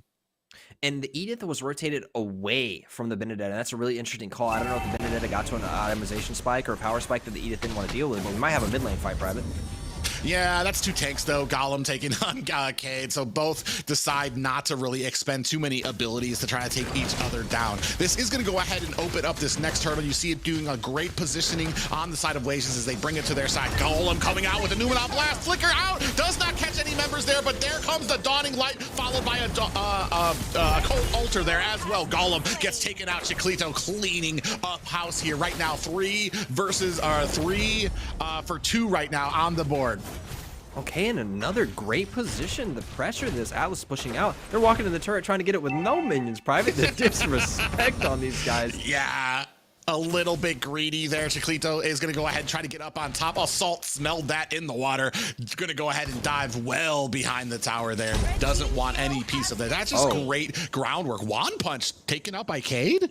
Interesting. I think One Punch was trying to rotate away from the damage of Ooga Booga and then got caught well into the backline. Cade doing a great job with the positioning of this Atlas. Making plays very aware on the map, and I think that's kind of relegated always to the roam, right? Control the map, knowing where everyone's at, punishing positional errors that they can. One thing that I haven't seen them punish, though, is this Xavier in the mid lane. Have been able to free farm now to level 9, and Xavier, late game, power spike. He is a bully. I think of him a lot like Sicilian. He doesn't have the infinite scaling as Sicilian, but once he gets to the 12-minute mark, 13-minute mark, after he's built Truncheon, he's going to have so much damage in these team fights. Yeah, but you're still gonna have to fend off. You're still gonna have to fend off. Look at them all diving here. This is gonna make mincemeat of this tower as well. Down comes the Dawning Light. Golem gets cleaned up quickly. But that's the problem here. Is Xavier has a great time, but he just doesn't have the most maneuverability. Ooh, up at the top, you do see One Punch might be in a little bit of problems here. Merciless is not the fight you actually want there. One Punch thinks twice about it. Is gonna go ahead and disengage. I have to give credit to Benedetta here, surviving this Edith lane much better than I thought he would, and I think that's just a testament to the skill that this One Punch has on this Benedetta, really mastery the hero with the riposte, getting out of the stuns, and then dishing away from the damage when Edith does pull the ultimate out. Yeah, One Punch is going to go ahead and get out of here. Looks like they go ahead and met up on the same lanes. Assault in a little bit of trouble here, getting taken down very low, and unfortunately that go away not enough to save him from Ooga Booga's damage. Golem comes in here, does land a beautiful stun, and that cleans up Ooga Booga. Got a little bit careless, did they, down at the bottom. Yeah, it does cost the Flicker of Lolita, which is a very important battle spell to have, and I think Wasians are going to take that to the Lord, at least this topside turret. They pass by the Lord and prioritize the turrets again. Going for that last outer turret on the ring gives them so much rotation pressure in the jungle. Oh, Dawning Light comes out, One Punch. Misses that final blow, stunned out of it. Does collect it up now. Here comes the Cold Altar trying to keep them topped up. Golem is not long for this world as Reese trying to put on the damage. Assault comes in here from the back line, and I'm not sure that they're going to be able to fend off. They do successfully defend that top tower, but you see here at mid, Lee doing a good job of trying to split push and split up that priority. I just think this triple marksman comp is way too much damage and way too much CC. Then the Cold Tosser on top to give them all survivability on an excellent draft. What a creative thing we've seen Wasians pull into this game against LaimiTop. I mean, speaking of way too much damage with 3 marksmen up the, they make a short work of that Lord, does Wasians, and that's an early Lord, not too much behind it, especially when it's not luminous. But I mean, right now we're talking about momentum, and momentum is in favor of Wasians. Yeah, 4K Gold League in a triple marksman comp. I think Ranger has that spike that you want to hit mid game, and then he falls off a bit, relegated to utility, and then has that long range ult. But it's really going to be on the side of Ooga Booga and Merciless to provide so much damage in this. And then you're still dealing with 2.5 marksman comp if Ranger falls off. It's just so much. I don't think anybody would have been prepared for this. Ooh, beautiful. Going in there, gets the taunt. Golem is still in the fray right now. Cult Altar comes out, and I think Golem does have that bulwark out there. Beautiful Cult Altar there. By the side of Wasians. Ashley doing a great job there, and they do go ahead, secure that orange buff. I mean, they're just basically enforcing their will right now, and there's not much that the side of LaimiTop can do to stop it. Yeah, I was looking for Merciless to put the flicker and get out, but it was actually Cold Heart that came down and saved him and saved that battle spell completely. Ashley playing so well in the Fairness, the timing of it, being in sync with her teammates here. Yeah, they're all kind of coming around here. We might have a little bit of a flank here on this Benedetta. Wand Punch might be in trouble here. Is going to try to dash away. Dawning Light coming in to try to cover her escape. Oh, we do see that final blow come out from Wand Punch. It is able to find an escape. Oh, Chiquito actually might be in a little bit of trouble here. Is getting taunted here. Chased down by Hali. Wand Punch in the background as well. Cult Altar up at the top. Chiquito tried to get out of there. Does find an escape. And we find 2 kills onto LaimiTop. Finally, we see the Edith Flicker used aggressively there. 2 members get caught by the knockup, and the full team cascades down on them. And they were able to trade that for Ooga Booga in the long extended trade, but still a great play coming out of Wasians. Very, I'll say, slowly and methodically increasing their gold lead. Man, let me just tell you, Chiclito is a slippery mofo right now, because I thought he was a goner in there. Oh, you do see Wand Punch just get popped up. Tried that final blow. Is going to get caught in the bad way. Atlas coming in, finds the stun. Dawning Light, not enough to save him. Wand Punch down for the count. Yeah, going into that Edith is ever in the lane. She has a really great clear just because of the passive was increased on the last patch. But Benedetta, she wants to clear and get out of lane, and Edith kind of prevents that. And if you spend your dashes and your riposte to dodge the Edith CC, you have nothing left for Cade coming in just bullying. Yeah, and right now it is all Wasians. A 10-4 right now, and about a 4K gold lead for them. Dawning Lights are coming out on cooldown, but it's not enough to kind of stave off the pressure that Wasians are mounting here. You see right now, already in the purple buff, that this is their jungle right now. It no longer belongs to LaimiTop. I would generally give this late game advantage, at least in the mid lane, to the Xavier. Is going to have so much damage here, but we've talked about the setup for that, and that Xavier needs so much space because it has no escapes himself. He needs space and time to do his work. He's done really well to only die once in this game with so much CC and pit comp coming out, but we need him to carry in this later game. It's got to be him and Melissa really destroying the entire team. Yeah, and right now, as you look at the stats, there's not much on the side of LaimiTop that they're really going to be able to do here as we move into the late game. They don't really have a lot of damage. Oh man, we do have a nice Golem gets popped up there. Really just trying to zone him out here, trying to make sure that they don't have a lot of pressure here onto this Lord. Colt Altar activated for 1 member. I'm not sure if that was early or not. We do have a pop up there. Do take down Wand Punch. That's 1 in favor. Oh, we're doing it. Blast comes out, catches 3 members. Ashley gets taken down. Merciless follows as well. We do see that the Fatal Links comes out there. Golem and Assault are taken down as well. Ooga Booga doing a great job of laying down the damage as well. Reese, oh, with the Headhunter does find the kill onto Cade on that Atlas. Starting to see that Xavier damage come online, but Edith right there punished for an extension. They do trade up in kills, but it's really not that bad of a trade if you're down this far in this game. 6K gold down, they do get the Lord, but you did trade a couple of kills back. It will relieve the pressure for the setup of Lord, but all these members will spawn in time to push with this Lord. Yeah, I mean, about a 6K gold lead now, too. I mean, it wasn't pretty, but it got the job done. And Ooga Booga kind of coming in at the late game here. I hate to see it, especially on a Hanabi, as a Hanabi hater myself. But, I mean, Ooga Booga doing just a great job on this Hanabi right now, especially laying down the damage and cleaning up towards the end of that fight. Yeah, I don't know what it is. I can't tell, because every Hanabi on my team, 0-10. Every Hanabi on the enemy team, 10-0. I don't know what the difference is. Apparently it's skill level. We're dealing with the tippy top of North America here right now. Lord crashing in, gonna go ahead and chunk down this top tower. Dawning Light comes on, does go wide. Still putting on the damage, and that is an inhibitor down. You can see down at the bottom, One Punch doing a great job trying to split push here, but is the team going to be able to fend off this assault? This is gonna be another inhibitor tower taken down. K in trouble. Ashley taken down, is gonna expend that Shadow Stampede, gonna go ahead and get herself to safety there. Hopefully Xavier doesn't throw out another one of those Dawning Lights. One Punch gonna put on some damage. Definitely gonna think twice about trying to take on Merciless again. They've done this tangle before and it has worked out for Merciless. The same play was setting up. There were Merciless tries to keep it in the lane a little bit longer, and Cave was coming down to finish with the CC and bring him back into that Edith damage. Benedetta really smart there. One Punch notices the same play coming out. His push is what saved that last inhibitor turret for the side of LaimiTop. They have one more turret left. It looks like they're able to step up in this Lord. Wasians is allowing them this position on the map. They need to get in there and position around this Lord. Yeah, I mean, great job by them. I mean, but how much did it really affect them? They got 2 towers down for that. One more inhibitor tower on the side of LaimiTop. Now, as we get to, we're 15-16 minute mark, right? As we get to this point of the game, that gold lead means less. The unfortunate thing is they're almost 10K ahead, so it still does mean something, but as we get later and later in this game, the gold means less and less. You can only have 6 items. You can only get to level 15, and after that part, this split push is tearing and ripping the Wasians team fight comp apart. Yeah, you see, I don't even know if they realize or if they're going to want to try to answer. They're in a nice group here, and they look like they might have had the jump. Ooh, they do got to kind of get onto Ooga Booga, but that passive and that shield, making sure that she doesn't get popped up there. So a great job by Ooga Booga, and that's kind of the value you get from this Hanabi, is that the anti-CC there that you don't usually think about. Yeah, I think the anti-CC plays so well into actually a lot of heroes in this game, and it's preventing a quick end to the game. We're at 17 minutes. This is a very slow and methodical compared to what we've seen earlier today. TheOhioBrothers BTK, very quick games. Ackerman, maybe the quickest, didn't count, but still, you get my point. This is a very much slower game.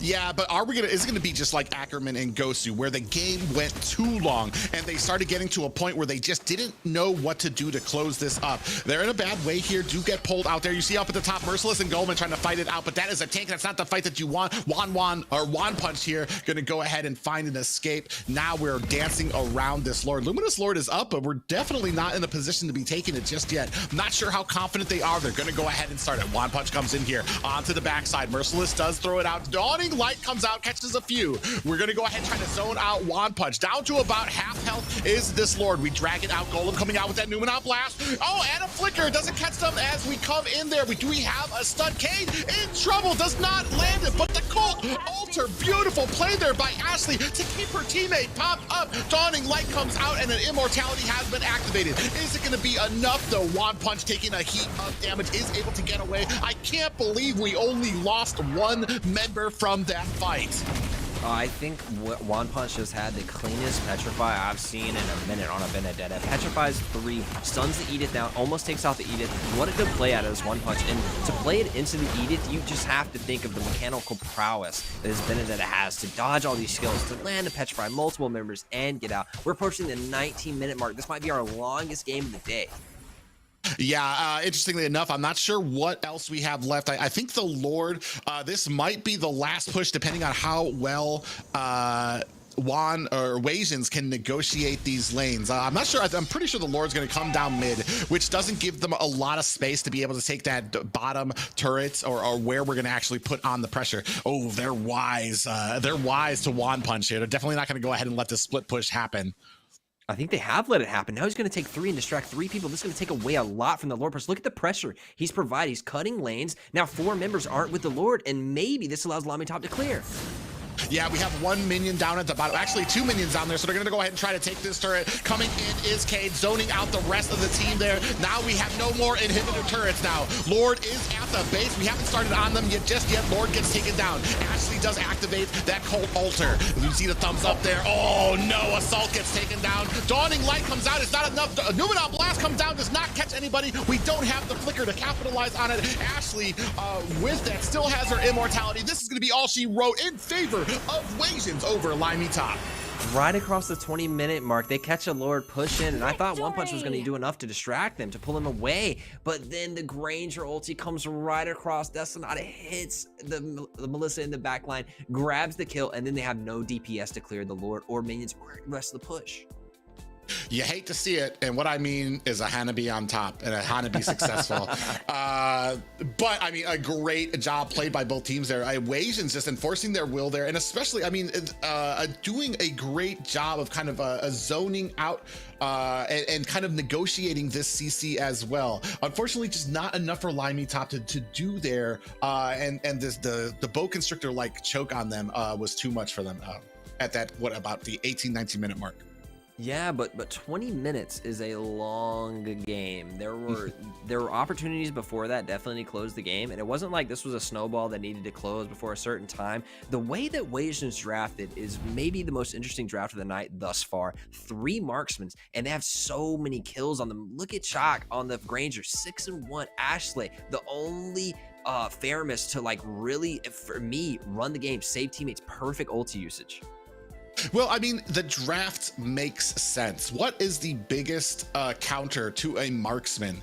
A fighter. So they took basically all the fighters they could off of the board there and then ran with a 3 marksman. I mean, I feel like this draft was the most deliberate and most well executed for their side there as well.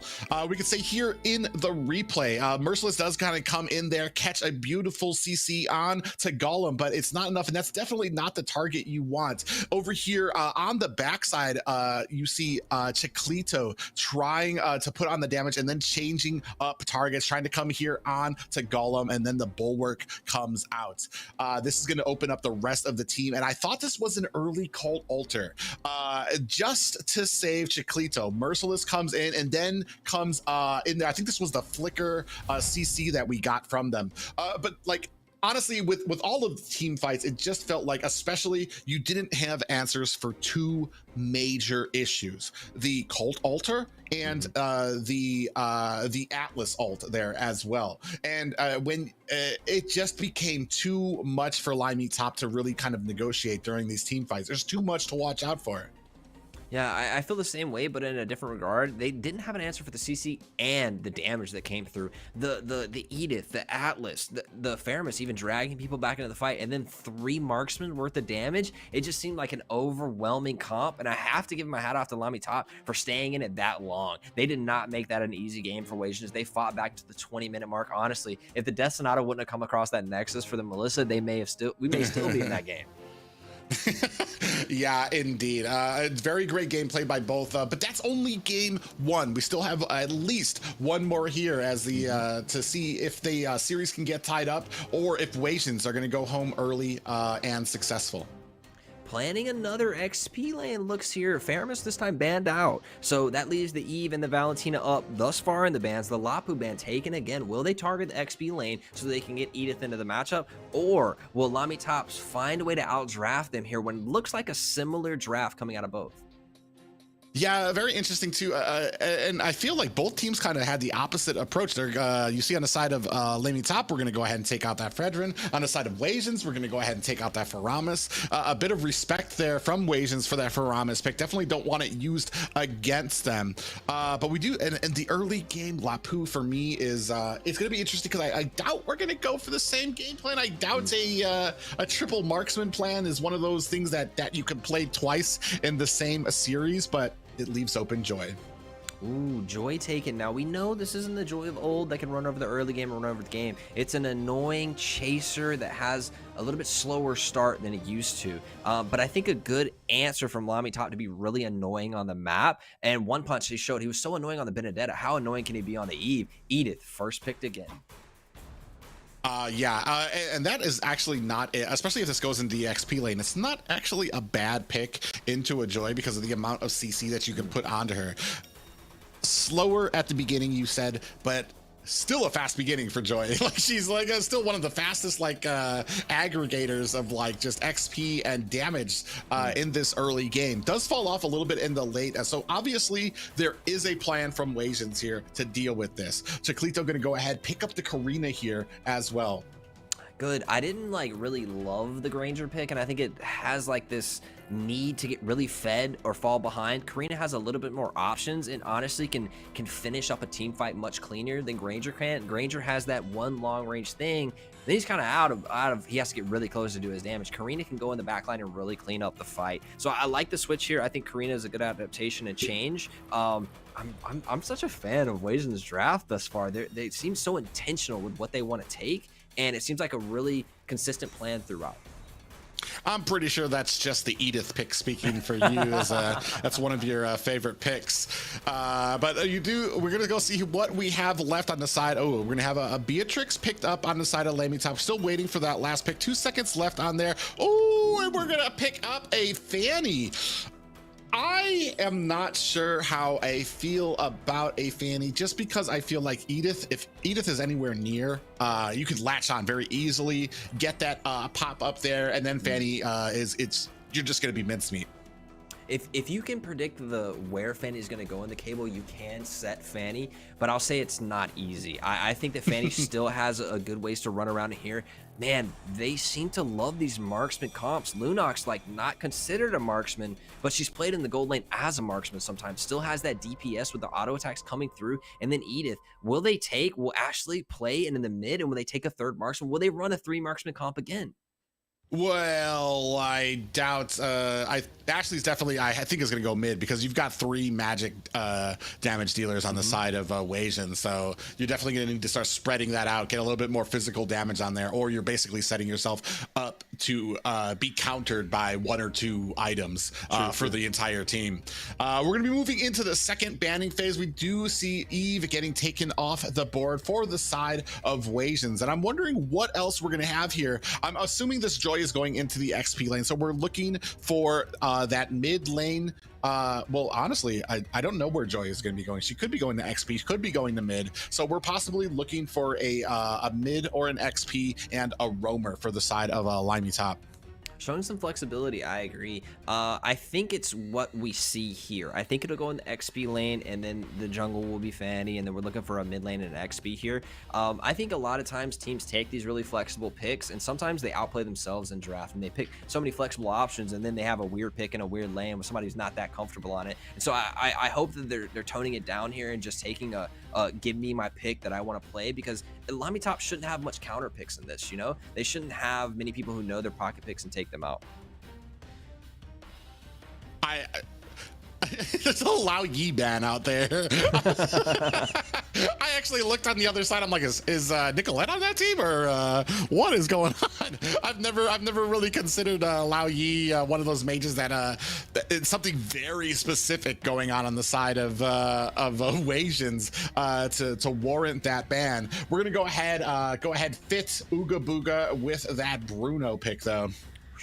It looks like the triple marksman comp again. I mean, if you count Lunox as a marksman, and I am right here, it's kind of the same comp running it back again. Instead, this time you have a dive jungler, and that gives a lot more ability to run over the game than Granger has. So I want to see what they can take in the mid lane. Will it be the Xavier here again? It didn't have much of an effect. It didn't really run the game on the side of LaimiTop, but I think Xavier can be a good stop. Again, you ran it last game, it did okay. Ashley takes the mage, so you're looking for K to support here. He could go Atlas. I mean, last pick Atlas again is fine because you won't have the digging counter. Wasians again, intelligent draft. Yeah, that's kind of the interesting thing here, is that you have some of these drafts that have a very specific thing in mind, but there's a lot of teams that take advantage of those things, with the Diggy being open, with the Atlas being open, which is very interesting. This does open it up for Atlas to get picked up, because you're going to have the last pick on the side of Wasians, but we're going to go ahead and pick up the Cho. Showing some flexibility, Kate. I loved him in the first game. His positional awareness, who he was punishing on the map, his rotation ability, seeing one punch in the offlane, he played over there. If Edith was able to stall him for a little bit, he would have had there. He was already ahead of that play. I love Kate's positioning. He should do, if he has the mechanics for Cho, he should be a really good Cho player, getting a lot of picks for Wasians. Interesting thing here is the amount of burst damage that they could possibly have. There's a lot. I mean, I feel like there's a lot of single target on the side of Wasians here, but with a Cho on your side, I mean, that's all you really need. You get the Cho, you get into the back line, you isolate a single player, whoever it is, especially in the early game. If all of you are single targeting on the same person, you're gonna be able to burst them down quite quickly. And that's kind of what you'd like to see with these compositions. Yeah, single pick versus the team CC effect that they took in the last game. If they can find the same rotations, I think they'll be fine. I think a little bit of a stud to that plan is actually the Valier. The Karina wants to dive, the Cho wants to dive, and I think the Valier is a really intelligent pick to push them off and maybe create a different situation for them in this game too. Yeah, pressure is on LaimiTop right now. Wasians with one up on them. Are we going to take this to a game 3, or do Wasians walk home with an early night under toe? We're already mounting up the pressure as K goes ahead and flickers out here. Just really kind of putting the boots on Lee here right now, but is not able to kind of fend it off. He does pick up that blue buff. All K wants to do there is force retry so that they can contest lead though, and then they have a bit of an advantage. They're actually not going for it, but the pressure from Cho there is so smart to walk in, get Golem's attention, but when he rotates out, Cho has the mobility to go back in, and they do pick up Letho anyway, but Cade already being so annoying. What I like too is the smarts of Kaliko too. Went for his red buff too, even though he was a Karina, because he knew that the probability was there for Lee on that Fanny to go ahead, get that purple buff, and then rotate quickly to the orange. Lee went ahead, rotated to the orange, saw that there was nothing there, so it was almost kind of like a wasted time there. And now we're mounting pressure onto the Fanny on their own orange buff. Oh man, Cade low, brother. Yeah, he is, and then we do see that orange buff that's gonna take it down. Ooga Booga down off screen, gets taken down as well. Cade taken low, but is gonna find a quick escape back home. 1 in favor of LaimiTop.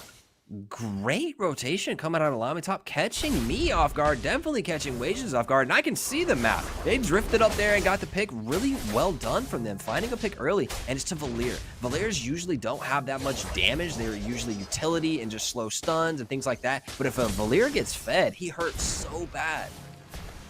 Yeah, and that's going to be the story of this game here right now, to see if they can kind of continue on with this pressure. One Punch going ahead with those dashes on the Merciless. Ashley coming down here, going to provide a little bit of support, but this is a joy in the early game. It's very hard to really kind of land on that pressure. Golem and Cade, the eternal struggle of two roams with the slap fights that they can dish out to each other. Neither one really coming out on top, but you do see that Cade is going to have that dragon, that Way of the Dragon punch first. We go ahead and reset the turtle here though. Good job by Golem with that wall.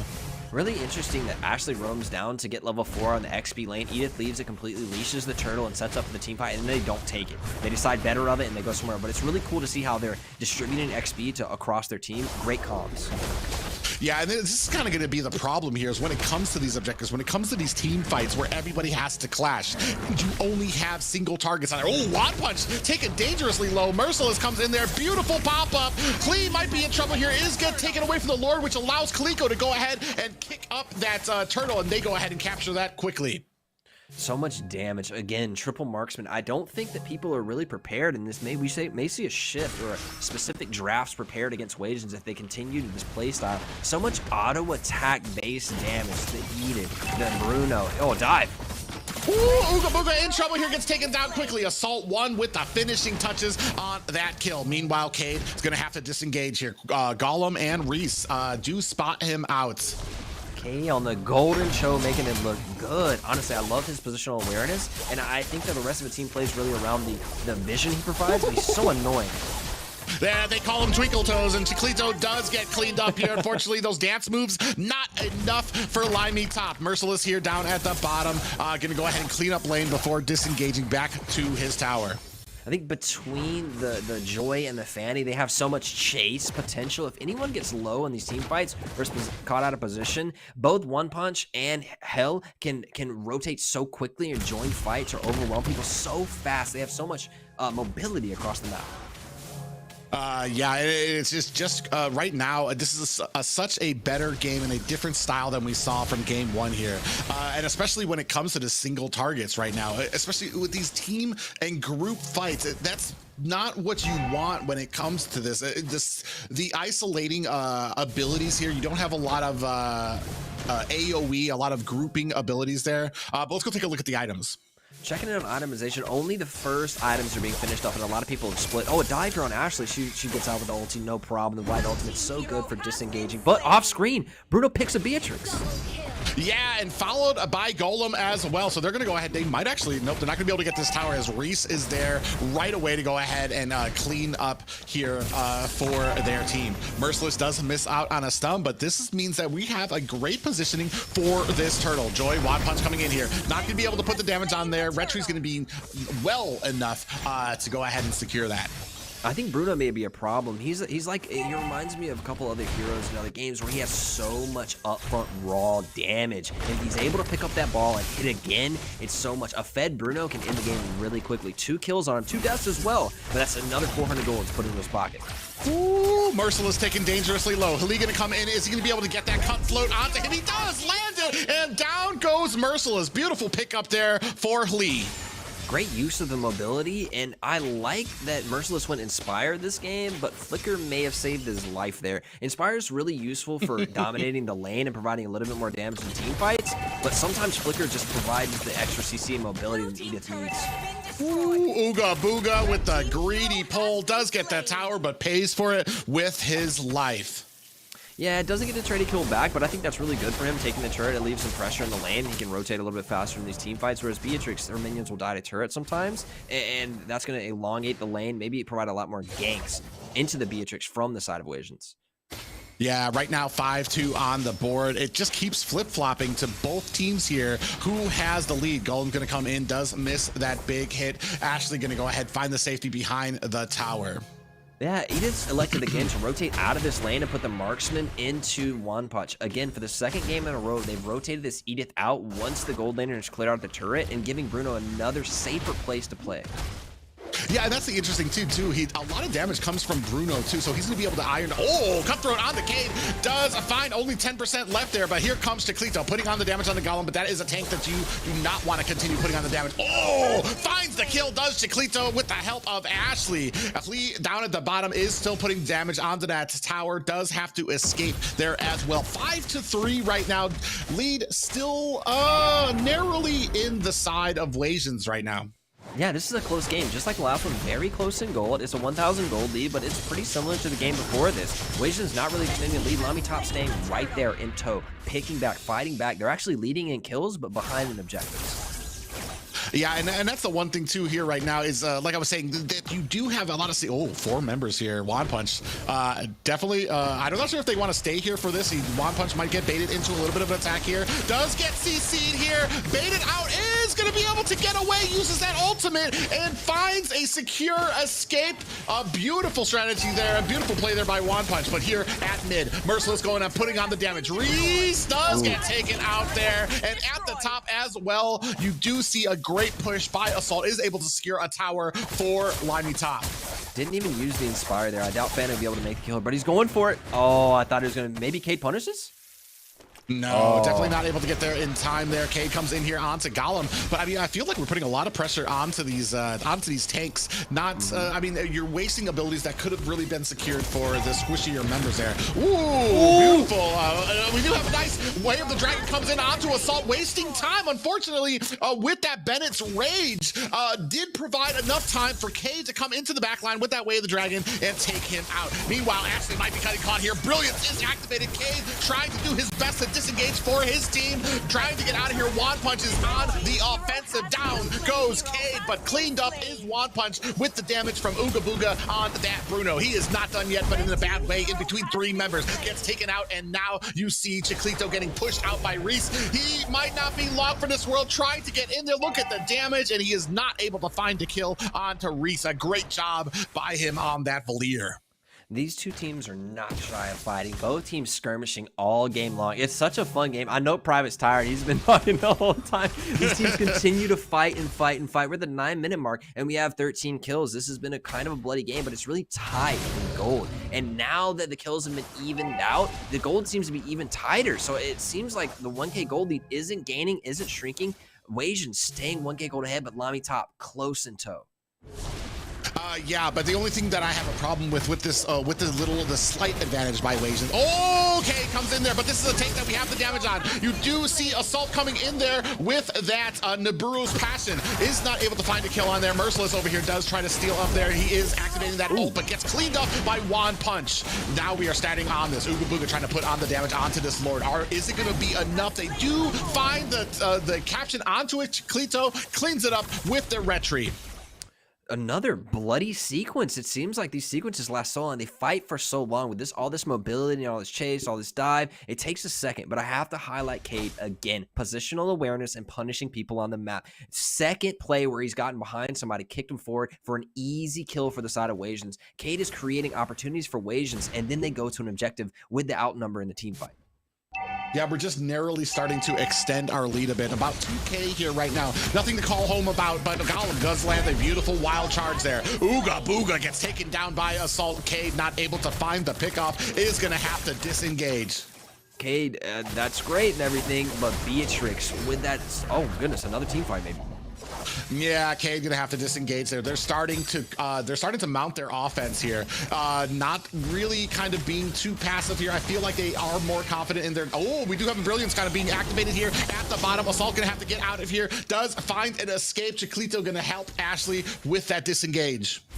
Back to the point I was going to say, yes, Cade's making picks, but when Golem goes in, he's doing the same thing, making picks, and Beatrix now has the damage to throw over the top, over the wall, and get a really good bomb coming down on all those people that Golem wild charged into.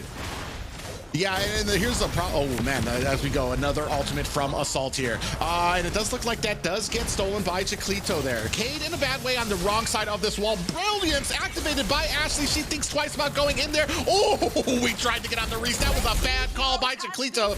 Tries to dive in with that Shadow Assault onto Reese, but gets caught on the wrong side of that wall. Cade can go ahead and activate that run for them so they can go ahead and sprint away.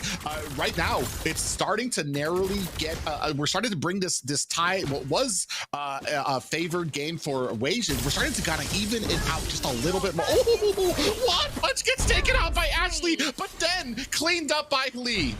I feel like this game has been a blow for blow. You hit me, I hit you, and almost like an old school Bloody Knuckles match here. They're pushing back and forth, one hit at a time. You take the hit, then we take the hit. You take the hit, and it seems that yes, Wasians gotten the advantage, but it's not a lot. Honestly, the gold lead of 1K wasn't much. Now it's like 400 gold. It's nothing now. These teams are dead even at 12 minutes. Yeah, it's nothing like the kind of some of the first series we had where they maintained control and then kind of tightened that grip around the neck of their teams here. It does seem a little bit more even. Oh, Ooga Booga might be caught there. Does get away to safety. Oh, you saw Lee did read that well. Was almost going to get caught there by Way of the Dragon by Cade, but does think twice about it and finds the safety in one of those bushes. Yeah, I believe Ooga Booga pops the Wind of Nature there, and Fanny just has no damage to finish it. And honestly, Bruno doesn't need a lot of autos. 1, 2, 3, and the Fanny's out. So it's a great job for Fanny to get out. She's now 3-0. This Fanny's making plays. Yeah, then you go ahead and catch. Oh, a nice stun there by Golem, but it's not going to be enough there. Reese starting to come in here, trying to play the favorites here. Lee comes into the back line. Is he going to be able to find it? We do have a Brilliance activated. Chiclito in a little bit of trouble here. Oh, Cade goes down by the damage from Assault there. Chiclito in the back line. Ooga Booga gets taken down. Merciless trying to put on the damage. One Punch in a little bit of trouble, trying to find her way to safety. Merciless gets taken down by Assault, and now we are pressing on as LaimiTop. This is going to open it. Oh, Ashley in the bush, hunting, waiting for the opportune moment. I'm not sure if she's going to be able to find it. You're definitely not going to be able to verse it against a retreat, but we're going to see if she can kind of make something happen here. Down to about quarter health. Looking for that 10%. Golem comes in there. In comes Ashley with the brilliance. Takes out Assault, able to clean it up, but Ashley, what a beautiful play there. Comes in with the brilliance, takes out Lee. Ashley with the outplay right when Golem's like, man, maybe I should check some bushes. Ashley flickers over the wall, kills Fanny, and then takes the Lord for herself. What an outplay. Put the team on your back, Ashley. Yeah, that was an amazing play. This is what we were talking about. These female players from North America, some of the best in their roles right now. Chiclito getting forced out of his jungle. Now he's starting to get pushed out. Reese and Golem, just a huge menace here, trying to force out Chiclito, who's just waiting for this purple buff to come in. Cade comes in for the support. Ooga Booga here on the side as well. Ooh, it does look like Chiclito able to go ahead and land the retry onto that. But now we have to set our sights on to this Luminous Lord. Coming coming up at the top here. 4 members of Wasians going to go ahead and mark it down. Are we going to be able to clean it up? Oh, Kane in a little bit of trouble here. Does get forced out. Might be down for this world. Gets popped up and taken out by Assault. That is 4 members only left for Wasians versus 5. Now we're trying to put on the pressure into this mid lane. Up goes the minions, and we Merciless trying to put on the damage. They do go ahead and protect this, but now we have to answer up at top. Chiclito might not be able to save this tower. It looks like we do have that brilliance coming out there. Golem is going to have to disengage there. Ooga Booga on the back line trying to put on the damage. Meanwhile, Lee able to take down. We are only down to inhibitor turrets for the side of Wasians. We are not done with this fight yet. Wall comes out, and a beautiful Naburo's Passion comes out from Assault to go ahead and find the kill onto Ooga Booga. Oh man, we're still coming in here. Assault. Yeah, Assault here takes down a tower up at the top. Ashley and Merciless, they are in a bad way here right now. The trading of these kills did not put it in too much of a favor. And it does look like this late game kind of going over into LaimiTop. Chiquito comes in here. A lot of damage coming up. The sniping coming from the back line being too much. 8-2 is Assault right now. He is on fire on that Beatrix. I think these teams have finally slowed down. Let's give Private a minute to breathe. But I noticed in that team fight, Beatrix is so fed now. Her damage is insane. Even the little bit of CC that's coming out of this Golem, it's pretty much their only CC, their only team fight tool to set things up. He's doing it so well. This ex-member from Gosu playing out of his mind right now. And then the Beatrix comes with 1, 2 autos, maybe a skill over the top. The snipes are landing with so much damage. And what I didn't notice earlier in the draft, we talked about how the Valier plays good into this. You know what's so good with the Valier? A Grok to create that terrain for Valier to push things into. They're playing so well together with this push and pull they're providing. Beatrix just stand in the middle, melting people. So much damage. Yeah, and unfortunately, there needs to be an answer for the side of Wasians.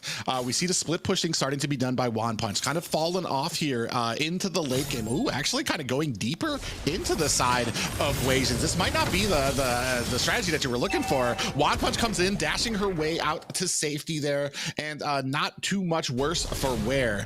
Golem here with Chiclito, both just saying hi neighbors, and passing each other up. Wand Punch here in the back here. Chiclito kind of thinking twice about the engagement, but this is going to go ahead and set up the next Luminous Lord for the side of LaimiTop. I mean, this is a lot closer game than a lot of people kind of gave it credit for. I think everybody had Wasians here, but you can see here right now, LaimiTop showing that they are not out of this and they are not to be trifled with just yet. Oh, Benny gets found in the bush. Oh man, Way of the Dragon does come out. Lee gets taken down quickly. In the back line, you see Golem diving in there. From the back, Reese doing a decent job of trying to keep the pressure on, pushing most of the team out of the way and keeping that zoning out. But we still have a Lord starting to come in here. Lots of minions starting to crash into these waves on the side of Wasians, while the Luminous Lord is barreling through the top. Now, that death for Fanny does provide a little bit of pressure relief for the side of Wasians. They're able to push the things off. I was just thinking, yes, this used to be a close game like Private said, but now we're 6K gold gap. And we're at the 17-minute mark where gold means a little bit less, but let's not denote how big of a gold gap this has from being 1K down and staying there. Never let the gold balloon. Now, LaimiTop pushing in, trying to close this game. Yeah, we still have 2 inhibitors left on the board. A beautiful Way of the Dragon does land on the Golem, but that is a tank, and that is not the target that you want to be expending your damage on. And this is the problem when you have single target damage. If you choose the wrong target, you're not going to have that damage left for the rest of the team. Now we still look at these inhibitors. They're down to a sneeze of health. If somebody coughs the wrong way, these towers are going to fall down. You can see the minions starting to pour in from the bottom. Reese trying to do a good job. Does get found out. Cade's going to have to exit that bush. Gets found out by the side of LaimiTop. They do in the end lose the bottom lane turret and mid, like you said, as they sneeze from going down. LaimiTop is in control of this game. Make smart plays, make one pick, grab Lord and end the game. They may try to end it without, though. Oh, you see Assault there with that sneaky little pressure there on there. We do have a snipe, goes wide. So, I mean, right now, you've gotten what you wanted. Now the pressure is on Wasians. All of these fights right now, they cannot last too long because now you're going to have these huge minions coming down towards your core. Right? If LaimiTop can play really patient here, they can let the waves do the work for them. At some point, someone will have to answer the split push, and then you have a 5v4 at Lord. Yeah, but right now we are still kind of continuing this pressure on. We don't want Wasians to get any part of their jungle. We are still kind of full bit okay, and a little bit of trouble here does get pushed out here. CC down, here comes the immortality. One punch, able to find the kill onto Ooga Booga, but Assault goes down. That's 2 marksmen down for both teams. Now starting to see who's going to be doing the damage on both of these teams. We do see that Cade is going to have to return to base. Merciless in a little bit of trouble here between 3 members, does get taken out by One Punch. Still having an effect on this game, still in the late game. We are at the 20-minute mark. It is 4v3. Yeah, and Assault does go down, but it's 2 for 1, and that's a great trade as they continue to fight here in the mid lane, maybe pushing further. Oh, Cade's gonna have to expend that flicker to get out there. Brilliance comes out, is able to take down Reese. Good job by Ashley. She still does have that immortality, is gonna have to use it there as Lee comes in with that final blow. And now Chiclito by himself. This might be all she wrote for the Wasians. Cade in here as well, trying to fend off this push, is gonna go ahead, use that magic sentinel to get some vision there. Both teams not really, I mean, the Luminous Lord is up there. And now we're gonna see if the focus can kind of get up there, but 1 down for the side of LaimiTop, 2 down for the side of Wasians. I think LaimiTop takes this as a consolation prize, and Grok is just up there being absolutely disrespectful, standing in their base. Mike trying to get picked by Cho here, but that assures that LaimiTop gets this Lord. Yeah, and that's the problem here. We're going to have one more Lord here, especially at the 20-minute mark. Cleaned up by Lee there. Cade comes out, get popped up there, does miss the sniper rifle. Is going to have to try to use that Jikundo to get away. You do see, oh, nice, beautiful Way of the Dragon there. Does go ahead and create that distance between him and One Punch. Right now, I mean, I don't know. We're at the late game. Everybody is maxed out, and I don't even know what Wasians can do to kind of stifle this push. I think they have to get in a bush and predict rotation here. These are full itemization on all carries, right? You still have 3 marksmen, though. Any one person you catch with those 3 people there, you can ultimately burn them down. I haven't seen a lot of pit coming out of the Wasians, though. It's been, honestly, a story of Grok, Golem, pushing in, making opportunities for the side of LaimiTop, and everybody following up off of that. We need Cade here. Make a pick. Let's get one down, and then maybe we can clear Lord and fight from there. Well, and then that's the problem too, is Cade is kind of coming in, he's choosing the wrong targets, and then you have all your single target damage. Oh, we do have a concealed play coming in here. Lord taken down to about half health on the side where One Punch coming in there. We do see Lee coming into the side lane too. Immortality has been activated. One Punch is back up. Cade doing his best to try to get out of this. You do see that Brilliance coming and activated by Ashley. Lord is kind of coming in here right now too as well. Kaliko does activate his own immortality as well. Golem might be taken down, is going to use that flicker to get out. Assault taken down, a great defense. Oh, but Ooga Booga gets taken out here. We are tied up here. Cade trying to disengage Golem, and Reese still providing that offense here right now. They are not backing up. Golem here trying to stay up ahead as the wall here. Reese very secure in the back lane. Oh, but gets picked off, and that might be it for Reese. He's going to use that flicker to get out of the way. Woo, look at the damage. Golem gets taken down. In comes Lee. Ashley down for the count. That is 2 members down for Bolt side here, but this might be all she wrote for Wasians. I doubt they can stand another push like that. What a back and forth. What a great defense from Wasians, right? No inhibitor turns, Luminous Lord is barreling down, and somehow you find yourself still in this game. 22 minutes, this thing is going the distance. Wasians refuse to lose.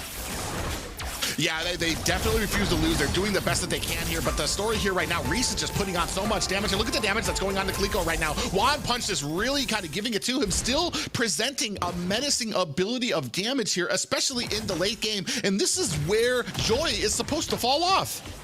Yeah, you would think that, but I think it's just so annoying. And Karina, a little bit of the tankier build, doesn't have the damage to really execute that. With the Vengeance on Joy, there's just nothing you can do. If she does get caught, she dashes out. If she's going to take damage, she hits the Vengeance. It's such a safe, annoying pick. 5, 2, and 8. And to look at the other side, I have to look at Ooga Booga here with all the damage. Oh, goodness. Yeah, I mean, just as you say that, Ooga Booga gets latched onto by Lee there, and now he's going to have to try to escape here. One Punch deep into the back line. Ooga Booga gets taken out there. That is his 10th death right now. Assault still trying to find his distance and the sniping ability. Now that is a 57-second death timer, and that is going to open up this next Lord. That is a huge amount of damage that you are not going to be able to press. It doesn't look like Wasians want to stop. They know they need to get into this Lord. They know they can withstand another push like that. One Punch in a bad way here. Does look like he gets taken down. Brilliance has been activated. Merciless gets taken down low, and down goes Ashley. This is the fight that LaimiTop was looking for. Hale comes in onto Chiclito. Woo, look at the dancing from that Fanny.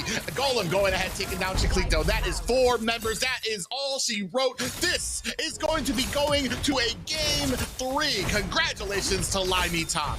LaimiTop, you may not know us, but we're here to play. And I believe their name means like our people on top or something like that when it's translated. And they really just showed right there. They came out on top of that game. They suffered a 1K gold lead, kept it like that, and they ballooned the goal with their late game options. And honestly, that Beatrix got it out of control. You have to think that Bruno should have had the damage, but 10 deaths on him. He never got the chance to really pull it out. Well, and that is what we were talking about too, especially as we got into the late game.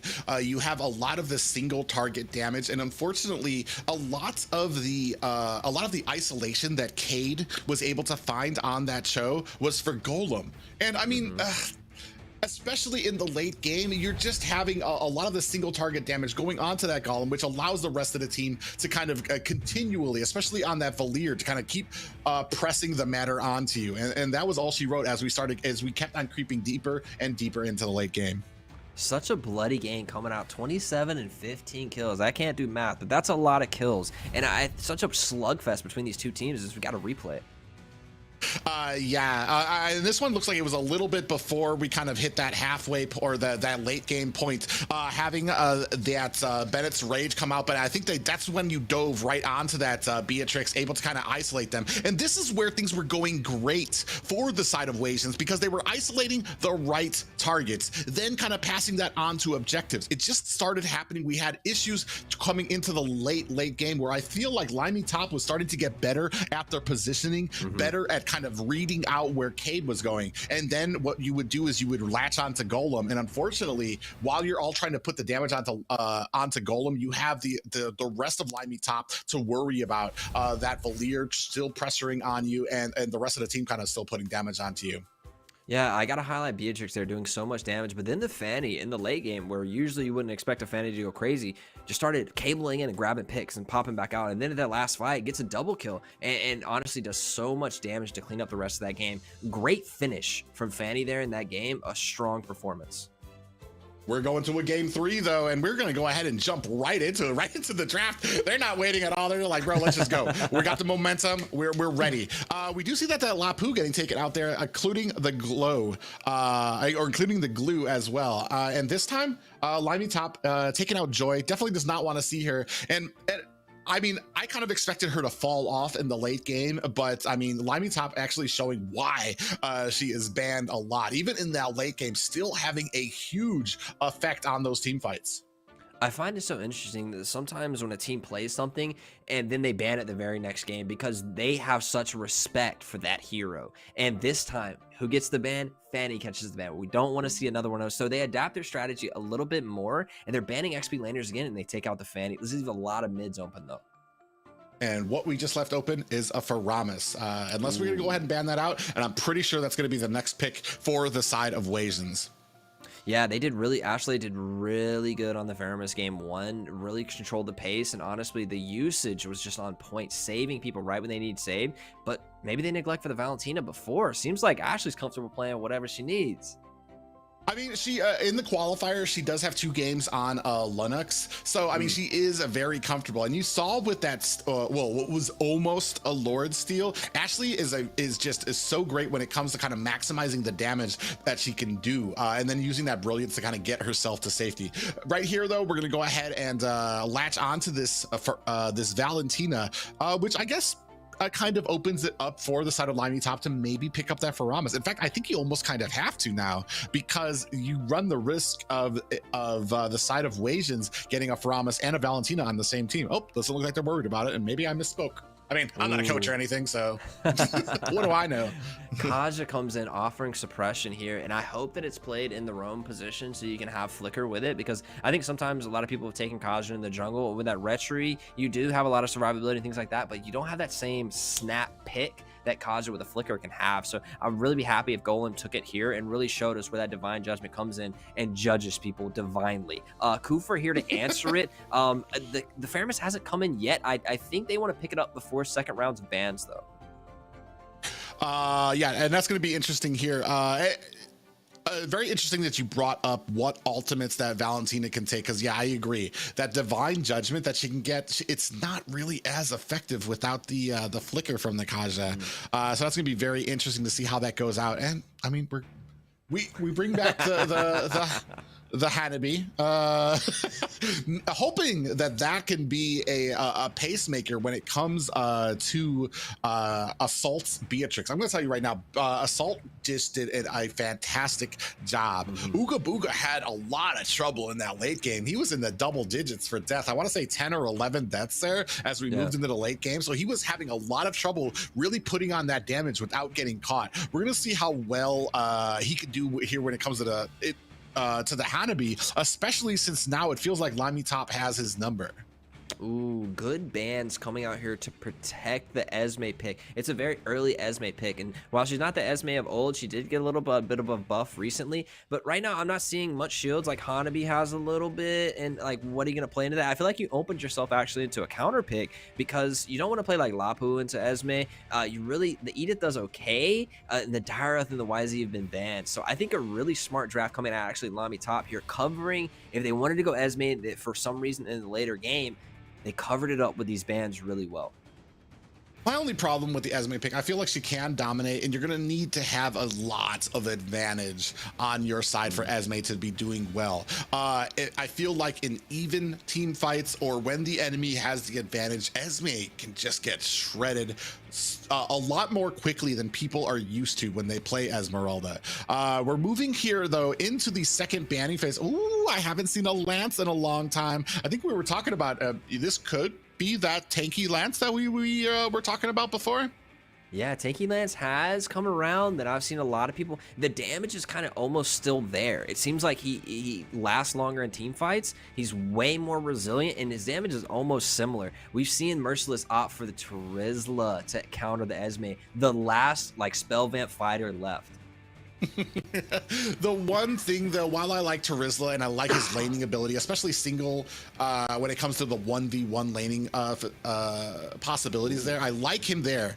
But in the team fights, I feel like he just telegraphs his abilities too much, and it leaves it open for especially mobile heroes like you have on this side for him to not really have much of effect in those team fights. But with a Hayabusa on your side, I mean, you can dive into the backline, try to take out those squishiers, but the problem here is going to be, what are your targets? Right now, it only really looks like Assault. Oh, yeah, and then Reese can get out of that too. As a Julian, he can get out of that shadow kill with his enhanced dash that he does. Playing double assassin into a Kufra and a Haya, it's a really interesting concept, and I believe that Lance was picked into the Kufra, right? So he's not scared of his dashes being blocked up by that Kufra. Interesting pick. I would think that you wouldn't want to go Lance into a Kufra directly, but Hill takes the challenge. He's all about it. So I'm thinking that this could be the tank Lance. I think the Julian is one of the strongest heroes in the game right now. The damage that comes out, the problem for him is his rotation, and then his level 1 and 2 is so bad. Yeah, it definitely bad, but I almost feel like he kind of makes up for that level 1 and 2 by having level 3 without needing a level 4. So I mean, it's we're gonna see how well this goes. We just don't see a lot of successful Julians because of his squishiness, especially his skith that he can throw out. The enhanced skith just does so much damage. However, if you miss that, you've kind of taken away his only escape that he's going to have. But this is going to be it. Game 3. This is for all the marbles. Both teams here, 1 win apiece, and this is going to decide who ends tonight's winner or loser. Yeah, I feel like honestly, it could go either way. I'm cool with them both drafts. But double assassin's really fun, but then Haya could run it back as well. Kufra could offer so much. I think Divine Judgment will be a very big effect in this game. Picking people off, the Haya, anybody, honestly, they have enough damage with double assassins to pop them.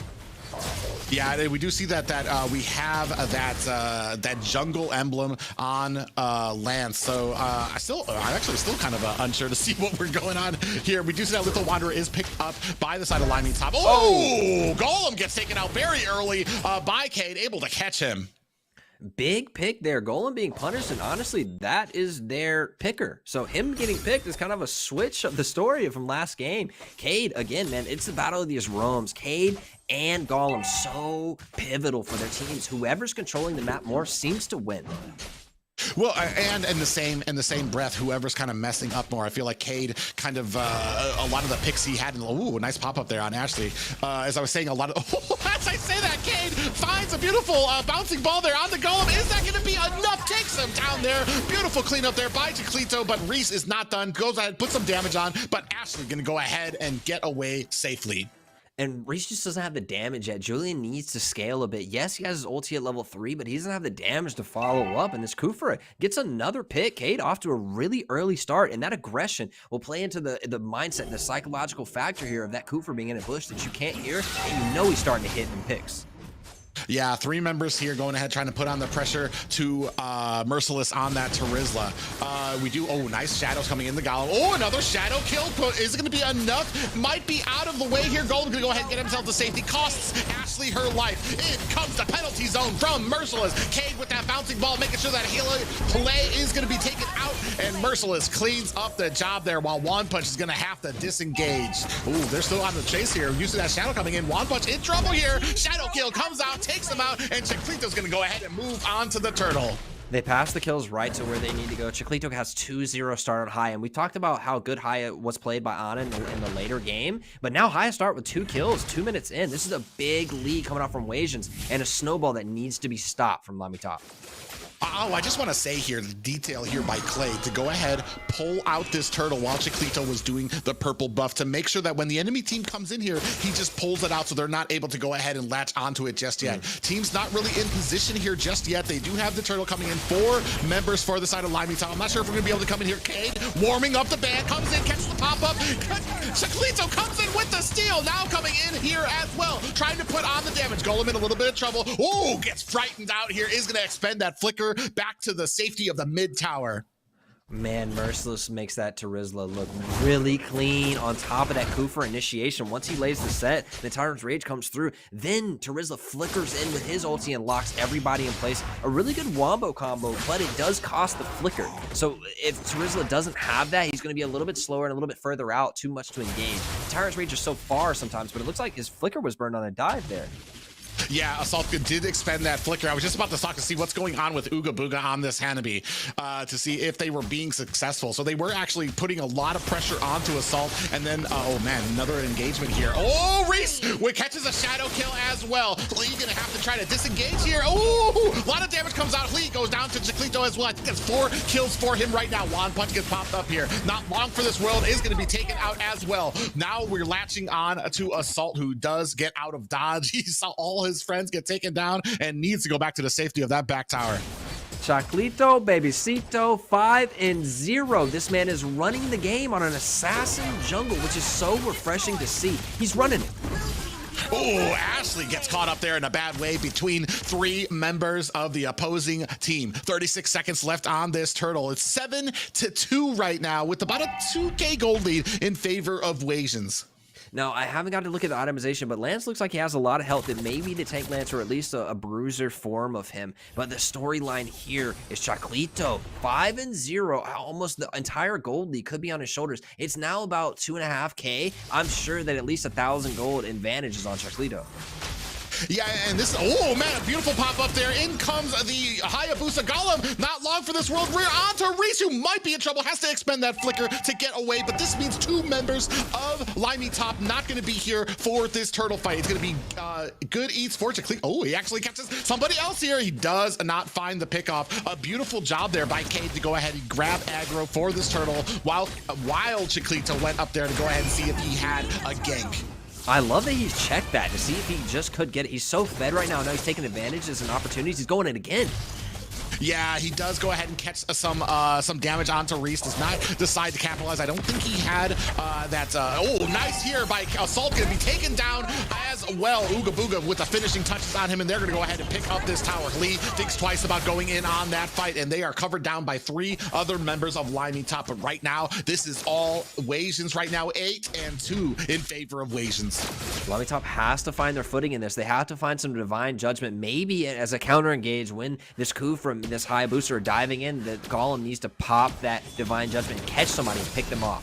Ooh, coming back in with a shadow kill, takes down Reese. A beautiful start for this push onto this tower. Golem goes down next, face down by Ooga Booga. Assault not long for this world, is trying to dish his way out of here, but it's not going to be able to save this mid tower. We are pushing here, and it does not look like the freight train of Wasians is going to be stopped here yet. Oh, we do miss that Tyrant's revenge from Cade, and it could have probably been another kill in their favor, but a very good looking there from Lee. Now we're gonna go ahead and take a look at the itemization. Yes, we do get confirmation. It is the tank Lance, Guardian Helmet first, building the Cursed Helm as well. That is going to be a tanky boy. The problem here is the gold is ballooned out of control. They're now 5K behind, and this is a lot of gold at a very early point. It's only 7 minutes in the game. They're 5 gold. Ooh, there it is. Beautiful flicker into a Divine Judgment, and that is what a Hanabi deserves, but Ooga Booga goes down, and that is 4. Oh, beautiful flicker into a Tyrant's Rage. Lee does have to use that Thorned Rose to get out of it, but Chiclito finds the kill and takes him down. 3 members of the side of LaimiTop do have to disengage here. They do get punished, and Cade does bring the pick back, but the flicker was expended from Cade, the flicker was expended from Kaja. It's the proactiveness out of LaimiTop, this far goal behind, making a play that looks good, but Haya is too fake. Yeah, Haya is just a menace right now, taking it down even for an Esmeralda, actually doing the damage there. 14-3, this is textbook. This is checking all the boxes of what you want to do with an assassin on your team. He's diving so much, and Cade is just facilitating. He's like, if you want to go, I'll go. I'm fine. I'll be first. I'll take the turret shots. Cade in here on this Cooper making so many opportunities. And honestly, Chiclito, he follows up with the Cooper, but he makes his own opportunities as well. Checking in these bushes with the shadows when he can just flicker out. He's doing so well on this Hayabusa. Well played. Yeah, a great job right now, and he just cannot be stopped. It doesn't matter who he latches onto. Yeah, you can see right here, latching on the Golem. The shadow kill does come on there. He's going to be able to make mincemeat of it. Does clear him out, and that's what I was just saying. It doesn't matter who he goes onto right now. He is so fed. He can take down any tanks, supports, roams, squishies. It doesn't matter. A beautiful pop-up does land onto Wand Punch. Here comes another shadow into there. Reese does activate that enhanced chains, or that enhanced dive to try to get out of there. Ashley with a falling star moon of her own. Does not find a kill, but does go ahead and bar it away. Ooga Booga, a little bit of trouble here. Gets taken down here. Here comes the pop-up there. Ooga Booga gets taken down here. Lee trying to get out of dodge. Ashley actually in a little bit of trouble here. Has Cade with her. Now we have Reese. Are we going to be able to chase this down? You see Chiclito biding his time. Oh, we have a pair of broken ankles on the field. Cleanup at the mid, and you do see able to get the crossover onto them is Lee. Fancy footwork coming out of the Lance, but can we call Chiclito NA Kyrie?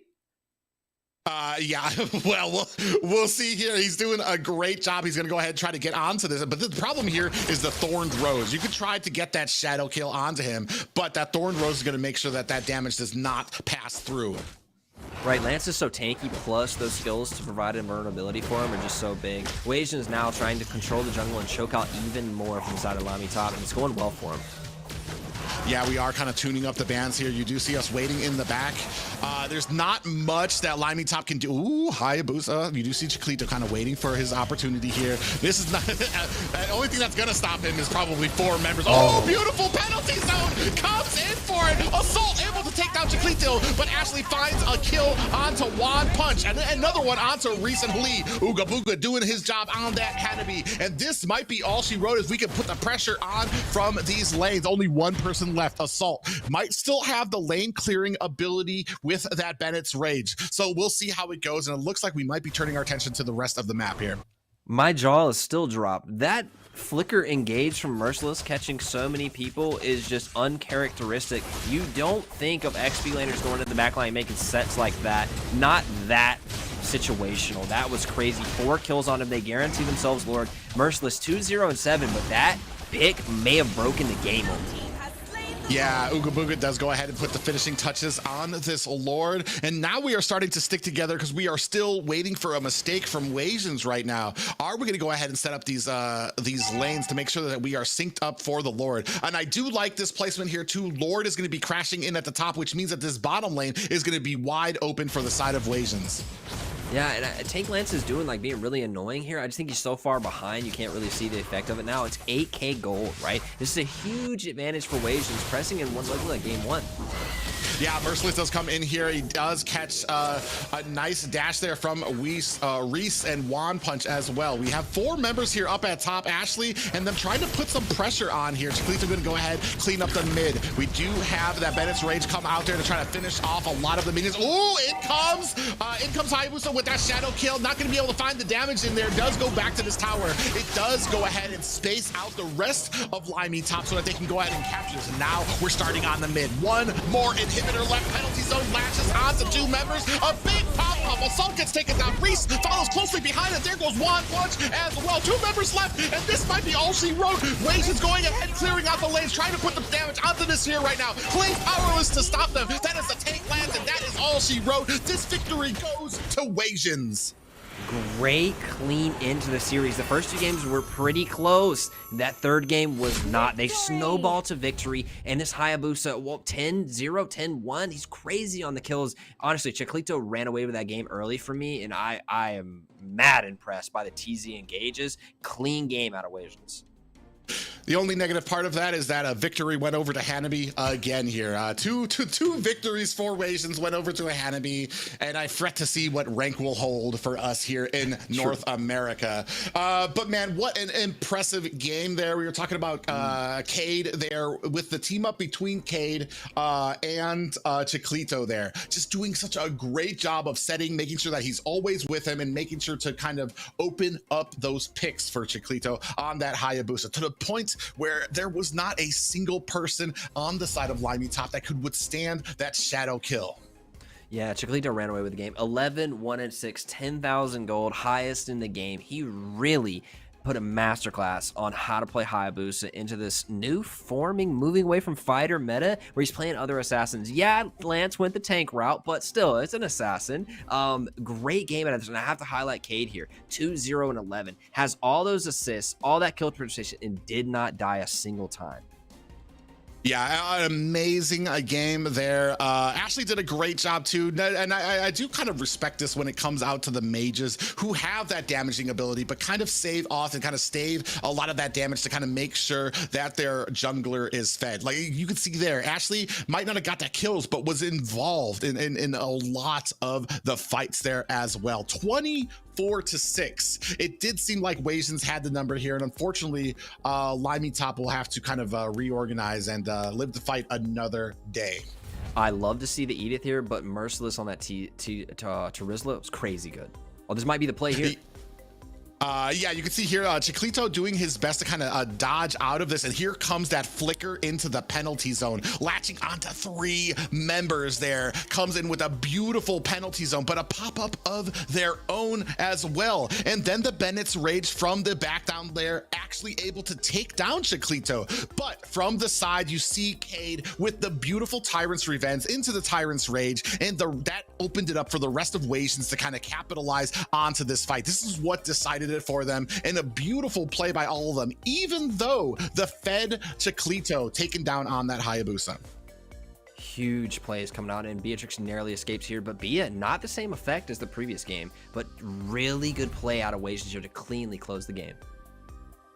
You're absolutely right. And looking at this series of games, I am actually most impressed by the fact that Powerless or Uda Buddha made that Hanabi word, as well as all of the out-of-pocket picks or just out-of-meta picks like Valir, the 3 marksmen, and now we're actually seeing a 100% win rate on both Valir and Hanabi in this year's tournament. So now, of course, though, we need one player to just break the meta, like Chacho playing that Granger, that assassin jungle, making all the surprise plays and dominating the match, especially for the last one with that triple kill in just 4 minutes. I'm impressed, guys.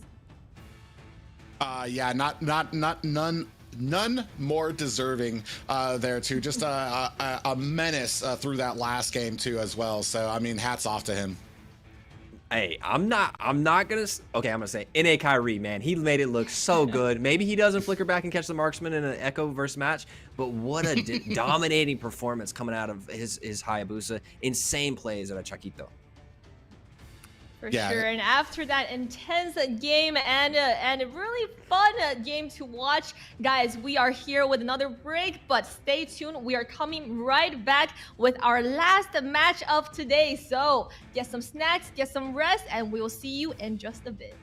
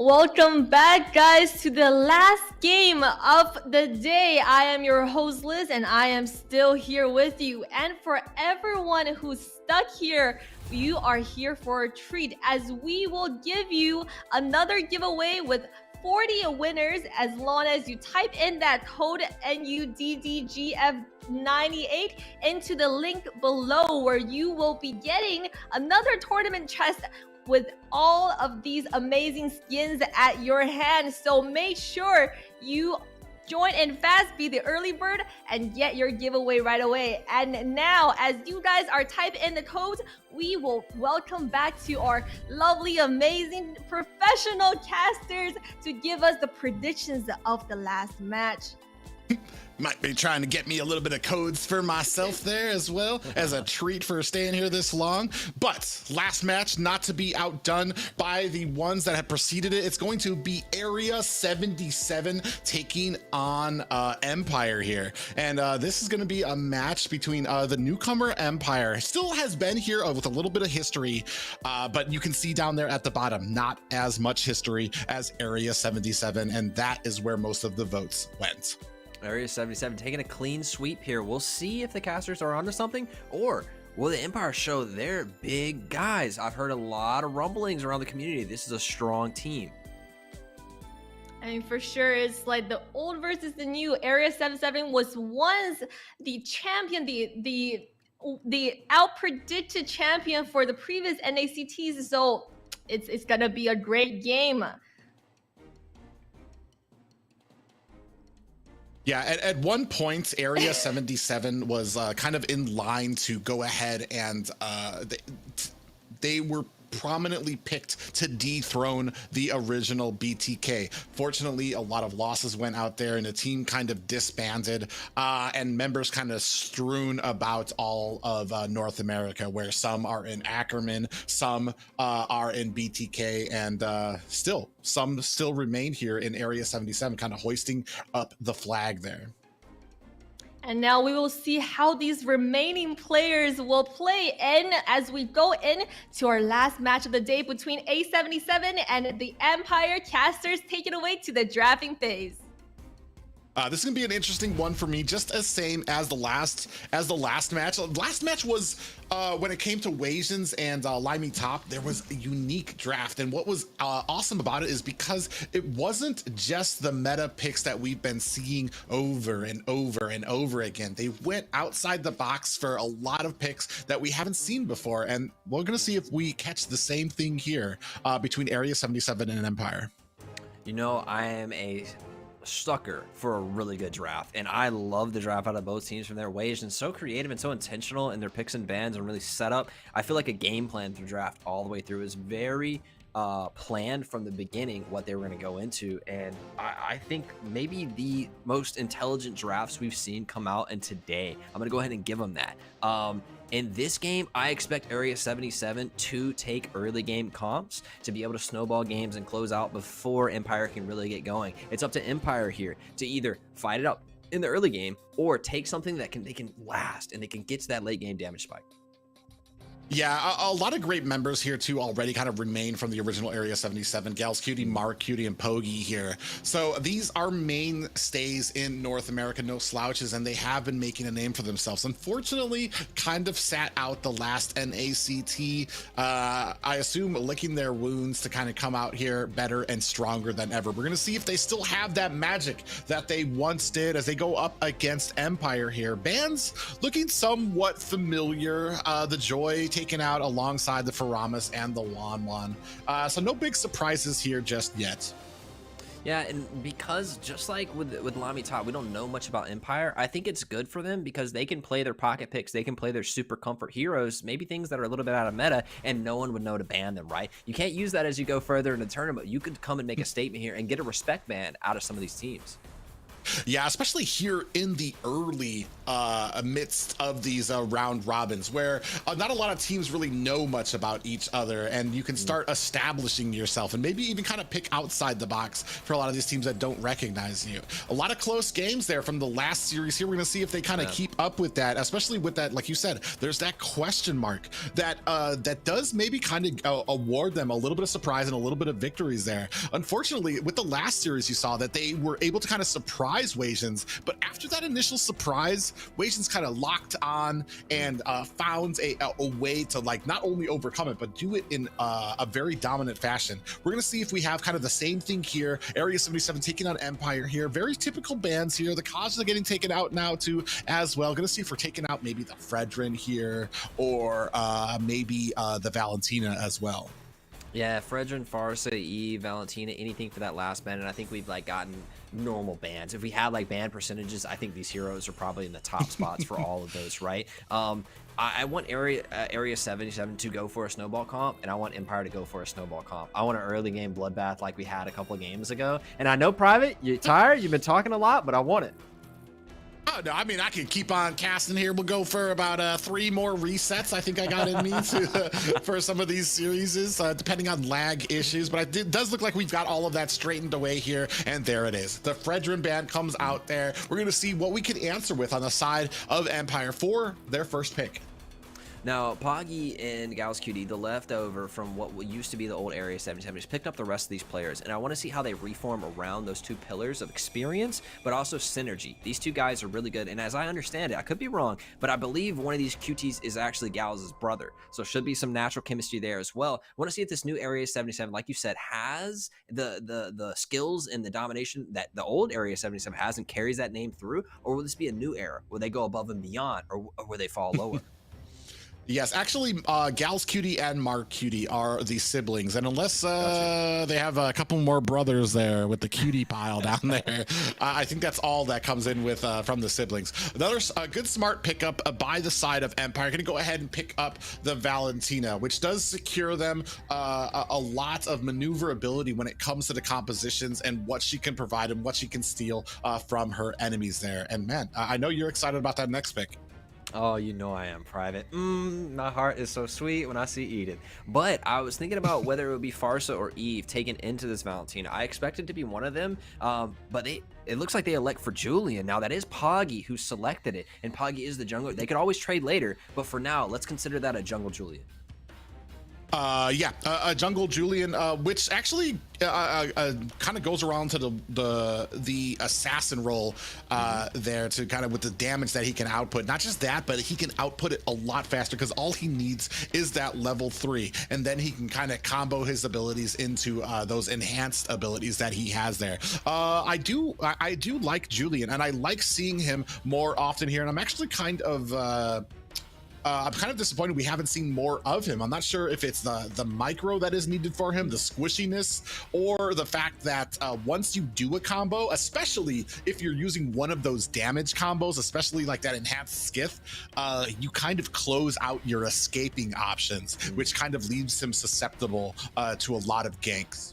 I feel like Julian's a bit of a pub stomper, right? You'll see him a lot ranked and he'll be running over games. When it comes to pro play, when there's so much more cohesion in the team fights and communication, he gets picked off really quick, or like they know he's used a skill, so he's going for this skill, and they can talk through those things. And that assassin, while you only have like one combo in, like you said, you don't have a way to get out. An answer with that is the Harith and the Martis. Martis is going to bring that early game pressure and fall off as he starts to build tank. And the Harith, though, kind of answers that and picks up right when Martis starts to fall off with that mobility and damage.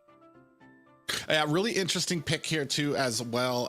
We did see Zia play a Harith here, I want to say 2 series ago. It did have a little bit of problems as we got into the late game. I feel like Harith didn't really have a place during these team fights, was getting picked off left and right, especially once that magic defense started coming online. On the opposite side there, we are going to see a Lunex picked up by Area 77. So we are really interesting to me, because I always feel like Lunex is kind of a counter for like the tankier members that you see, so maybe something that can help burst down the Martis. But I mean, or we're trying to fend off and make sure that we can kind of keep these compositions away from those super tanky last picks. I think tank is a good decision, and you see the bans have started to go that direction. I was thinking about what they could take to counter Edith, because there's not a lot of bans in the XP lane right now. You could take the Lapu. It plays decently, but Edith still wins. The best counter in my mind that I know of, and I'm not on these guys' level, but is Badang. And I know Badang is rarely ever seen, but he counters Edith so hard in the lane. It may be that Esme Dairoth situation where Dairoth is the counter, but you don't take it because it sucks at team fighting. Yeah, it's those picks where I could pick the Dairoth, but now I've got the Dairoth on my team. What do we do to kind of utilize it into some of those team fights? Going into the second ban phase. Oh, I do like that we see that the Kufra gets taken out there, trying to support the Martis and the Harith and their dashing abilities, and not just that, but and also with the Valentina. So basically taking off the only real counter for a lot of those characters out there.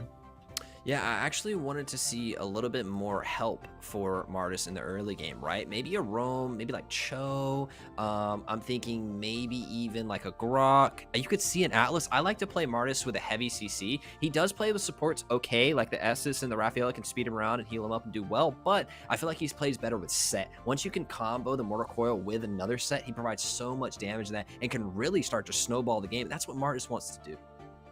Yeah, I was just about to say that too. Like, Estes not the greatest one. I can see why you kind of hesitated when you said that, because Estes kind of shines toward the mid game. Martis, you want somebody that couples with him, that kind of helps him enforce that early game rule that he can get, and you want to make sure that you can get it to a point that during the mid game you're so far ahead that it doesn't even matter what the enemy is doing there. We're gonna go ahead and round out these bans with a Diggy and a Yuzong pick there, and then we see the Cho being picked up by Area 77. Good single target pick opportunity that plays well with a couple assassins, the DPS, and the rest of the lineup. Can CC combo with the Edith, but right when I saw the Cho come out, I thought, what if they take into like a Hilda or a Natalia support here and really get into this jungle and punish Julian, who will be so weak in level 1 and 2, and honestly, it gets ultimate at 3, but needs time to scale and kills and gold to really have an effect. If you had something in there in the jungle that punished him, could be a good pick for Empire. Yeah, that is one of the issues when it comes to that Julian too. I think we were discussing it earlier. His 1 and 2 are very weak and kind of susceptible to a lot of things, even to a higher degree than other assassins have in there. In that he can be ganked in the early game, and there's not much that he can do, especially if he doesn't have that 3. I mean, he's just going to be allowing other people to kind of get his jungle. So you're going to need to have a lot of support on his team, a lot of people kind of paying attention to the map, making sure that he is secure until he at least gets that 3rd level. Ooh, something we haven't seen here in a while. Yeah, very spicy. The Mincetar being picked up there.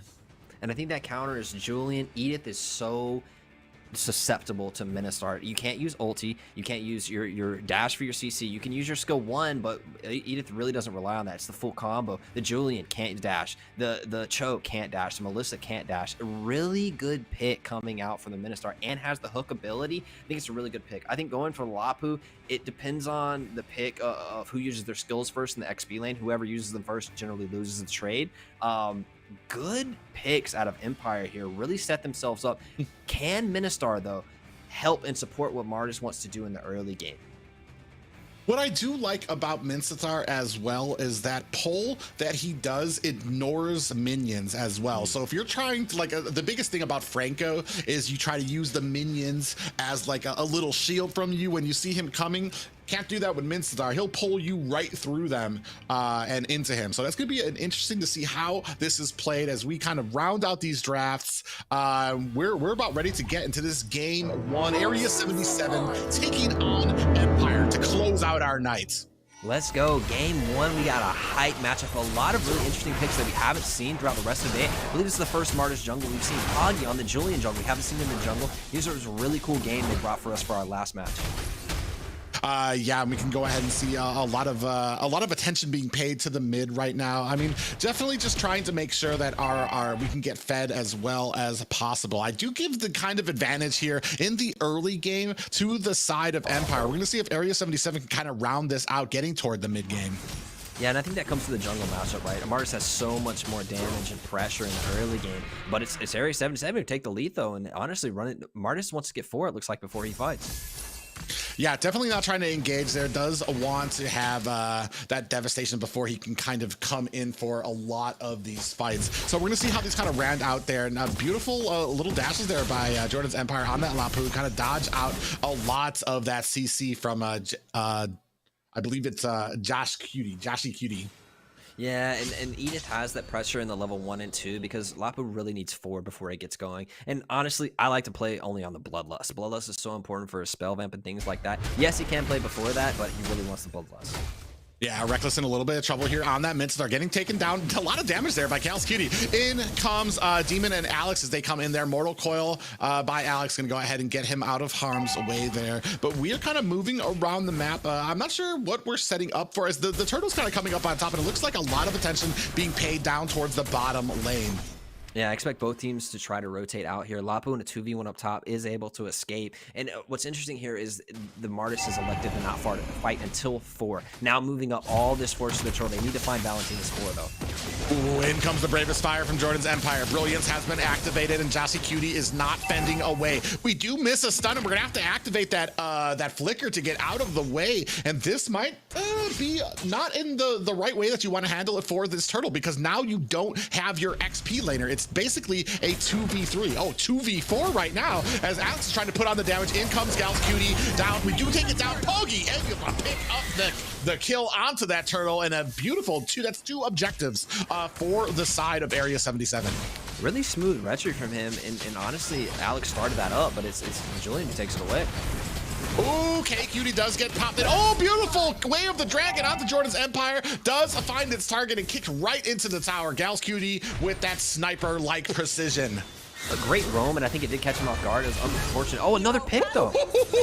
Yeah, Mark Cutie finds one in the name of the beautiful pop-up there. Finds it in Kokomo, but let's go ahead and take a look at these items. A quick 2-0 gets Julian to the Demon Hunter sword. Now that is an interesting choice of itemization coming out from him. I would usually expect the Genius Wand into the Feather, but he's elected for Demon Hunter sword first item. Yeah, that is very interesting. Demon actually does get caught with a Way of Dragon. Is going to go ahead and dash his way to safety there. Gal's Cutie going to have to disengage there as Alex going to have to find an escape of his own with Mark Cutie coming to the aid there. 2-0 start, and it really, the kills are on Gal's Cutie and Mark Cutie. The only one that really hurts is the one on Mark Cutie, right? Melissa off the 1 kill. It's not like insurmountable, but it is big. And I think Edith got a little bit of gold on that top turret as they were pushing in. The Lapu got caught in the lane. Diving to Edith, though. Woo, there's a party up at top, and Jace Cutie doesn't want any of that. Poggy and Gal's Cutie in here as well. Jordan's Empire does miss a stun. Demon and Alex kind of hiding out here in the bush, trying to find some placement, but do disengage. If that started with a pull from Ministar, I would think it would be a lot better, but 4 people walked under the turret and Edith skates away pretty healthy, and you lose a kill. So maybe Edith's not really the one you want to dive. If you do, start off with some hard CC, because that's a lot of CC tank and mobility that she provides. Yeah, and that's unfortunate for them right now. Not able to actually really find anything with a lot of these rotations. You do see Area 77 coming in here for Kokomo. They do find him in a bad way. The Way of the Dragon comes down here and a lot of damage. Cutie able to finish the job. Reckless and Demon, oh, they do decide against actually disengaging here. They're trying to go on to Melissa at the bottom here. Mark Cutie might be in a little bit of trouble. Does activate that go away. Reckless, we do see a Brilliance coming out here as well, trying to fend off Demon. In comes Pogi, trying to pick up the kill. Does miss the pop-up here. Reckless and Demon do find themselves an escape down to about half health, though. I'm not sure if this is a fight that they want. Pull does land onto Cutie too as well. Gals over here trying to fend off with that Way of the Dragon. Cutie does get taken out as well, and now this turtle might be going over to the side of Empire. Strong pick from Empire there, and it may secure them the turtle, but there's a lot of Area 77 members lurking around here, maybe looking for a Poggy steal. Oh, I mean, there's 5 members here too. We do have that a beautiful ultimate coming in from Lapu there. Area 77 does not. Oh, a beautiful pop up there. They just narrowly missed the stun on that Lapu. So I mean, a great engagement there. Reckless trying to come in there. We do see that the King's Calling comes out to try to help secure that escape. Push and a pull onto Jace Cutie there. Dash comes out. Jace Cutie might be able to get away here. Does come back from that ult form. Cutie in a little bit of trouble here in the bad way between 3 members. Using that flicker, is it enough? It is not, as he does not get away. 2 and 6 right now for Area 77. Stuck around a little bit too long in that fight and get punished there. And honestly, what a knock-up from the Edith. I don't think the Edith meant to do that, but the Lapu flicks into it, unfortunately, and just the timing worked out where Edith pops him up right after the flicker, doesn't land the stun, and the whole engage is negated. Once Lapu spins that flicker forward, he's kind of committed, right? And he gets punished and dies after that. Oh, Kokomo with the Zenman Force, but then gets countered immediately by the Way of the Dragon from Gal's Cutie on that show, and that's going to go ahead and leave it. Dude, he's so good with it. Reckless comes out for a pull, and Gals is just ready immediately to go ahead and dash backwards as well. Great playing so far. Just a very solid gameplay by Area 77 right now. Very early purchase from Alex into Radiant Armor, not going for maybe a BOD, probably got Hunter Strike and then straight Radiant Armor. There's a lot of magic damage coming out from the side of Area 77, and that's going to make Martis incredibly tanky. He's 2-0 start, and he's going straight to tank optimization. He's going to be hard to kill if Melissa isn't doing damage. Yeah, and that's a really interesting thing too, because he is 2-0, so he does opt for that tanky. And usually you wouldn't see that. You'd want a little bit of damage to kind of isolate yourself there. Oh, Gal's Cutie comes in there, might be in the wrong way between 3 members. They are chasing him right now. He does get frightened out as well. The Way of the Dragon of their own, but is it enough there? We're trying to come in here with the damage margin. Alex, is he going to be able to find the kill on there? Look at Cutie trying to get away as well. Does find a kill. Demon goes down there as well. They're still in chase. Cutie is trying to run a beautiful pack off there. Alex is not going to be able to find the kill. And Cutie gets away. Cutie taken out by Kokami. Sorry. Ooh, Alex is still in there. Yeah, he's gonna have to use that Mortal Coil. Cutie is gonna go ahead and find and secure that kill. It is 4-9 right now in favor of Area 77.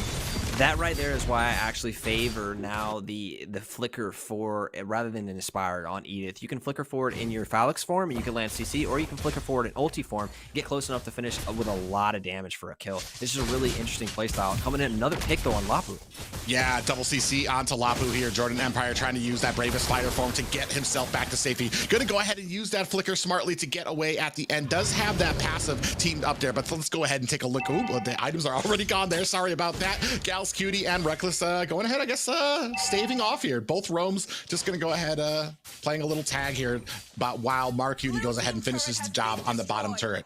Yeah, I got a quick glance, and I'm just focusing on Poggy's itemization because I find it interesting. I don't play a lot of Julian, but Demon Hunter Sword. And then he grabs the Twin Blades, and I think it's a lot different than what most people build. As you see here, he does build the Genius Wand, but 2 items that I don't really see often on Julian, he's picked up and elected to go for that really auto-attack focused Julian. Yeah, that's really interesting here. Oh, a little bit of a bad way. Alex might be down. Poggy gets taken down very quickly as Alex is rooted on to Cutie, using that go away. Cutie taking a heap of damage. Is going to use that flicker to get away while they clean up this mid lane. This is going to open it up for Martis to go ahead and put the damage on to this Lord. They recognize it and they're trying to get into a good position, but I'm not sure they're going to be able to do anything about it. You see Alex here laying on the damage, and this is going to be the first Lord going over to Empire. And wow, this seems like an Area 77 game. I feel like Empire this is still not out of the woods for them yet. Yeah, I think Empire just tied the game up right there. Now they've taken a little bit of a goldie. 800, oh wait, they're like 200 goldie. They're dead even, really. And the gold is even between these 2 teams. And I think it really comes down to this Ministar Lax pick. It does so much to disrupt everything that A77 wants to do. Oh, a little bit of an engage. Yeah, speaking of which, King's Calling does miss wide. Zenman Force comes out, but that's just to help zone. Oh, beautiful flicker into that pop-up though, but Cutie in a bad way, deep enemy line. Beautiful pop-up onto all of Empire there as well, followed by a Brilliance. Now Way of the Dragon lands onto Demon, who is not long for this world. A Brilliance of his own from that IMU, but he is not going to be able to get away on that Valentina, so they clean up with 3 kills of their own.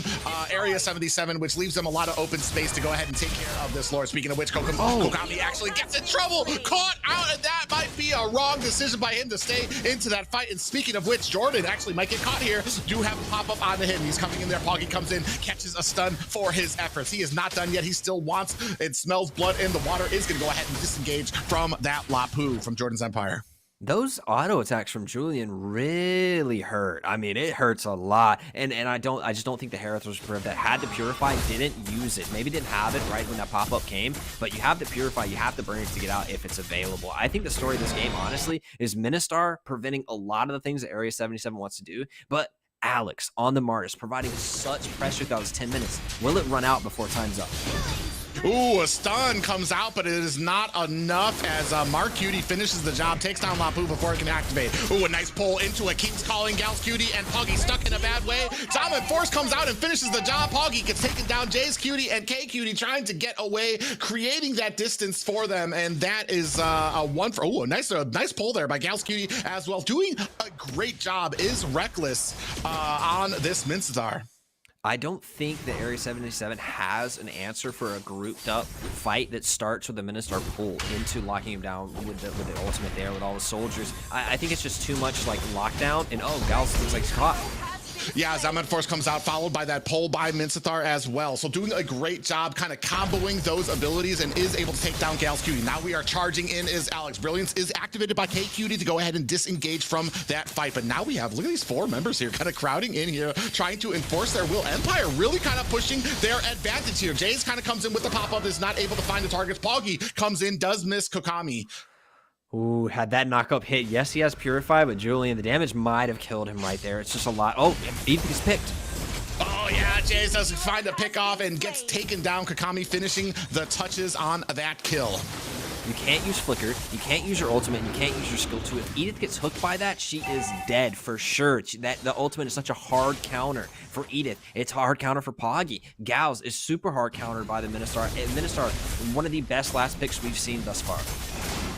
Yeah, now we are starting up on the Lord. Down to about half health. Gals Cutie from the side. We are trying to flank into here. Alex does sense it coming in here. Now we are trying to come in here. Way of the Dragon does land. Down to about 1/3 health. Gals Cutie trying to get out of the way. Does get picked up and picked off. Demon and K Cutie go ahead and finish the job there too. Oh no, now we have reset this Lord. Mark Cutie trying to put the damage onto Reckless, but it is not enough. Mark Cutie gets taken down. This is Empire's game right now as they are enforcing their will onto Area 77 here. Poggy sitting in the back, definitely trying to take his time, but he gets caught out. Jordan's Empire reads it out, sees him in the back line, and now they are giving chase. A flicker onto him. Poggy gets taken down as well. So that is a kill onto the jungler along with the Lord.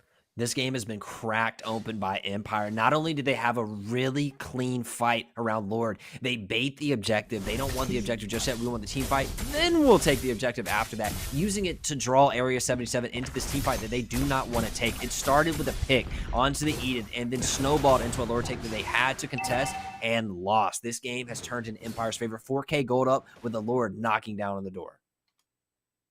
Yeah, we do have that Luminous Lord kind of coming up at top, which does mean we're going to have a lot of pressure that we can kind of exert towards the bottom lane as well. Doing a great job is Empire here right now. 12-14, they are kind of in the lead when it comes to gold right now, giving Area 77 their money's worth out of this fight. Yeah, and it's Empire, you know? It's Area 77. Empire's taking it to them. I love to see it. Yeah, Luminous Lord does crash up at the top, and now we are forcing our will at mid. Here comes the King's Calling to go ahead and zone out the rest of them. We do have a pop-up. Gals Cutie gets taken out. Stun does miss on the Area 77 as they go ahead and disengage from there. Now we have minions crashing into the core right now. A pop-up onto Empire's Jordan, and now we are pushing on the chain. You see K Cutie gonna go ahead and disengage there. Brilliance has been activated. Poggy cleaning up into the back line. Is gonna go ahead and clean up Demon here as well. Beautiful cleanup there by Area 77, but they did lose 2 inhibitors for that. 1 more left for them, but at what cost? There's a lot of standing gold on the map. Area 77 is going to run through a lot of turrets. I doubt they'll break into the base. There's not that much time on these death timers. 20 seconds if the 2 members are back. They're going to get some turrets here. Yeah, they're gonna go ahead and break down into these, at least the inhibitor at mid. I don't think they're gonna be able to take it down here yet. You do see Reckless coming in there with that King's Calling. Does pull in Poggy, trying to put in the damage, but here comes the Brilliance. But a great job by Reckless to go ahead, use those abilities to go ahead and clear out the lanes and do his job to go ahead and secure the defense for that inhibitor tower. Empire needs to slow down a little bit in that finish right there. Now they've lost their gold. He's only 1,500 ahead, a little bit less. They need to have a pick with Ministar pull, land that down, and then press a 5v4. If you push into this team comp, they have Edith, Marksman. They have Lunox, maybe a Marksman, and they have Mark Cutie. So much damage coming out when they're back in their base and they have that defender's advantage. You have to make a pick before you go into it.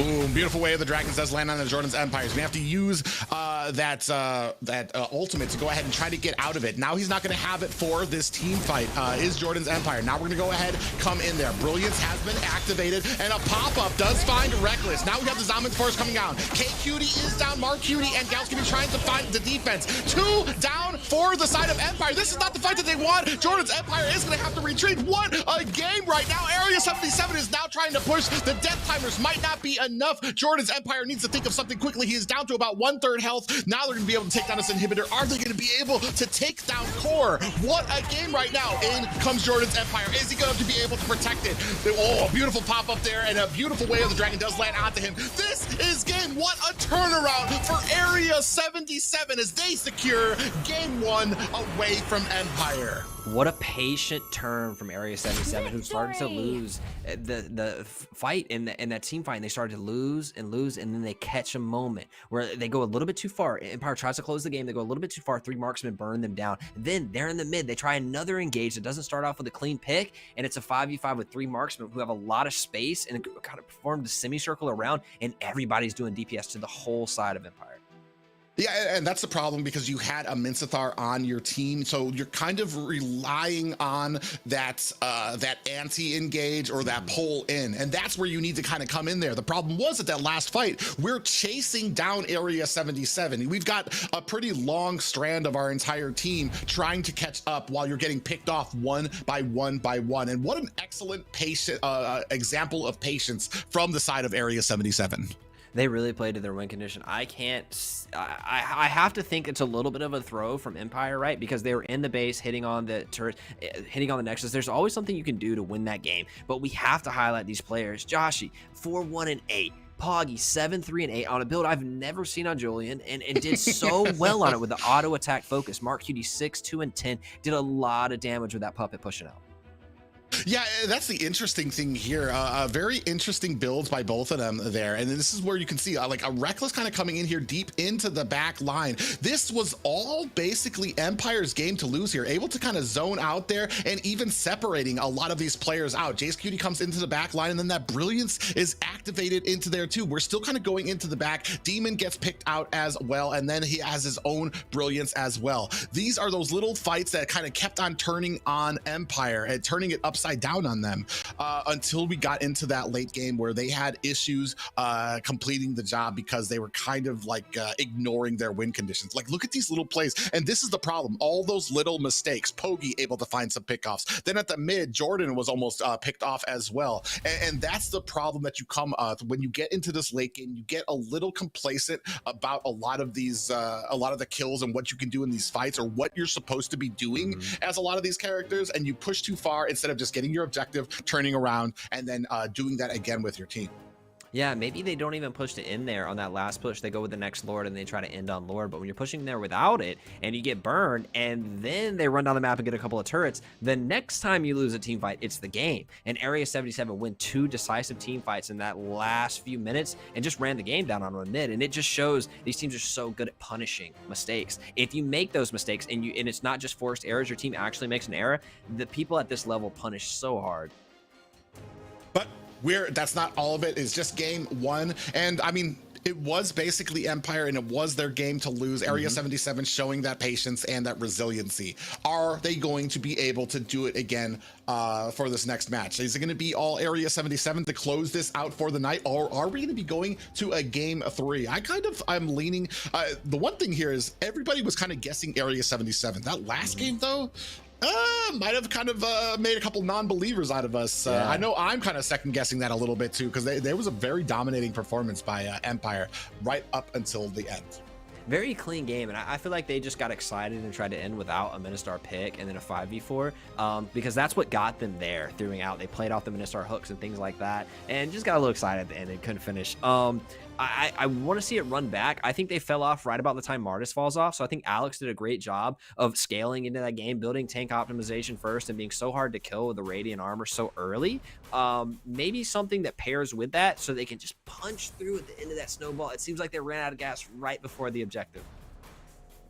Yeah, that's going to be the name of the game here. Kind of going with the same bands are we. We got the Wanwan and the Glue, and then the Joy and the Faramas here. Still, I'm guessing going on with the same things. Oh, but this time Area 77 going to go ahead, ban out the Julian. This has been kind of the story of the night of a lot of these teams kind of picking this up, and then just too much respect for it to let the enemies have it there. And I mean, we haven't seen too many Julian bans or pickups. Just kind of with the I want to say the last 2 series, we've seen a few Julians here. So a decent amount of respect placed from Area 77 on that. Yeah, I think that's the first time we've probably seen him creep his way into the bans, and I think Julian's super strong, but we've talked about his problems and his shortcomings in such a high level of play, right? The Kaja comes in with the ban, very standard ban. Nobody wants to mess with that Divine Judgment and the Flicker, although when it was played, it did lose earlier. So I expect this first pick to go the Farsa Valentina route, right? We do have Fredrin unlocked as well. We could be looking at that, and there we go for the Poggy jungle.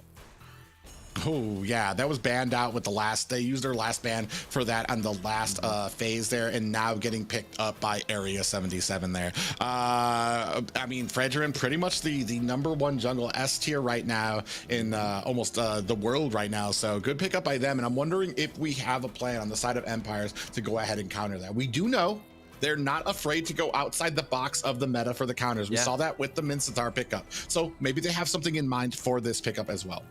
And honestly, Ministar did so good in that game, and it countered so many heroes. I don't know if they'll get the same set. It was a wonderful last pick, though. I would expect here a very strong mage pick. Alex can run the Martis again. It did fine last game. They need something to bridge into the late game, though, right? When that Martis falls off, I need somebody to pick up the action right there. The Harith felt good, but then I just didn't use Purify a couple of times and got picked hard for it. So if you're going to take that Purify, use it. If not, let's get a different spell, maybe the Flicker to go in a little bit in the back line. But I thought the Purify was the appropriate one. Now we've seen, honestly, an age-old matchup here. The tank fighter kind of jungle of Akai versus Fredrin. Yeah, but that depends on what this Akai is going to be. Is it going to be the jungler, or is he going to be used as kind of that peeling type roam? But of course, always with as an answer to the first picks there, we have the Valentina picked up. I mean, I didn't really notice too much going on with the Valentina in the first game that really kind of made too much of notes there. So we're going to see how it kind of plays into it now. We got the next 2 picks coming on for the side of Area 77 here. And they're going to go ahead and pick up that Edith along with the Linux again. It seems like some teams really love the Edith and some teams just don't even play it. I think that Area 77 may find themselves in that triple marksman spot again, where they have the Lunox, the Edith, and then they're going to pick up an 80 marksman. Maybe the Melissa, maybe the Beatrix. I'm really liking Beatrix lately. I feel like the range that it provides, and if it gets fed, just the immense amount of burst that can come out in the damage works really well in some of these pit comps that they're playing. But Fredrin and Edith together provide a lot of CC. I don't think we'll see an R lot in this game, but man, that CC would be nice for him. Yeah, and that's an interesting thing. I think there's been a decent amount of counters for the R lot here. I mean, hasn't been banned, hasn't been picked really that much at all in these series here. We do see Kakami taking up that carry right now. The only problem I have with the carry is the range in which she needs to be to kind of unleash this damage. So you're gonna have to wait for a lot of this CC to be taken out there. There's a ton from Poggy, a ton from JCQD there as well, that you want to make sure that you are creating that distance, or at least kind of shutting them down from that CC, so that you can kind of use that speedy light wheel and start just hammering down with all those auto attacks. I've always thought that carry played really well into Fredrin, and in my mind, carry is the best counter for Edith in the game. If you're not just sticking yourself in the XP lane versus XP lane matchup, the best thing to go against an Edith is the carry. She does so much that true damage to Edith, and sometimes Edith builds health, but she really wants to build the armor and resistances so it can get transferred to magic damage in the ult. So the carry is such a good pick here for a double reason. I find that everybody who picks the Edith also bans the YZ, so they're really scared of that YZ in the matchup, and I think it's because that YZ would just get out of lane, and there's no way the Edith can match the roam.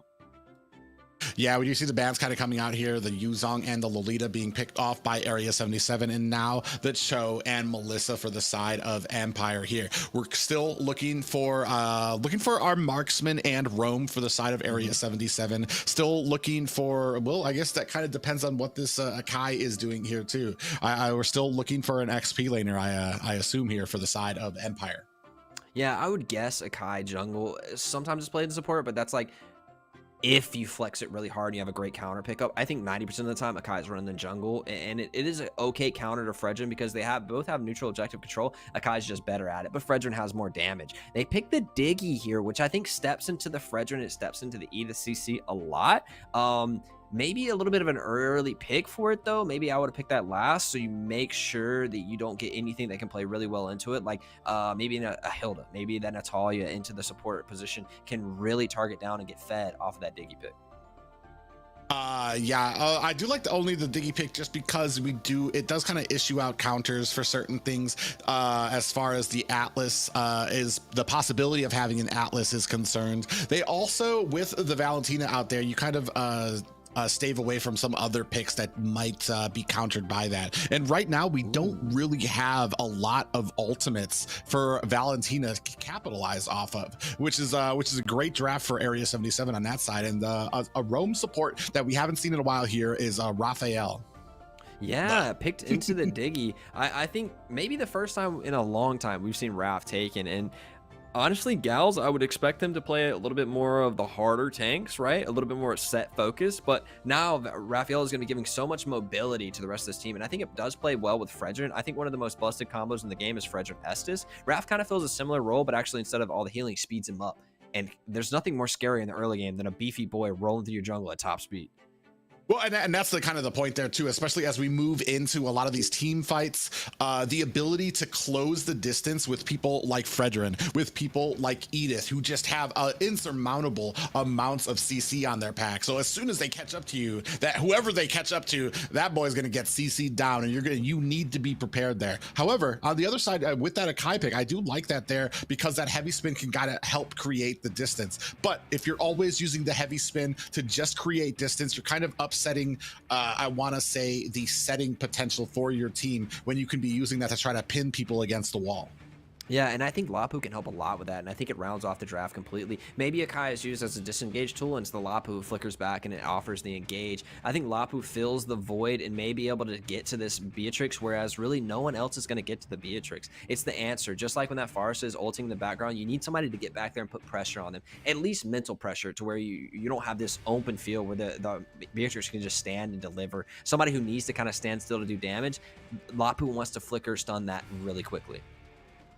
Yeah, but this is all the picks here. We are moving on into game 2. Will we close out the night with a clean sweep, or are we going to go ahead and extend this and show that fighting spirit into a game 3?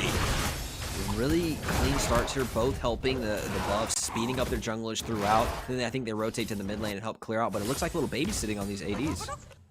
Yeah, we're gonna definitely, especially with kind of the slow start that you do get from Kakami on this carry. It's you definitely want to have the support there and kind of have those roamers kind of making sure that they are making their presence known, so we don't have a lot of ganks coming in here, especially since Kakami comes in at that late game.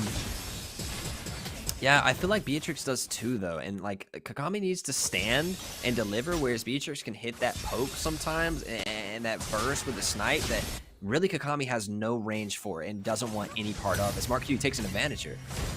Oh yeah, man. I mean, that Bennett, that missile launcher that he's using, just chunking down Reckless on that Diggy, and that's the biggest problem with the Diggy. Is susceptible to a lot of burst, and Gals Cutie doing his best to go ahead and keeping Mark Cutie topped off with those little heals that Rafaela provides. Look how deep this Edith is in the map, cutting the lane deep. I mean, 2 towers deep. This gives complete jungle vision for the side of Fredrin to be able to walk, and he knows that Alex is not over here because the entire jungle is clear, and Edith has vision in this total side of the jungle. Only problem is we're not really making much advantage of it. We cut the lane, but we haven't really done anything with the Edith there. Now you see Lapu and Edith kind of fighting it out here. This is going to open it up for Poggy to actually being a little bit of trouble here. But Flicker just matching up there, and Jordan gets caught out. Beautiful play there by Jace Cutie. Does go ahead and read that well. The Flicker joined by another Flicker by Jace Cutie, and then into the damage there from that Primal Wrath. And you were just talking about how nothing came of that cutting the lane, but Edith was 4 and Lapu wasn't. Follows the flicker and finishes the kill. Lapu's still level 3. He's got just like a 4 now. Yeah, now we are at 4 and 5. Incoming Poggy. Here comes the champion stance from Jordan coming in there. Alex going ahead, picking up that turtle. Great one for Area 77 right now as they are continuing on this. Jordan does pick up the kill onto Poggy. We do see that stun and pop-up does miss wide on Jordan, who goes ahead and dashes out of the way. Right now, 2 and 1 in favor of Area 77. Turtle went over to the side of Empire. Ooh, Empire does take the turtle. I didn't notice that, so that's a great neutral objective steal away from Alex when it should have been Area 77 is pretty clean, but that's kind of what you expect from a Kai. Oh, goodness. Yeah, Jordan in a little bit of trouble, does get popped up. Ooh, has the shielding there, but it's not long for. Ooh, tried with that ultimate, but not able to find the kill there. Another pop up here does land on Alex. He's gonna have to disengage. Poggy is not giving up on this chase. 3 members do decide better of chasing down an Akai. And if Edith didn't have 2 kills at that point, now 3 and 0, I think Jordan would have taken that kill. It was so close. One more skill and it wins, but now Edith walks away from that. She has the flicker, which will enable her a lot in team fights, and she has 3 kills. That's an extra 600 gold loaded down into the pockets of Edith. She's going to get probably 1 armor item and into that feather very quickly. Yeah, and we are kind of continuing here, putting on the pressure here at mid, trying to poke out some damage onto Demon here. But JQT just doing his best to kind of clean up this lane. I expect JQT to have a little bit more pressure as it gets a little bit later, and that Linux has access to a lot more of her package. But early, Demon's going to have that ability to push, dash, and then you're good to go. I think the mid lane will tie out a lot, and whoever gets the first rotation will be someone who gets help from their jungler or someone who gets the support there to push the lane out for them. What I do like and what I am seeing here right now is I know that Jordan is kind of struggling against JQT on this Edith. So you do see the rotations from Demon starting to kind of point down there, trying to take the long way around to make sure that he's not getting ganked, trying to give vision as well. So they're doing a good job of kind of covering down for the holes that they've been seeing here in the early game. But Turtle is up 4 members of Area 77 as we're going to go ahead and activate that taunt on the Reckless, who it might be getting bursted down, and we do see that Bennett's raids go wide. Turtle is down. Here comes a heavy spin followed by a chime journey. Poggy picks up the turtle, but a stun issued by Jordan. What a beautiful stun there by him to kind of get into the back lane, but he gets picked off by Poggy as well. That is a 1-for-1 trade there. 1 turtle apiece for both of them. Kakami actually gets popped up as well and taken down by Poggy. And I was about to say that Lapu dies with a smile because he just accomplished his goal, right? Burns the flicker, finds the marksman, and that's his job for the rest of the game. Akai will be used to create opportunities, but it will be the Lapu flickering in the backline, always targeting the Beatrix. And I think that Poggy and Josh, somebody needs to find some peel for that Beatrix, because if Lapu doesn't succeed in killing the Beatrix can run through this team fight. Yeah, we're gonna go ahead and come in here. We do. Oh, MarkCutie does find a kill onto Reckless, and a heavy spin is gonna go ahead and return the favor to GalsCutie, pushing them into the tower as well. Demon coming in does steal the ult from KQT as well. Are we gonna see a Brilliance? I don't think we are. MarkCutie gonna go ahead and retreat to the safety of the tower. Minions starting to push in here. Not sure if this is the defense that you want. 3 members gonna go ahead and dive in. Meanwhile, here comes KQT. Are we gonna see the Brilliance? We do not, and a beautiful engagement there by the side of Empire to go ahead and pick up 2 kills free of charge from the side of Area 77. Great dive right there from Empire. Absolutely, Area 77 is sticking around way too long in a 2v3 and gets pounced on. The Diggy has enough movement speed and shielding to get him right out.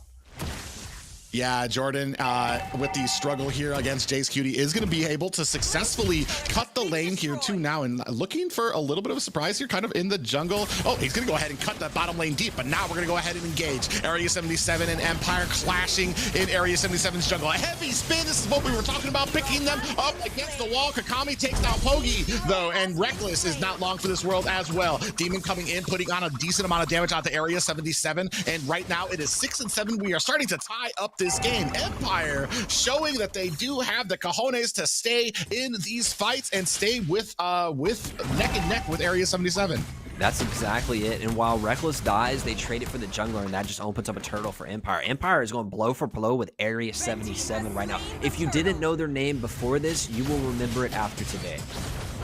Yeah, they're doing a great job right now, just continuing on this pressure. I mean, the one thing is that they're just right now. This is kind of we do see a stun, a flicker from Jace Cutie to go ahead and negate that stun from him. But like they're basically kind of standing in the ring here, just exchanging, showing that they can do it. They can kind of stay in the middle of the ring and just start unleashing haymakers. Reckless does have a reverse time onto Gals Cutie. Inside comes Demon with the damage. Gals Cutie is gets taken down. A pop-up does miss from Jace Cutie. On the side lane, we do see the Brilliance coming out here to get Jace Cutie, K-Cutie to safety. Jordan comes in with the champion, with a chance there too. Kokami taking down to a member as well. Demon and K-Cutie dish it out, but K-Cutie does fall as well. So it is 7-9 here in favor of Empire, starting to narrowly eke ahead. Again, Akai, Pogi loves. Oh, this is a different build. I thought it was Pogi again with the Demon Hunter sword, but it's Akai picking up the Demon Hunter sword. Usually you wouldn't see that. Now they have a Radiant Armor building into the Cursed Helm as well. Great lead for Akai right here, taking those neutral objectives. Hasn't died yet. Really pinning and creating opportunities for Empire. Yeah, really interesting here too. We're gonna go ahead and dive into the deep into the enemy territory here. Reckless gonna go ahead, activate that time journey here. Very interesting indeed with the way we are kind of macroing up with some of these items here. I've never seen an Akai with a Demon Hunter sword here. So I mean, I guess trying to min-max on some of that damage that they can do. I think it may be a visual glitch. I'm tripping if Alex built Demon Hunter sword on Akai. Hopefully we'll see how that is. I mean, I guess who am I to say? Who are we here sitting at the casting desk? If it's successful, it might be the new meta there too. 24k to 26k here in favor of Empire. Yeah, I've got to say, and take my hat off to Empire. 2k gold up here against Area 77s, who are no slouch. Every caster here slotted the Area 77 would take this, and again in the mid game, Empire finds their feet. Oh, Alex gonna go ahead and activate that heavy spin to get out of harm's way between a bad way of 5 members of Area 77. Now we have this Lord up and we're gonna start vying for position here. Ooh, 3 members hiding inside that bush. We do catch this pop up onto a stunned Demon who does get taken down. Time Journey comes out. Now K-Cutie, not long for this world, gets taken out as well. You do see the Pogi and Gals Cutie and go ahead and disengage her. Look at the damage from that speedy light wheel. Kakami on that carry. Down comes the Bennett's Rage to go ahead and clean up those minions, but Kakami does the deed anyway onto that tower, and look at the damage onto Pogi. Gets taken down quickly and gonna have to use that flicker. Great job to protect Kakami, but is that gonna be enough? You just protected her, and now we're diving into Mark Cutie as well. Jordan comes and gets taken out by Mark Cutie with that Beatrix, a monster right now. 3, 2, and 1. Mark Cutie with the absolute outplay on Lapu, flickering forward into Mark Cutie. Needs one shot on him. Beatrix turns around and lands it. But this does open the map for Empire to take a Lord. It will be the first Lord of the game. This is a really big, it's not luminous, but it will break the outer line of turrets if Empire plays correctly, and that gets them another, not only 200 gold from the Lord, but 300 or so gold from all these turrets they can take. Red team turret both marksmen during that last fight obviously had to deal with the devil because they were sitting on a sliver of health and still deciding to stay in those fights. Greatly played by both of them. I was waiting for one of them to get taken out because I feel like that would have kind of steamrolled the momentum into that team, whoever had gotten the kill, and then they would have kind of pushed up a little bit more. But great job by both of them. You said earlier the word cojones, and both these marksmen have it in spades, stepping up these team fights into these bruisey fighters, all this CC and landing the damage. We talked about how Carrie doesn't have the range to really get in these fights. She's 6-1. She's finding a way with the Sakai and this Diggy, moving her around and manipulating opportunities to get the damage done. 6-1 on Carrie at 11 minutes, having a hell of a game. Yeah, that was one of my biggest fears when it came to having this carry on your team.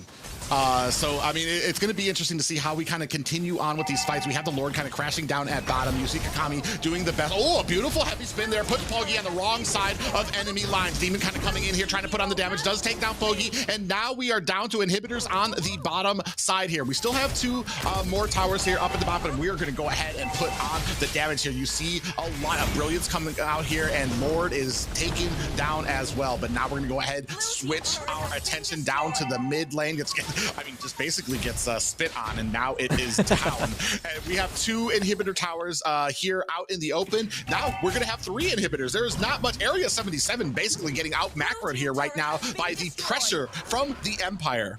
Yeah, Empire doing an incredible job, but we have to move back in history. And have we learned from our mistakes? Are we going to get greedy in trying to close the game, or are we going to do it cleanly? Because Area 77 found in the same position. They started to lose the mid game. Empire started taking over, and then in that late game, Area 77 just turns it on and turns to that 3 marksman comp and melts them. We'll see if Empire has learned from the last match. Yeah, and that's the big question here as we start getting more and more into the late game and start making some types of mistakes here. We need to kind of keep our heads clear, keep our minds focused on what we need to do and not going against the grain, and know what our win conditions are. Ooh, we're actually coming here on the Jordan because we go ahead and throw out some damage and then go ahead and disengage. Alex coming here into the back line, has a heavy spin, landed onto Mark Cutie. Here comes Kakami coming in for that damage. Here comes that time journey as well. Down goes Mark Cutie, now putting the damage on a Puggy, but we in here in the fray. Gals Cutie and Kate Cutie get taken down as well. Jay's Cutie does not want any of this. Reverse time latches onto him. Are we going to go ahead and find that damage? Ooh, just narrowly gets away to safety, but this next tower gets taken down. Is it going to be enough? This might be Empire's game. 2 members trying to come in here, trying to finish this off. 10% left on here. Kakami finds the damage onto there, and hail! Empire takes game 2. Woo! They did not make the mistake of the first game, right? They closed the game. They closed the game really cleanly, and I have to give it to Empire. They step in the mid game and they find themselves in these team fights. And they start out team fighting really good teams, and then this time they clean the map with that first Lord, and they don't even wait on the next one. They just go in the game, Private. Yeah, and it was all due to being able to create that distance for the carry to put on that damage. And that was my biggest kind of worry point when it came to these engagements. Are you going to be able, because she does need to get very close to these fights to be able to kind of issue out that damage. But we're gonna go ahead and take a look at the stats from that last match. Big game coming out of the side of the Empire. I've got to highlight Alex here, 3-0-11. Maybe that's like 70 something kill participation. What a good game out of him, creating so many opportunities. Reckless, honestly, maybe like the hidden hero of this game, providing so much utility for the side of this carry to move around, shield him when he needs to get out. 8, 1, and 7 on the carry. What a great game coming out of carry. Look at the itemization, builds 1 defensive item and got the Wind of Nature in case anything goes wrong. I'm not sure if I'm going to go ahead and call that Demon Hunter sword on Alex there a visual glitch, but I'm going to go ahead and assume it is one. But I mean, a great job, because once you had 2 kind of protective forces for Kakami on this carry. You had the heavy spin from Alex to be able to either pin people or keep them at a distance, but you also had Reckless, who was waiting in the back for somebody to get close to the carry, and once they got close, he came in with that time journey, and that basically upset the balance there too, because you're not going to be able to, if you allow carry to kind of sit there and keep on chucking out all of that damage, you're going to get chunked down so quickly. Just a great setup and a great composition from the side of Empire. To answer the question of the day, I heard from production, DHS item slot is actually supposed to be boots. So no, Akai did not build DHS. We're not trolling. Those are supposed to be boots. So just in case you're worried, and please don't play DHS Akai in rank, please. It's already too late. There's already Akai's in rank right now with Demon Hunter Sword. I can already see it right now. It's the damage has been done. 1-to-1, we find ourselves Private. Empire trading blows with Area 77, and I think this would have been a 2-0 honestly if A77 didn't turn around in those team fights and Empire ended a little bit more cleanly. This time Empire really goes slow and they find their picks to open up the game, and once they did, they played really cohesively into that dive and cleaned the game up. Right now I fear that every caster on the desk may have been incorrect in this prediction. Empire is looking to take this. They have momentum. Yeah, and that's a great point that you brought up, because the only victory that Area 77 has is a game where they did not have the advantage 90% of that game. They grabbed it from a mistake made by the Empire. And as we saw from the Empire in that second game, if they can keep their heads focused, they can continually put on the pressure, keep that dominating force all the way into that victory toward the end. Yeah, a convincing win from Empire. I think, like I said earlier, if you didn't know their names, you do now.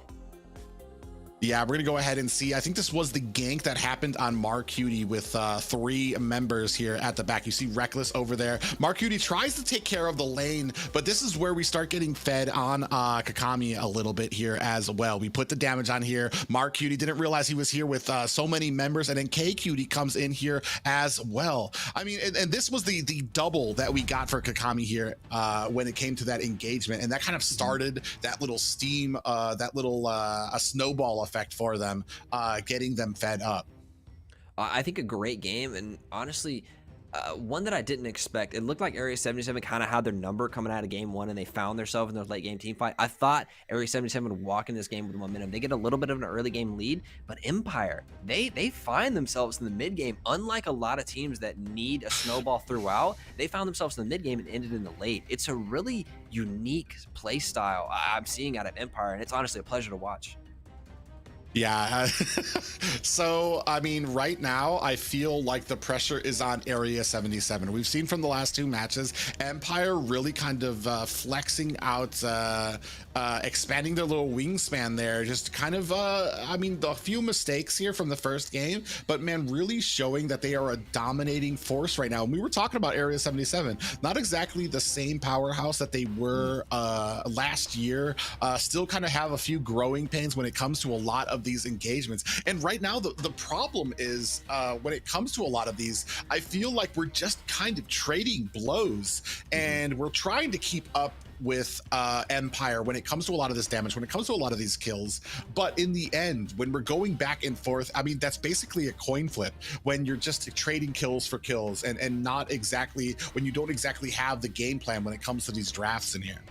Right, it seemed like kind of a bar brawl where everybody's swinging, but we're not really sure why we're fighting right now. And then Empire kind of cleans it up, and they really start playing objective focus. They get a kill, they go get an objective. They get the Lord, they clean the outer turrets. They pick Poggy, push him back into the team, and they close the game, busting on the bottom inhibitor. Just really clean. And I find if Empire could shore up their early game and really find themselves in that, and maybe it's picks, maybe not, but they would be a really strong team if they can clean up that early game. Yeah, we're gonna go ahead and take a look at these bans here. Again, Julian banned as well, so I guess we're gonna be looking probably at a Fredrin and Valentina pickups here for the early game here. Just waiting to see who, which one's gonna get which one here. Even having Fredrin, I mean, on the side of Area 77 wasn't enough to kind of counteract the pushing power from Empire, but picked up by Empire it is. Alex looked really good on Akai, and we talk about how Akai can really screw things up for his team, but that Akai had a really good hand and honestly played the heavy spin so well in various situations. Sometimes it was peel, sometimes it was disengage, sometimes it was pick, and really well played out of the Akai. I don't know if I've seen one that clean today.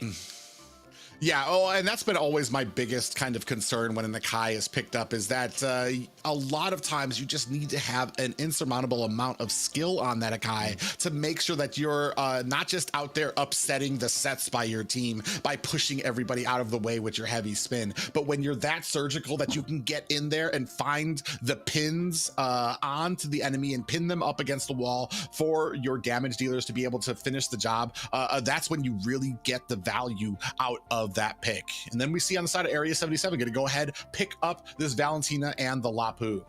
A bit of a change, walking away from the Edith pick here.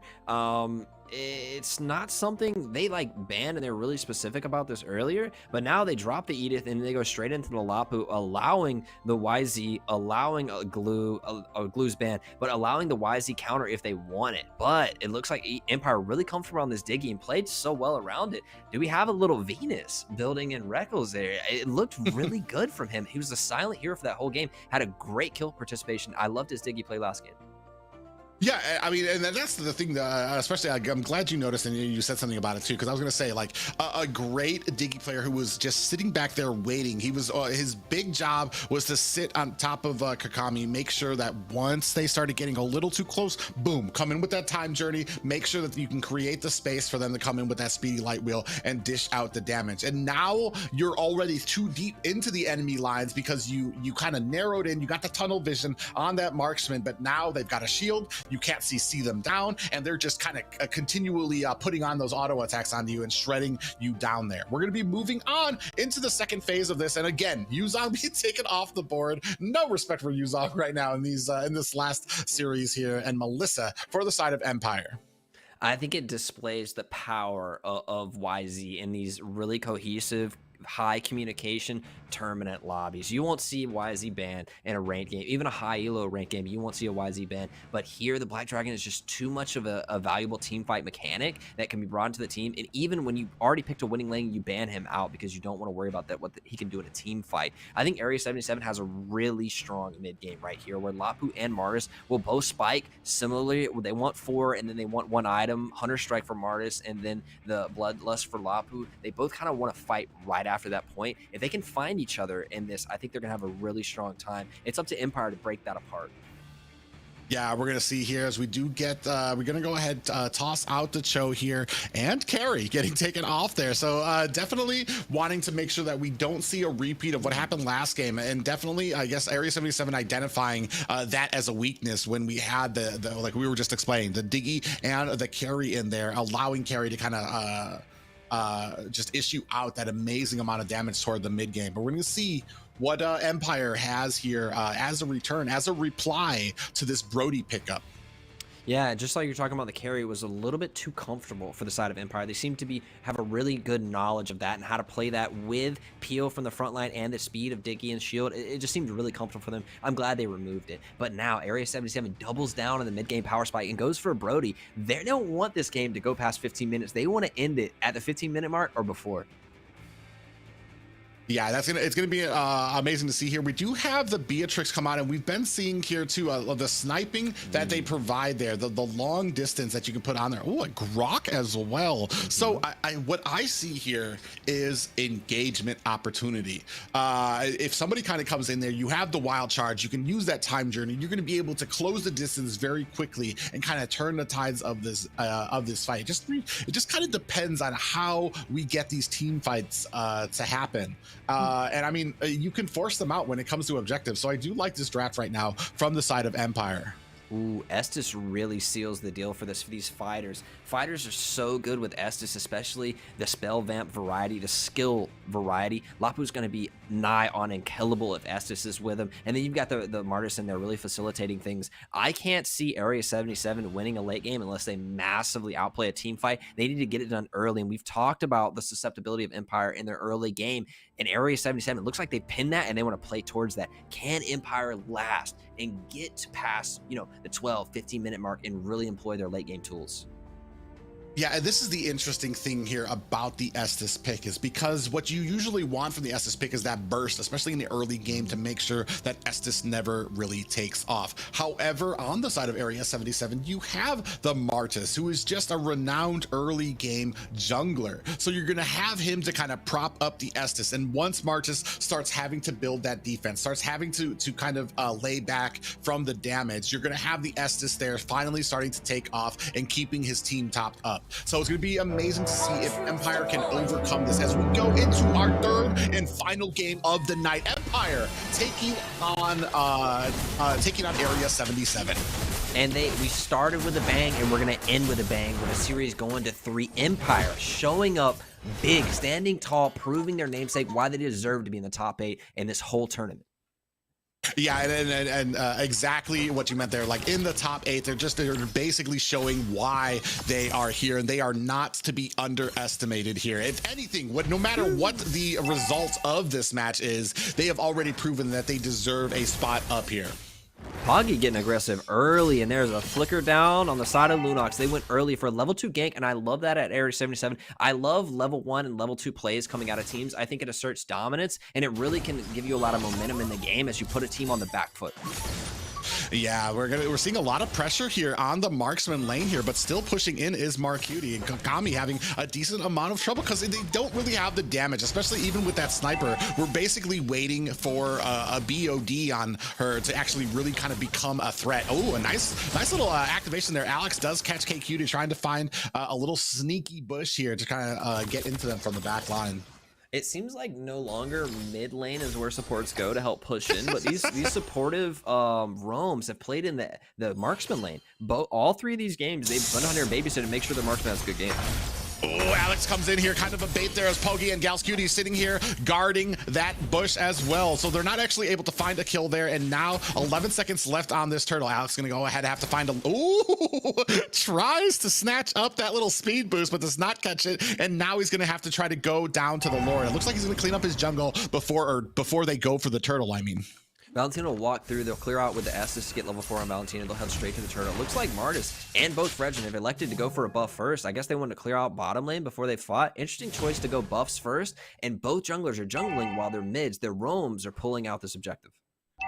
Yeah, right now Jordan doing a great job pulling it out there. Reckless is at the side lane here, so we have a great group here, 4v4. But here, Jason Cutie has a great momentum here, comes in with that bravest fighter. Oh, Alex able to go ahead and pick up the turtle, and a beautiful time journey by Reckless is able to facilitate his escape here. But now we are pulling in. Jace Cutie does get pulled back here. A lot of damage coming on there. Oh no, Alex, not long for this world, gets taken down as well. Jordan down as well. You get the turtle, but you pay for it with 2 deaths on your team.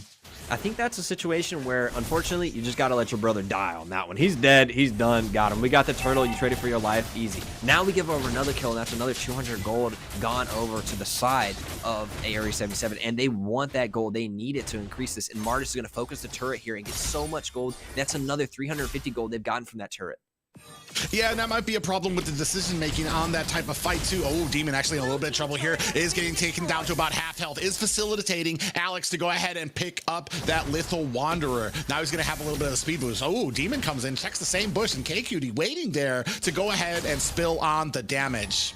Yeah, these mid lane trades are really interesting. It looks like Lunox is getting a little bullied out by the Valentina early, but we know that Lunox turns it on a little bit later game with all of that DPS. Kind of almost like a Yve, but in like basic attack form. It's a little different, but same effect. Yeah, right now, I feel like it's starting to slip over to the side of Area 77. You see KQD lying in wait in this bush. We're going to see how well this goes. We're going to go ahead, force our way onto it. I'm not sure. I think we still have the advantage to the side of Empire here for the defense of this. Oh, Demon going to come here. Not sure. Laying in wait. KQD so patient, about to go ahead and roast some s'mores in there, sitting in there for so long right now, waiting.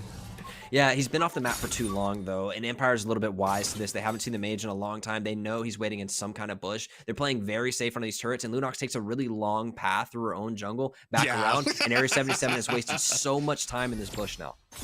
Yeah, Demon took a journey. He knew what was up. He took a journey to get back to that mid lane, making sure that he did not get himself into any of these kill zones. So great read by them. But now you have 2 members kind of coming in here. Alex in a bad way here, trying between the members of Area 77. What a beautiful snipe there landed by Kakami here to go ahead and set up the damage onto this turtle. Reckless putting on a little damage of his own, but this is 4 members of Area 77. Oh, almost from Kakami. Does not find the mark just yet. That was 4 members of Area 77. They're doing a much better job in this early game of the macro for these objectives. I think both teams are playing to their win condition. Area 77 wants to fight right now, and it's up to Empire to give away objectives, give away team fights, and just scrape by what you can, not give away too much this early game. And to their effect, they're only 2K gold behind at the 5-minute mark against a really early game comp. Oh, Reckless coming in with that time journey to go ahead and protect his marksman. Kakami finds a kill onto Gals Cutie. What a beautiful play there, and great protection from the side of Empire as they sense that kill coming in. Diggy, I really feel like Reckless is going to start to get a respect ban on this Diggy. He's too good at it. He started to provide, I mean, that was a 3v2 dive where they knew who was there. They initiated it, and then Beatrix gets the mobility to walk out and punish them. Now, Beatrix onto a couple items herself, has a first, building the second. Lapu built the Bloodlust, going for a little bit more. It looks like maybe into the Hunter Strike itemization, and then Marcus himself already has the Hunter Strike and is going to move into that Cursed Helm and also probably the Guardian's Helm. Yeah, so doing a great job right now, are they? It's 1 and 2, only a little under about a 2K lead for Area 77. Nothing to write home to mom about just yet, especially at the 6-minute mark. So they're still in this game, still very even, and still kind of waiting for those power spikes. But you do see already Beatrix starting to get kills on. I've got to give credit to this team of Empire playing without a support, but we may have an engage here.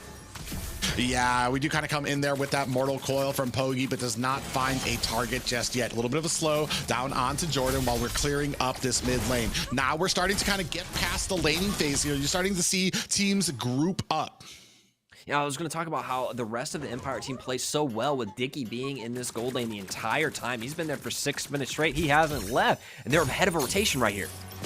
Yeah, we do see them. Oh, lying in wait there. Beautiful snipe does set up that kill onto Gals Cutie. Now the rest of the team kind of coming in there. Time Journey does come up to kind of keep the team with that bunch of shield there. Alex gets taken out by Mark Cutie as well. We do find the snipe from Kakami onto Pogi. Right now, we are still kind of laying in wait here. A 1-for-1 trade from both teams there. 2-3. Neither team really kind of getting ahead with that engagement. I think that's a really good play for Empire. It just demonstrated to me they understand they don't want to fight right now. They get a pick and they leave. Fredrin dies for it, but nobody else goes and tries to buddy with him and save him or die with him or anything like that. A pick! What a beautiful wild charge! Pops up Chase Cutie, and then the snipe from Kakami there. Pogi is in chase. I'd be mad too. Jordan goes down there, and from the side there, Chase Cutie is gonna have to use his flicker to get out of the way. Man, that was just poetry in motion, man. But on the opposite side there, Area 77 does go ahead and I guess they're going to go ahead and pass up on this turtle.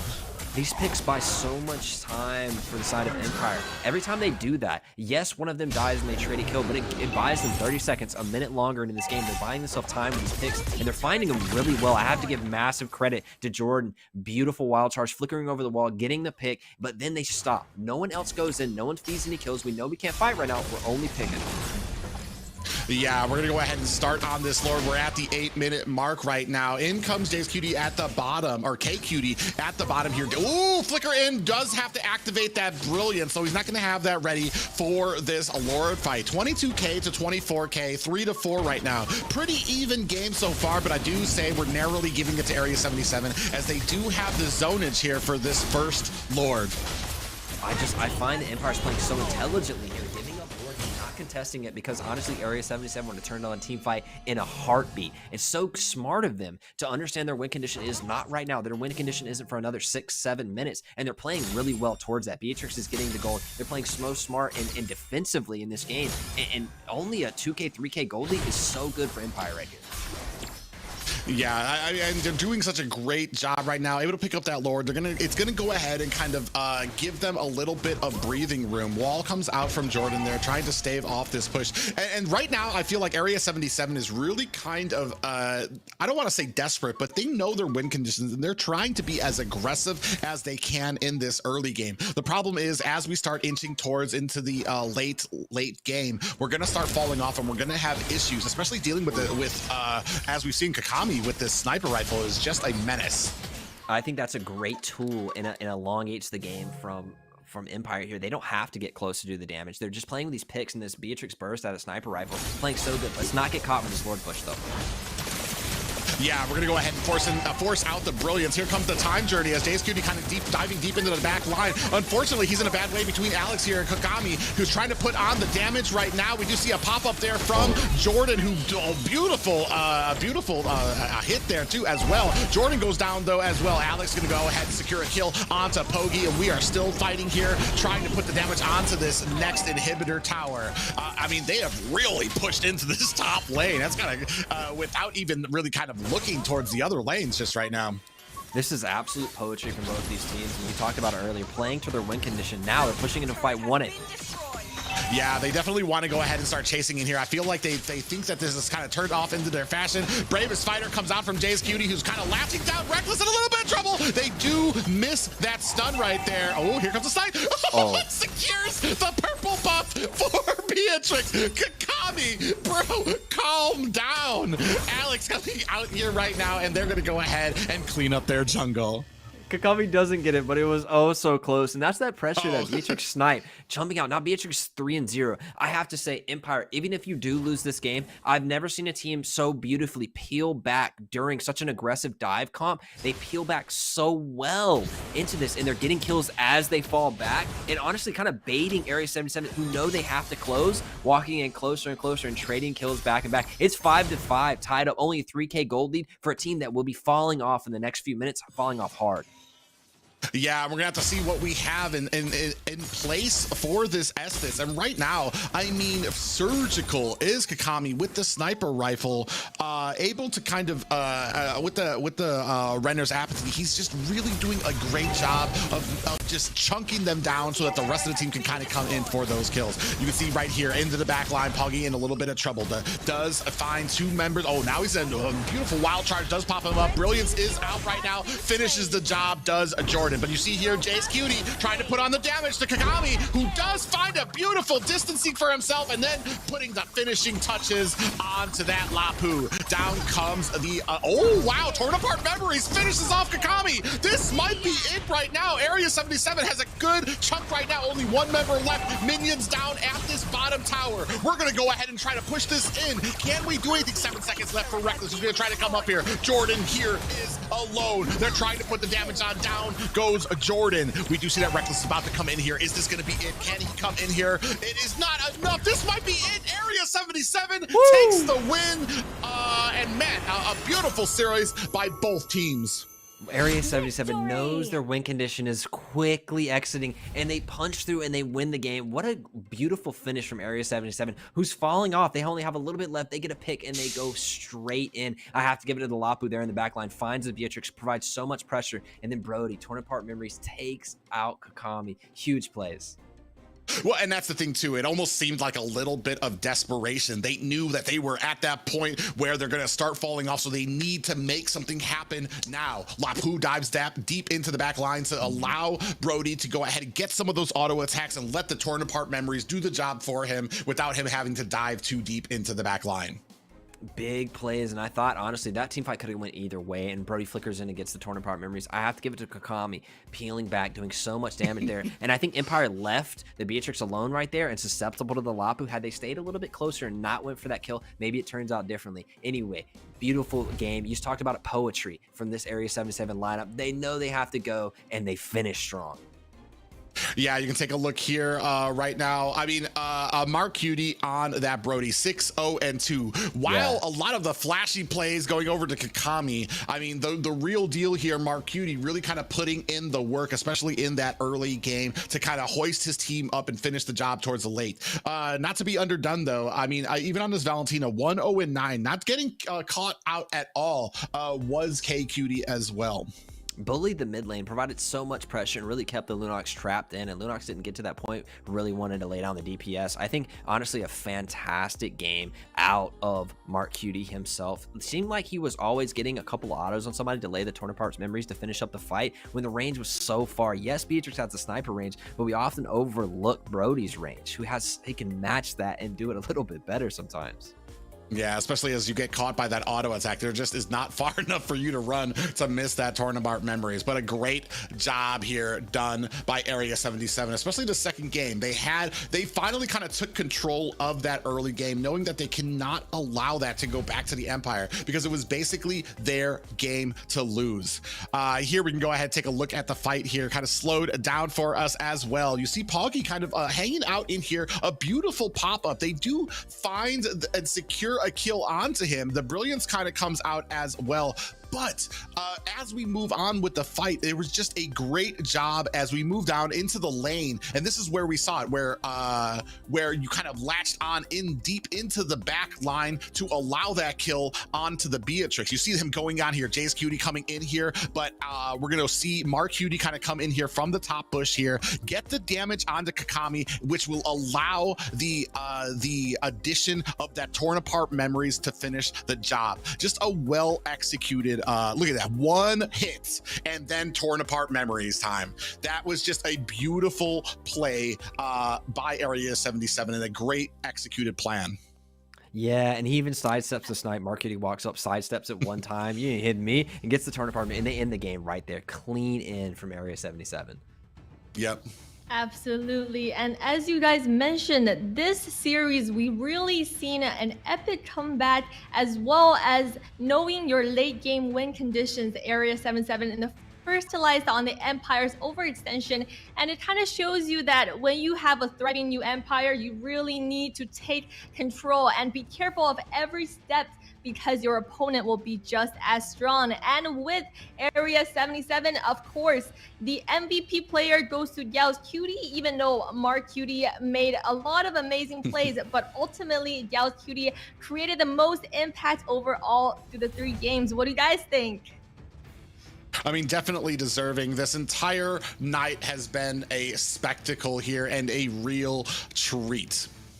Absolutely a treat and a pleasure to be here. The first day of NACT, and we have a lot to talk about as we go through the rest of this series, the rest of this tournament. I mean, the matches, I think a lot of them went in the way a lot of people thought. Maybe OhioBrothers was an upset not many people predicted, but the rest of the games go kind of similar. And then these last two games, LaimiTop and Empire taking a game off of both these teams, which I don't think many people predicted. And as we are about to conclude our first day of matches, let's take a look at the tournament for today. We are looking at the OhioBrothers versus BTK, the only game that went to a 2-0 clean sweep. And then we got 3 intense creative matchups between the Ackerman versus Team Gosu at 2-1. The LaimiTop versus Wasians at 1-2, and Area 770 ultimately getting the win over the Empire at 2-1. And for tomorrow's matchups, we are looking at more intense schedules with the same teams. As remember, guys, this is the double round robin format where every team will have the chance to match up against each other twice. So tomorrow we're looking at Wasians versus Area 77 and Empire versus BTK in the first round of the day, and then Team Gosu versus LaimiTop, as well as the OhioBrothers versus the Ackerman. Now, with that, And with that being said, that concludes our intensive and thrilling first day of the NACT. We've seen some crazy matchups, some surprise picks, as well as some epic comebacks, but most importantly, we've seen some incredible sportsmanship and true esports spirit from all of our teams, as well as our incredible casters. We've seen that never give up until the very last minute and always try your best like everyone did today. And with that being said, tomorrow we will have a full slate of jam-packed action ready for you today. And with the casters, is there anything else you want to say to our fans who have stayed so long until the last minute here? For those of you who kind of maintained with us here, congratulations. A long night, but an exciting one nonetheless, and it was a proud cast for me. Yeah, I've had a pleasure being here, and these games have been so fun to watch. I think a lot of upsets for people. The landscape has changed around. We'll see what day 2 holds, and I think a lot of people have different views of people. If you didn't know some of these players' names, I bet you do now. For sure, guys. And remember, first of all, thank everyone for staying tuned with us today. It has been a long but intensive but thrilling matchup today. And remember to not be so critical on all these players. They have 13 more matches to go in just this next 7 weeks. So there's plenty of chance for improvements as long as they go back to take a recap and learn from their mistakes. All right, guys, that is it for our first day of the NACT. We are so ready to see you tomorrow as we go home rest, and for you guys as well, take a few rests, take a few breathers, and get ready for tomorrow's matches.